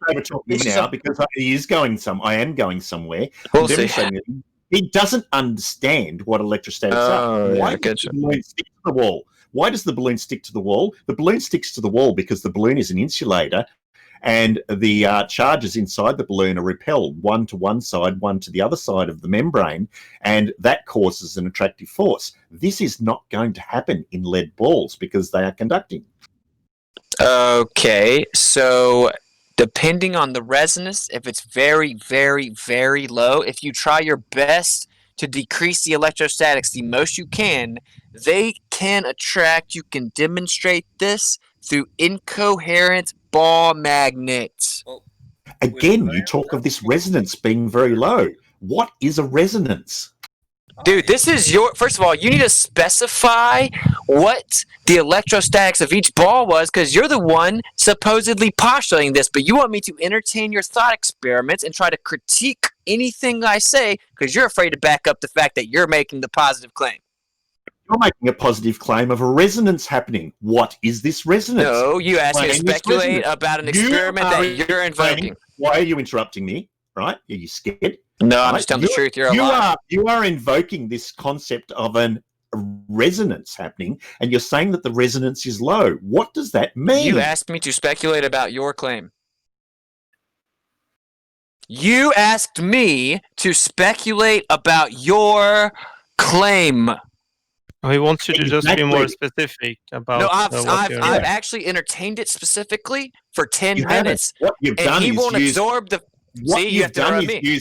He won't absorb the fact. What you've done is use word salad. See, what you've done is use word salad to explain I got something. muted. So why he muted? And when I've asked you to explain what your word salad means, you refuse to do so. So you won't absorb and stake the fact that you're the one positively claiming and postulating Cavendish. You want to shift it over to me and ask me to explain what you claim happened. This is 5th grade level obfuscation. Is you who shifting the burden of proof fallacy. Right, I'll start having my answer again and see if you can't interrupt. Okay? See if you can respond to my fucking answer. There you go. See, you can't help yourself, can you, WITSIT? Okay? After you interrupted me a second ago. And you just interrupted me again. You claimed that the Cavendish experiment didn't account for electrostatic charges. How about you demonstrate that they didn't account for that? No, how about you demonstrate they did? Blah, blah, blah, blah. Is everyone here not understand how stupid this guy looks? He's making a positive claim. Can you demonstrate that an electrostatic charge would have had an effect on the Cavendish experiment? Well, yeah, electrostatics inherently do have effects. They can repel and attract and all kinds of different things based on coherency level. You're making a claim that it fucking didn't happen. Would you like to provide the physical evidence of your positive claim? Now it's been 15 minutes of observation. No, your positive claim Can is I get that in real quick? and Yeah, therefore go for it, dude. Maybe you can understand someone no. else. Yeah, I mean, you don't have all your variables accounted for here. You got lead balls being affected by magnetism. You got this electrostatic thing. There's probably something else we didn't even think about yet. Yeah, so like we're not making a claim about Cavendish. I don't call it an experiment because I don't think it is. Because what an experiment is, a scientific experiment, you have to manipulate the presumed cause. And we do not do that in the Cavendish. So I do not call it an experiment. You're the one postulating it, claiming it to be scientific experiment, scientific evidence. You're claiming that. But the whole time we've discussed it, you've wanted me to explain your fucking quote-unquote experiment.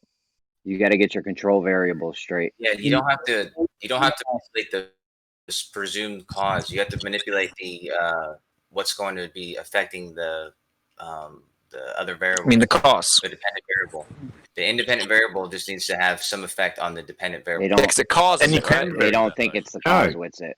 The independent Okay, well, variable. that's not my problem. I'm not arguing semantics. So what we'd like to get back to the point, which is that really Cavendish is not, I didn't bring that up. Like, that's not my postulation. Y'all invoke Cavendish to supposedly support mass attracting mass, which is actually fucking a century old. And you need to support that it's actually substantiating gravity. I simply critiqued your positive claim by saying, well, if you don't even account for electrostatics, you can't even claim gravity because, well, electrostatics is stronger. Coulomb's law will also experiment on several hundred years ago.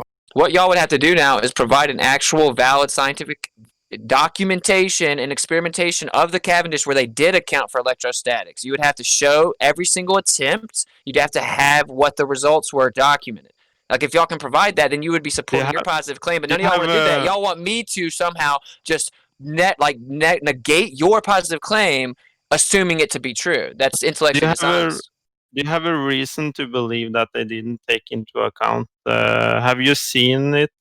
Well, the reason have you read the papers? Yes, I've looked at Cavendish years ago, dude. My reason is I'm talking about which of the papers, the last 100 years, have you read? Well, whatever.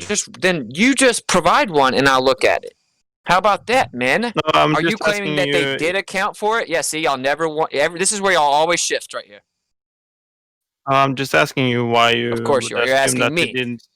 Yes, because I wonder if you have a reason to believe why that specific. I've already explained my reason, because everything that is a compilation of matter is inherently electrostatic. Well, you cannot provide one example contrary to that. There is a lot of other things that can go wrong in that experiment. It's not only electrostatic. That doesn't matter, though, dude, because this is not my claim. I think it's stupid. Y'all are claiming Cavendish. Electrostatic specifically, and do you have a reason? That was one of my critiques. There's more than one. Well, what's the other one? Oh, there's no scientific correlation established. You just assume the cause. You don't manipulate gravity. You don't actually know that's there. You just assume that if you manipulate mass, gravity is there. That's an assumption. Well, that's why. Well, that's exactly, they changed the independent variable and they see on the. No, they changed mass. They did not change gravity. Mass is the property of what's. That's an assumption. The force of gravity. That's the same thing you're trying to prove right now. It's called begging the question. No, that if they were to test it, if they were to change the matter and there were no force changing between them, then that would be an easy way to falsify. Dude, you're literally begging the question. What question are you begging? You said that gravity is mass attracting mass. So the way we proved that was by manipulating the mass. Therefore, we know gravity was also manipulated. That is begging the question. That's not. No. Gravity is what they call. Gravity is what they call the. But you could say what the test is to see if matter can affect the attraction between the masses. Okay, is this a scientific experiment in your opinion? Absolutely. Yeah. Okay, what's the naturally occurring observable phenomena? We're not going to fall for that rubbish. Okay, what's the observable phenomena that's your dependent variable? That's the force that rubbish, also known as the fucking scientific method. the force between the masses.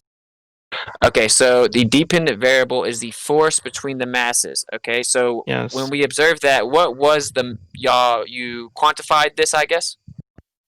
I didn't do it. Actually, the but, acceleration. You can, it's an elucidate. acceleration. Oh, you want the unit? Sorry, The it's effect is that they're acceleration. accelerating toward each other. It's a force. And one of the dependent variables could be the distance, and you can do it differently and make one of the independent variables the masses themselves. You can change just one at a time, though, right? The dependent variable is like the different accelerations between the two masses, right? So how many times was this done, and did it happen the same every single time? Yeah, they do it every year, and it's the same number every time. Okay, well, I actually know for a fact Can that's false. I ask one question? Can you explain manipulating the mass, please? What do you? Changing the masses out there. But you can change the matter, the size of the matter, and smaller. assume the concept of mass is true by reifying it. No. I love how you want scientific demonstrations and things like that Yep. and experiments, but you deny science. No, I don't deny any science. You don't even know what science is. You're the one that denies what science actually is. But you do realize that this experiment is how they figure out Coulomb's law. So every time you critique this experiment, you're critiquing how they figure out Coulomb's law as well. I don't Which care is how you try to electrostatic. spin this. Which is you're claiming that. electrostatic. It's the same type of experiment. How they I figure don't that think out. that we fully understand electrostatics, and I know that to be a fact actually because we don't know the causation of the inherent electrostatic resonance. We just know it's there.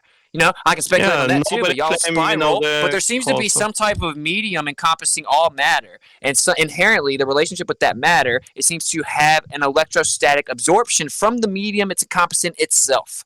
Therefore, you could never exclude electrostatics because it's inherent with the relationship of matter and the medium And around same it. with matter. Matter is also a property of the mass, the substance, the material. Meaning if you take It's any one of the matter and you put it in a vacuum chamber, it's still electrostatic because it's still absorbing the electrostatics from the medium because there's still a medium there. It's one property, but you can take that into account. Well, that's it's not the only thing they have to take into account. But bro, my point is, you're right.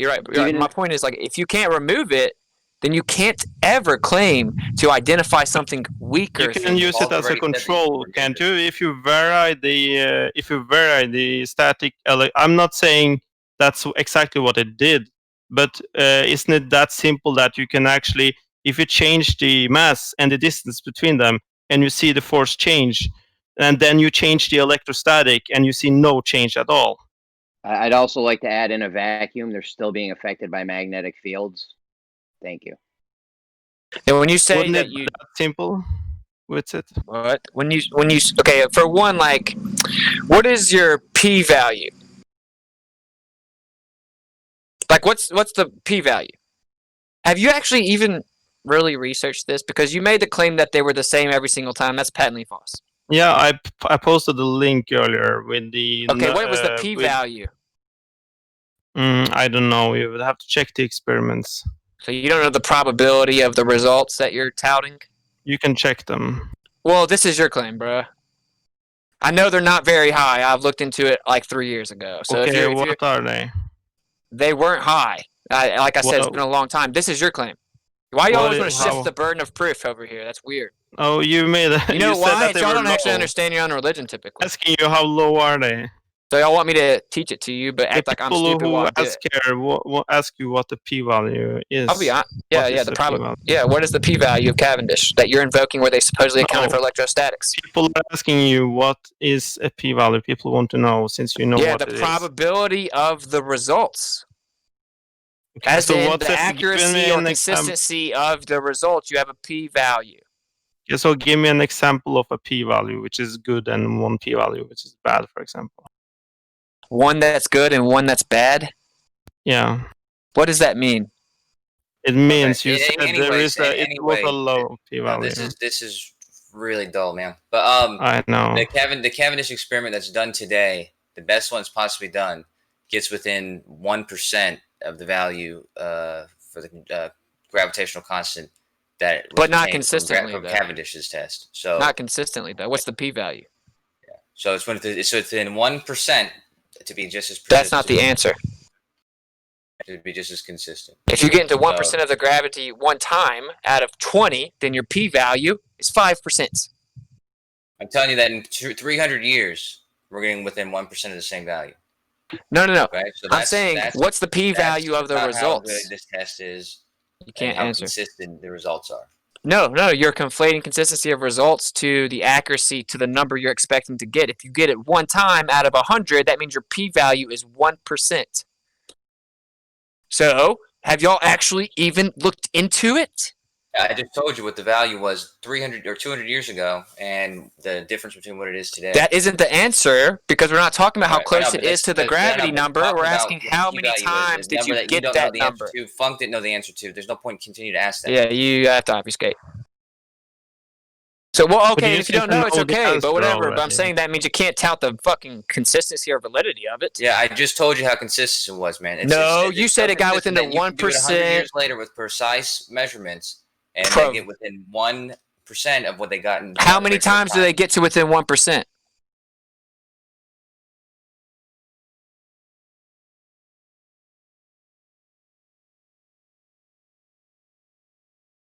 Yeah, that would be the p-value. How many times they get to within 1%, and that's me accepting that 1% is close enough. I'll give you that because I know you still got a problem because I've actually looked into it. The p-value is very low. You do not get this result consistently. They run with the one that gets real close, the closest they can get to what they think gravity is, and they pick that one out, and they assume user error on all the results not consistent with that assumption. What is the p-value? Very, very low. WITSIT, they're running wild with too many variables that are not controlled. They should have more control variables doing this. They don't. Yeah. They don't get these results very, like, it's crazy. If they do it 100 times and they get within 1% of gravity number that they expect one time, that would be a 1% p-value. But what they'll say is they'll assume that you touched something you shouldn't have touched, that it was a user error the other 99 times. That's actually really what happens. So you're telling me the p-value on Cavendish is 1? It's really low. I will say 10. I'll say 10 because I know it's at least that low. 10%. Yeah. And they exclude the 9 to assumed user error because it's such a delicate observation. It's not 10% WITSIT, and also it's not the only way we measure that constant. So even if it was now 50, you're not backing up Cavendish. Even if it was 50, it's horrible. No, it was 10. I'm saying even if it's then what's the p-value if it's not 10? Provide a source for that. It's been a long time. So I mean, this is y'all's claim. So y'all say y'all have new updated ones. I'd rather y'all just provide the evidence. What's the p-value? But no one can answer.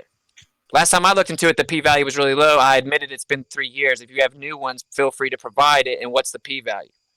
Well, it does have then an accuracy of only 5 digits, so not as accurate as most constants. 5 digits of the gravitational constant. I'm asking about the p-value, the probability or consistency of that result. So you provide a source with it. No, this is y'all's claim, dude.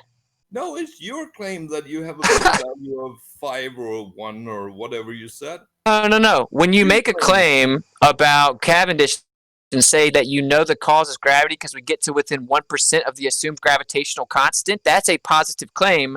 I need to know how you did that. You say you did a practical demonstration with Cavendish, and then they repeat it over and over and over. Now, you have to know what the p-value is to postulate it as evidence. Let's see this p-value. Now I'm interested. Where's it at?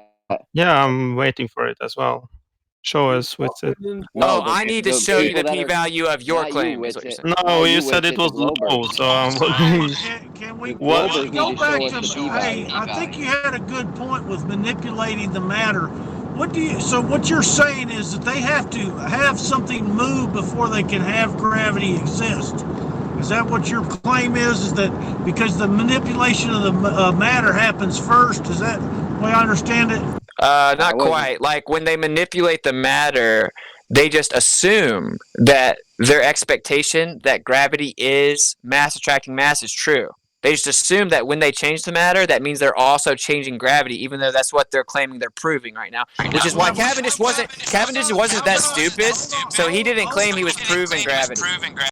Glober, what's your p-value on top of it? How about the fact of previous movement? See, because when you got the stars in the solar system and stuff, you've got previous movements. So you have that manipulation of movement prior to the facts. You know what I mean? Yeah, WITSIT, this is something. But when you do this, when you do this experiment and you're changing the mass, p-value. WITSIT, these guys need to. WITSIT, you these guys can need to find the p-value claimed to be low. WITSIT. WITSIT, these guys need to provide the p-value to us, right? Yeah, that's all you have to do. Shut down Cavendish. You heard how quiet it got. Seriously, you can provide some p-value. Zanuck, this is your claim. What's the p-value? I want the p-value right now. Yep, because I'll go replicate it myself and test it.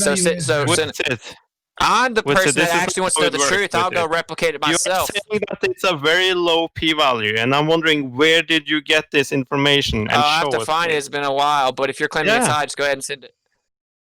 Well, you know, when we have it to 5 digits, that pretty much means that we're down to. That's not the p-value.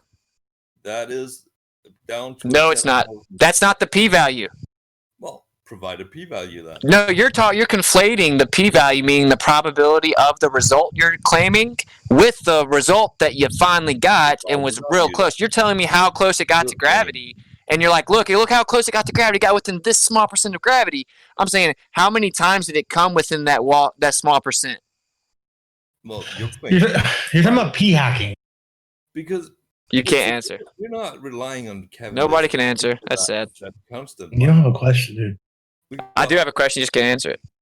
What's your question? If you're touting that it got within 1% of the predicted value of gravitational constants, right? How many times did it get within that 1%? What are you talking about? The predicted value of gravitational constant. That's what someone said. How would you have a predicted value? How would you have a predicted value? Yeah, see, you're just obfuscating. What was this predicted value? That's what someone on your side claimed. I don't know who you're talking about, but I wasn't. Kosho said it got within 1% of the gravitational constant. Try that again, buddy. Again, what I said to you asking that question. What I said to you was the value that we get today is within 1% of what you can get from his measurements back then. That's what I said. Oh, sorry, I misunderstood. Okay, my bad. So even worse. Are you familiar? I mean, do you really know what the p-value is? Yes, the probability of outcome. Probability of the result. Yeah. So another way to say that would be, you're looking at the probability that you get this observation, assuming the hypothesis is not true, versus the probability that you get this observation, assuming that it is true, and then the flip of those two. Right, null hypothesis, p-value. But y'all ignore that part with Cavendish. I've never heard a Glober answer my question. 5 years. What do you mean? What's your question? What's the p-value? If you're touting that it gets the right metric for gravity, how many times did it do that out of the full amount of observations? What's the p-value? In order to have a p-value, you have to have some sense of these underlying probabilities. So that not every single experiment is going to lend itself to a p-value. For all I know, he has no calculated p-value for Cavendish. I'm not sure exactly how he would come up with it. That's correct.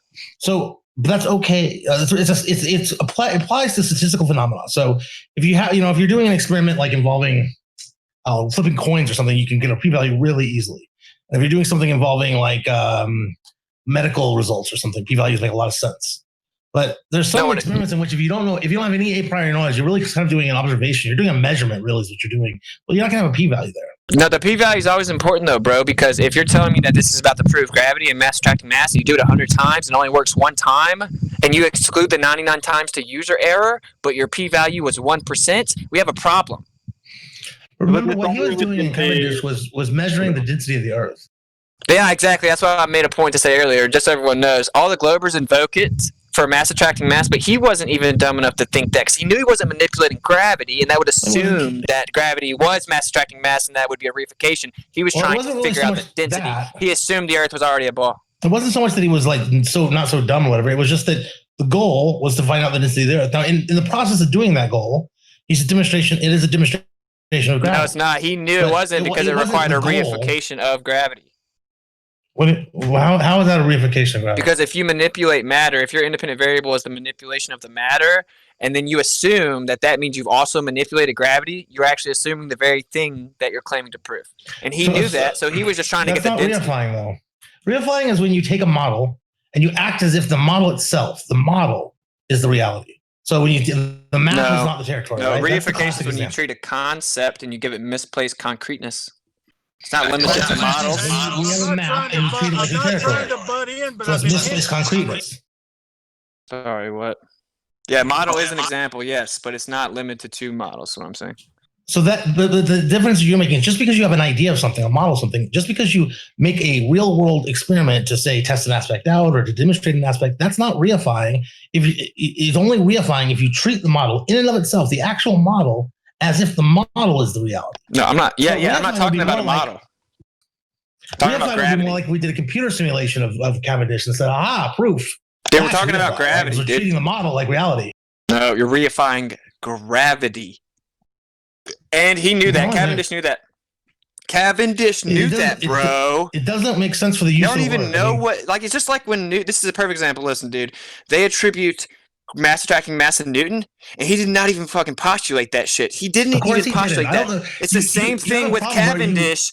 Cavendish was just trying to figure out the density, but really now Glover's using the same mass attracting mass. But he was so smart. He was so smart that he knew not to do that stupid shit. He was at least smart enough to know that it required a reification. Exactly. That's not what Newton gives us. He actually said it was incredibly stupid. Heard that from people. The fact that you've heard that from people should not be something that you cling to. No, my school taught me that. My school taught me that. I don't believe you. I went to a college preparatory school. Well, you clearly didn't go to a good enough one because my school. College preparatory school. My school taught me that it was a correlation. In fact, so your school taught you that Newton correlation and causation were not the same thing. Oh, so your school taught you that Newton said that mass attracting mass was stupid? No, they taught me that it was a correlation. Why are you such a strong No, he literally said pretty much stupid though. No, I'll quote him verbatim if you want. The things could act the things that could act instantaneously across space. Yeah, like retarded. He said it was retarded. Yeah, and that's what he's That's what he was then used to prop up. That's wild, bro. And they do the same thing with Cavendish. What he shows is there's a correlation between these two variables, and he shows it quite clearly, and it holds true for the vast majority of cases. Okay. And the correlation is just that, like, the amount of attraction between two objects is related to the mass and the distance. That's what he showed us. But if it's related to the amount of if it's related to the amount of matter, that's cool. But you're claiming the cause with being gravity. You're claiming what the result is. You're claiming gravity he wasn't doing any of that. is the force. I know he wasn't doing that, but you Glovers do it now. No, I don't know who you're talking about. You got to learn to stop. You might have just jumped in here, bro. Did you just jump in here? Trying to apply it to everybody that ever talks to you. Scott, did you just jump in here? Activity. But Scott, I'm not trying to strawman you. I jumped in 5 minutes ago, 15 minutes ago, or an hour ago. Well, then you heard it because that was the conversation. Something that was incorrect doesn't mean that we're all telling you something that's incorrect. Okay, so you agree that Cavendish is not evidence for mass attracting mass? No, what I agree with is that Newton did not show us that mass attracts mass. He shows that mass and distance are correlated between attraction force. He didn't he said to think that gravity will act on innate brute matter through the vastness of a vacuum is to me so great an absurdity that no man with competent faculty of thinking in philosophical matters could ever fall into it. Yes. And he was propped up to promote that very idea. So is Newton smart or dumb? Because y'all disagree with him. So we don't disagree with him. I'm telling you, I don't know where you get this from. Up to 100 years ago, y'all disagreed with him. I'm telling you what the situation is. The situation is that he said, I don't know what causes this phenomenon. All I can do is tell you this. Mass and distance are related to this attraction force. Why? How? No clue. In fact, it's a freaking mystery to me so much that it makes me want to tear my hair out and throw everything away. But all I can tell you, the phenomenon is true. No, he said to look up in the sky and to think that gravity was causing this in the vacuum was dumb. And y'all ran with him, touting him as if he said the opposite till 100 years ago. We just had a Glober in this server invoke it anyway. Motor law. And so you have all these straw men, you have all these scarecrows, and you don't know what to do with them. So you bring them out here every day. What are you talking about? One by one. I'm talking about straw man so much for that. No one okay, which part did I straw man? And it's the opposite of what you're saying. When did I straw man? You just straw man what people believe. Just now. Feel free to elaborate. Look, what you just said 5 minutes ago, 2 minutes ago, was a straw man. Because I told you that we're not saying that gravity is the cause from Newton. No, I didn't say that, dude. I said that like the paradigm that you currently whatever, absorb, Wrong. right? I'm just saying paradigm is not that paradigm, the interpretation of heliocentrism, that until 100 years ago, they ran with mass attracting mass in the sky, causing orbits in a vacuum. Is that true or false? False. Okay, please explain how it's false. Because okay, what they explain. ran with was that there's an attraction force that's correlated between mass and distance. That's different than mass attracts mass. So you you're might saying as well say distance attracts distance. So wait, are you saying that mass attracting mass wasn't the rhetoric until 1915? I'm telling you that mass attracts mass is a modern phraseology that is not accurate and not the right way to think about it. I asked about 100 years ago. And it's not what they ran with for hundreds of years. I'm asking you. We have a correlation. Hold on, I'm telling you. We have a correlation between an attraction force and two variables. Those variables happen to be distance and mass. That's what they ran with. Well, objectively, before 1915, the assumed consensus explanation of the orbital trajectories of the solar system was mass attracting mass. They also utilized the Kepler laws, utilizing mass attracting mass. They didn't utilize mass attracting mass. It wasn't the assumed assumption of the orbital velocities of the mechanics of Kepler's inisms. Wow, yeah. Kepler's laws doesn't use mass attracting mass. No, he doesn't use mass attracting mass. We're able to try to figure out a way to predict the orbits without using. It didn't use gravitational laws in any way.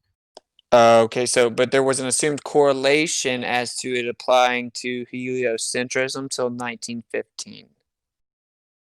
Well, they do observe it moving in the solar system, so yeah. Okay, dude, I'm just talking about something that objectively happened, dude. Not even, like you're keeping up with this enough, Jeremy, that you would know what a red herring was. Give me a break. Beach, you just red herring him so what was it? WITSIT, Give us an example. WITSIT didn't even catch it. WITSIT asked. Well, what's the example? Give it to us. WITSIT asked if you were claiming that Cavendish was proof of mass to mass, and then you went on and started. And no, then you instantly went on and started. Yes, he did. Yes, Jeremy. No, you had did. been talking about Newton.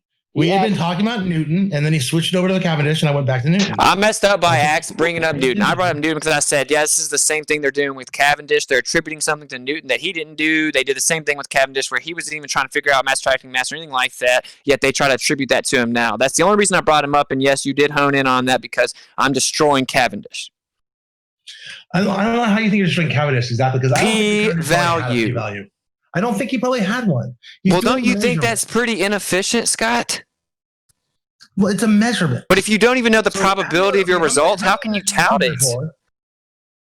If I'm going to measure 2x4, how do I get p-value? No. This is not what we're talking about. That's not even close to analogous. I don't know how he would get. Look, I know what p-values are. I've used p-values. I'm trying to think where's he going to get his p-value? You would do it a certain amount of. You would do it a certain amount of times, and then you would have the expected outcome that you need for gravity. But and every time that was achieved, we'll do it rudimentary. You would just put a check on the list. Okay, then you'd put an X on the list. You'd tally them up, and you'd have a p-value. What kind of accuracy would you expect to have on that kind of? Well, I would expect to have, 100%.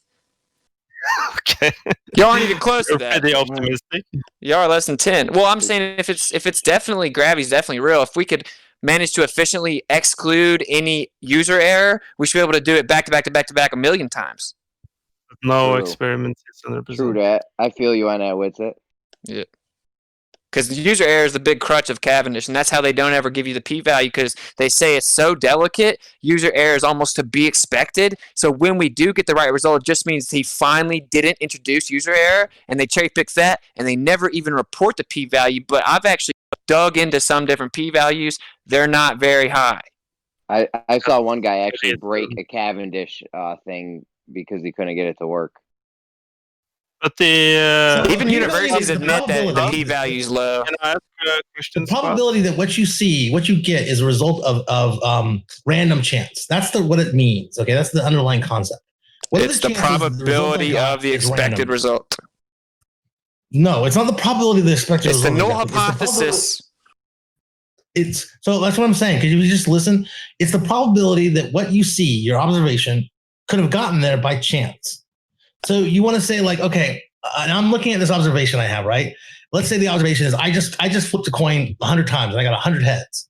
Now, I can have a p-value for that. My p-value is, what are the chances I can flip a coin 100 times to get 100 heads? Well, we can figure that out, and that's my p-value. So then if I actually do that, then I can use that. I can say one of two things. Either I just did a 1 in quadrillion event, or this is a double-headed coin or something. You are correct, but the problem is, you're right, bro. Give these two alternatives. Yes, you're right, and the problem is you don't even introduce a p-value to test.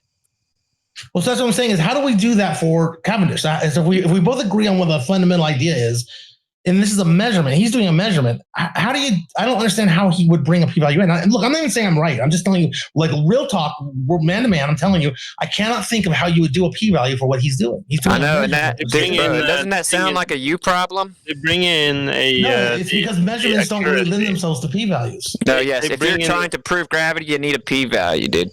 Bring in you're not trying to prove gravity. You're trying to measure the density of the Earth.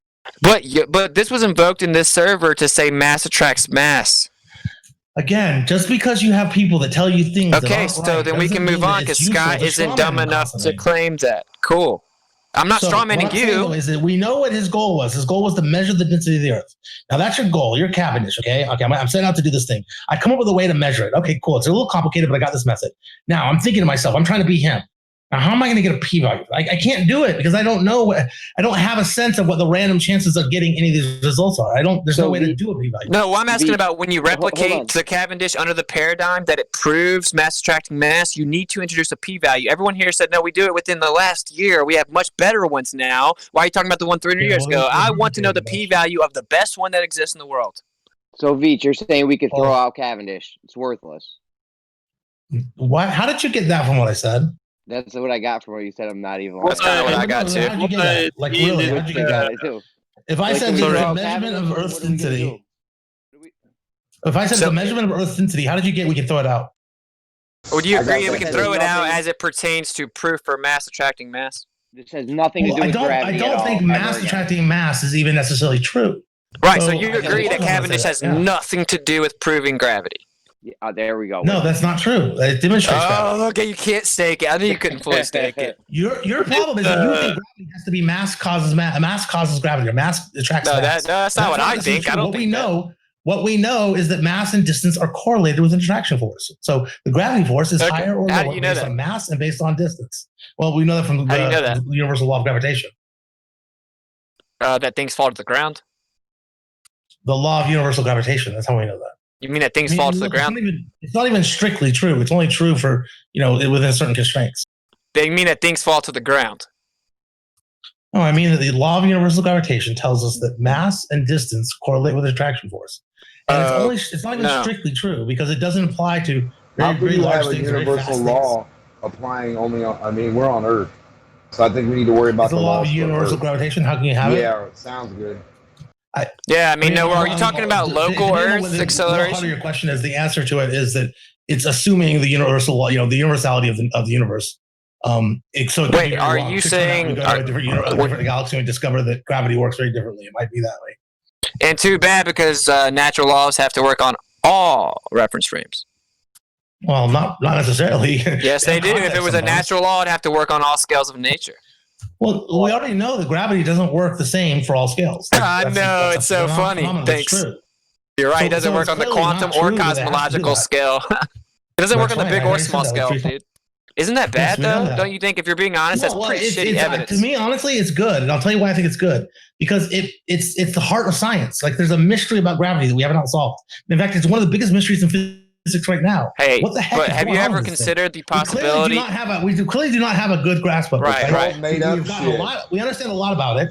We can identify a lot of things about it that are true. And it doesn't mean anything. It breaks down in such weird ways for us with dark matter and with quantum gravity. Okay, and right. Scott, can I ask you? That's cool. That means that there's a lot of work left to do in order to figure out the mysteries of the universe. Okay, Scott, can I ask you an answer? Questions to answer. Can I ask you an honest question then?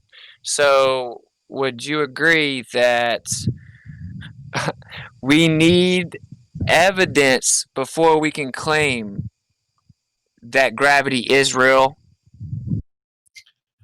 We have observations of something that is an attraction force that we call gravity. These observations are robust. They've stood the test of time. We know that gravity works on a scale that is limited. What we don't know is why doesn't it work on these other scales? One more question then. Let me rephrase it. Here's the honest question. Have you ever considered the possibility to the little predicament you just outlined that we don't really know shit about gravity? Have you ever considered the possibility that it just doesn't exist? Well, not that it doesn't exist, because we have to have something that explains the observations that we have. But I have considered this. Everything we think about gravity is wrong, and that we're going to find out that it's so fundamentally different than what we think. Now, it's still going to have to do an explanation for the observations that we see. I mean, we still have this formula. Think about this, WITSIT. This is a big deal, and I'm being real, so just like relax for a second. We have this formula that Newton came up with, right? And this formula tells us how these things should like pull towards each other based on their mass and their distance. And this formula turns out to accurately predict so many unexpected things. There's a real, like, honest to God, like he had a God antenna up on that formula. Somehow he got it to the truth of the universe in some weird way, and it holds to be true over and over and over. It doesn't predict helium. Over and over and over, we see objects moving in a way that hold true. It doesn't predict helium. What are you talking about? The mass of helium balloon over the distance doesn't work. Yes, it's really compelling and really exciting and really interesting. He wrote some good stories. Thanks. I don't know why you guys have to interrupt and just like be like such jerks. Bro, because listen, dude. Listen, dude. Right, you're taking. I'm telling you it's true, and it's worth saying. But dude, you're taking the downward acceleration. You're giving it a metrical representation that's consistent generally when things do go down, and you're telling me that proves that your axiom claim is true. No, you just use the effects to claim the cause, dude. Say that stuff. You're just literally making stuff up as you go down. No, I'm not. I said something so different than that. Veach, is Cavendish good for anything to do with gravity or no? Cavendish is an experiment that demonstrated gravity and has it measured the density of the Earth. Oh, so it does demonstrate gravity, but it says it demonstrate mass attracting mass. Does it demonstrate mass attracting mass, or does it gravity, dude? No, that's what I was about to say. So that doesn't mean that's not gravity. What is gravity is mass and distance correlated with attraction. Calm down.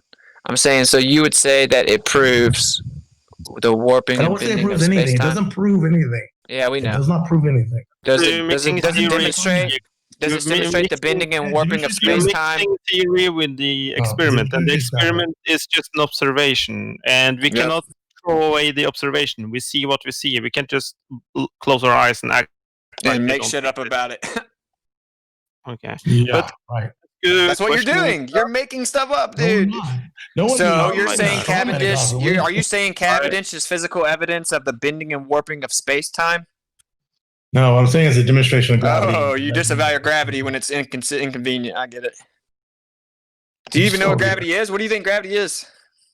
Your religion says gravity is the bending and warping of space-time, but you don't think that. Dude. It's an attraction. You're talking about Einstein says that, and Einstein that's another way to look at it. But remember, these are paradigms. These aren't literal truths. These are ways to talk about it. So it could be wrong. Ways to model it.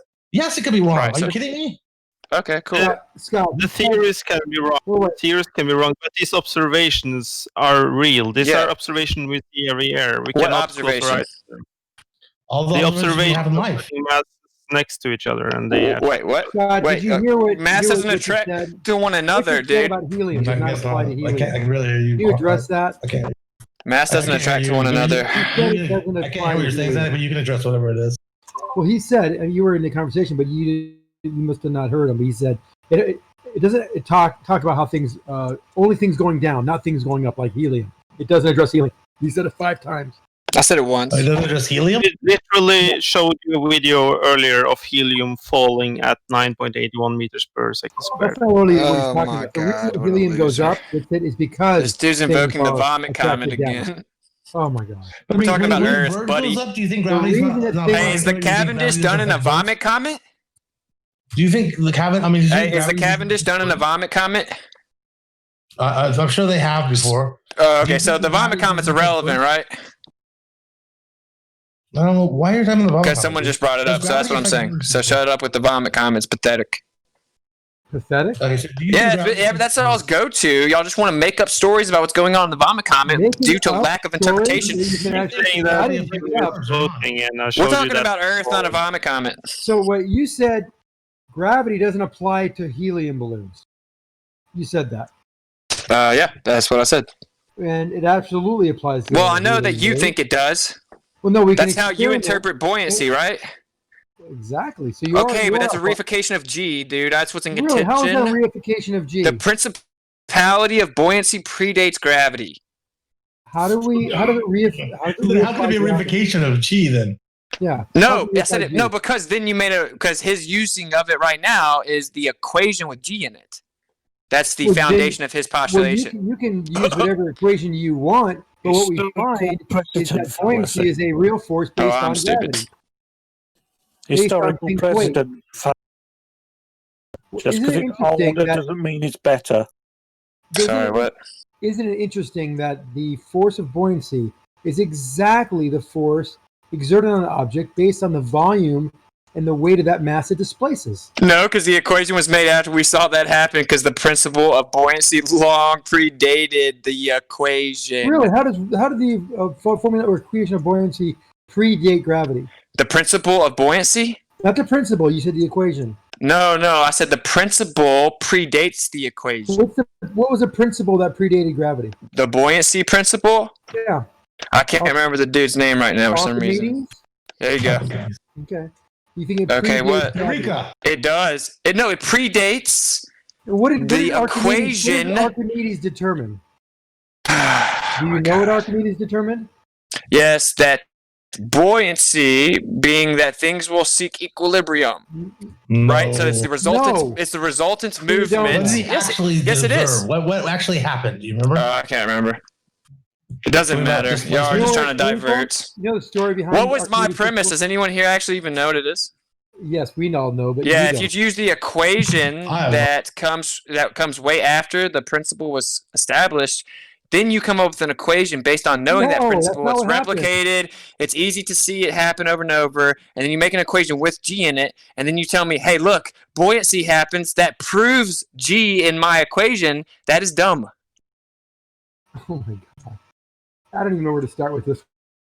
Yeah, I know. I was just silly. That's all y'all got. All right, well, I've been here for some hours. I'm going to get out of here. Let's talk about what Archimedes determined. All right, y'all stay fly, bro. Unbelievable.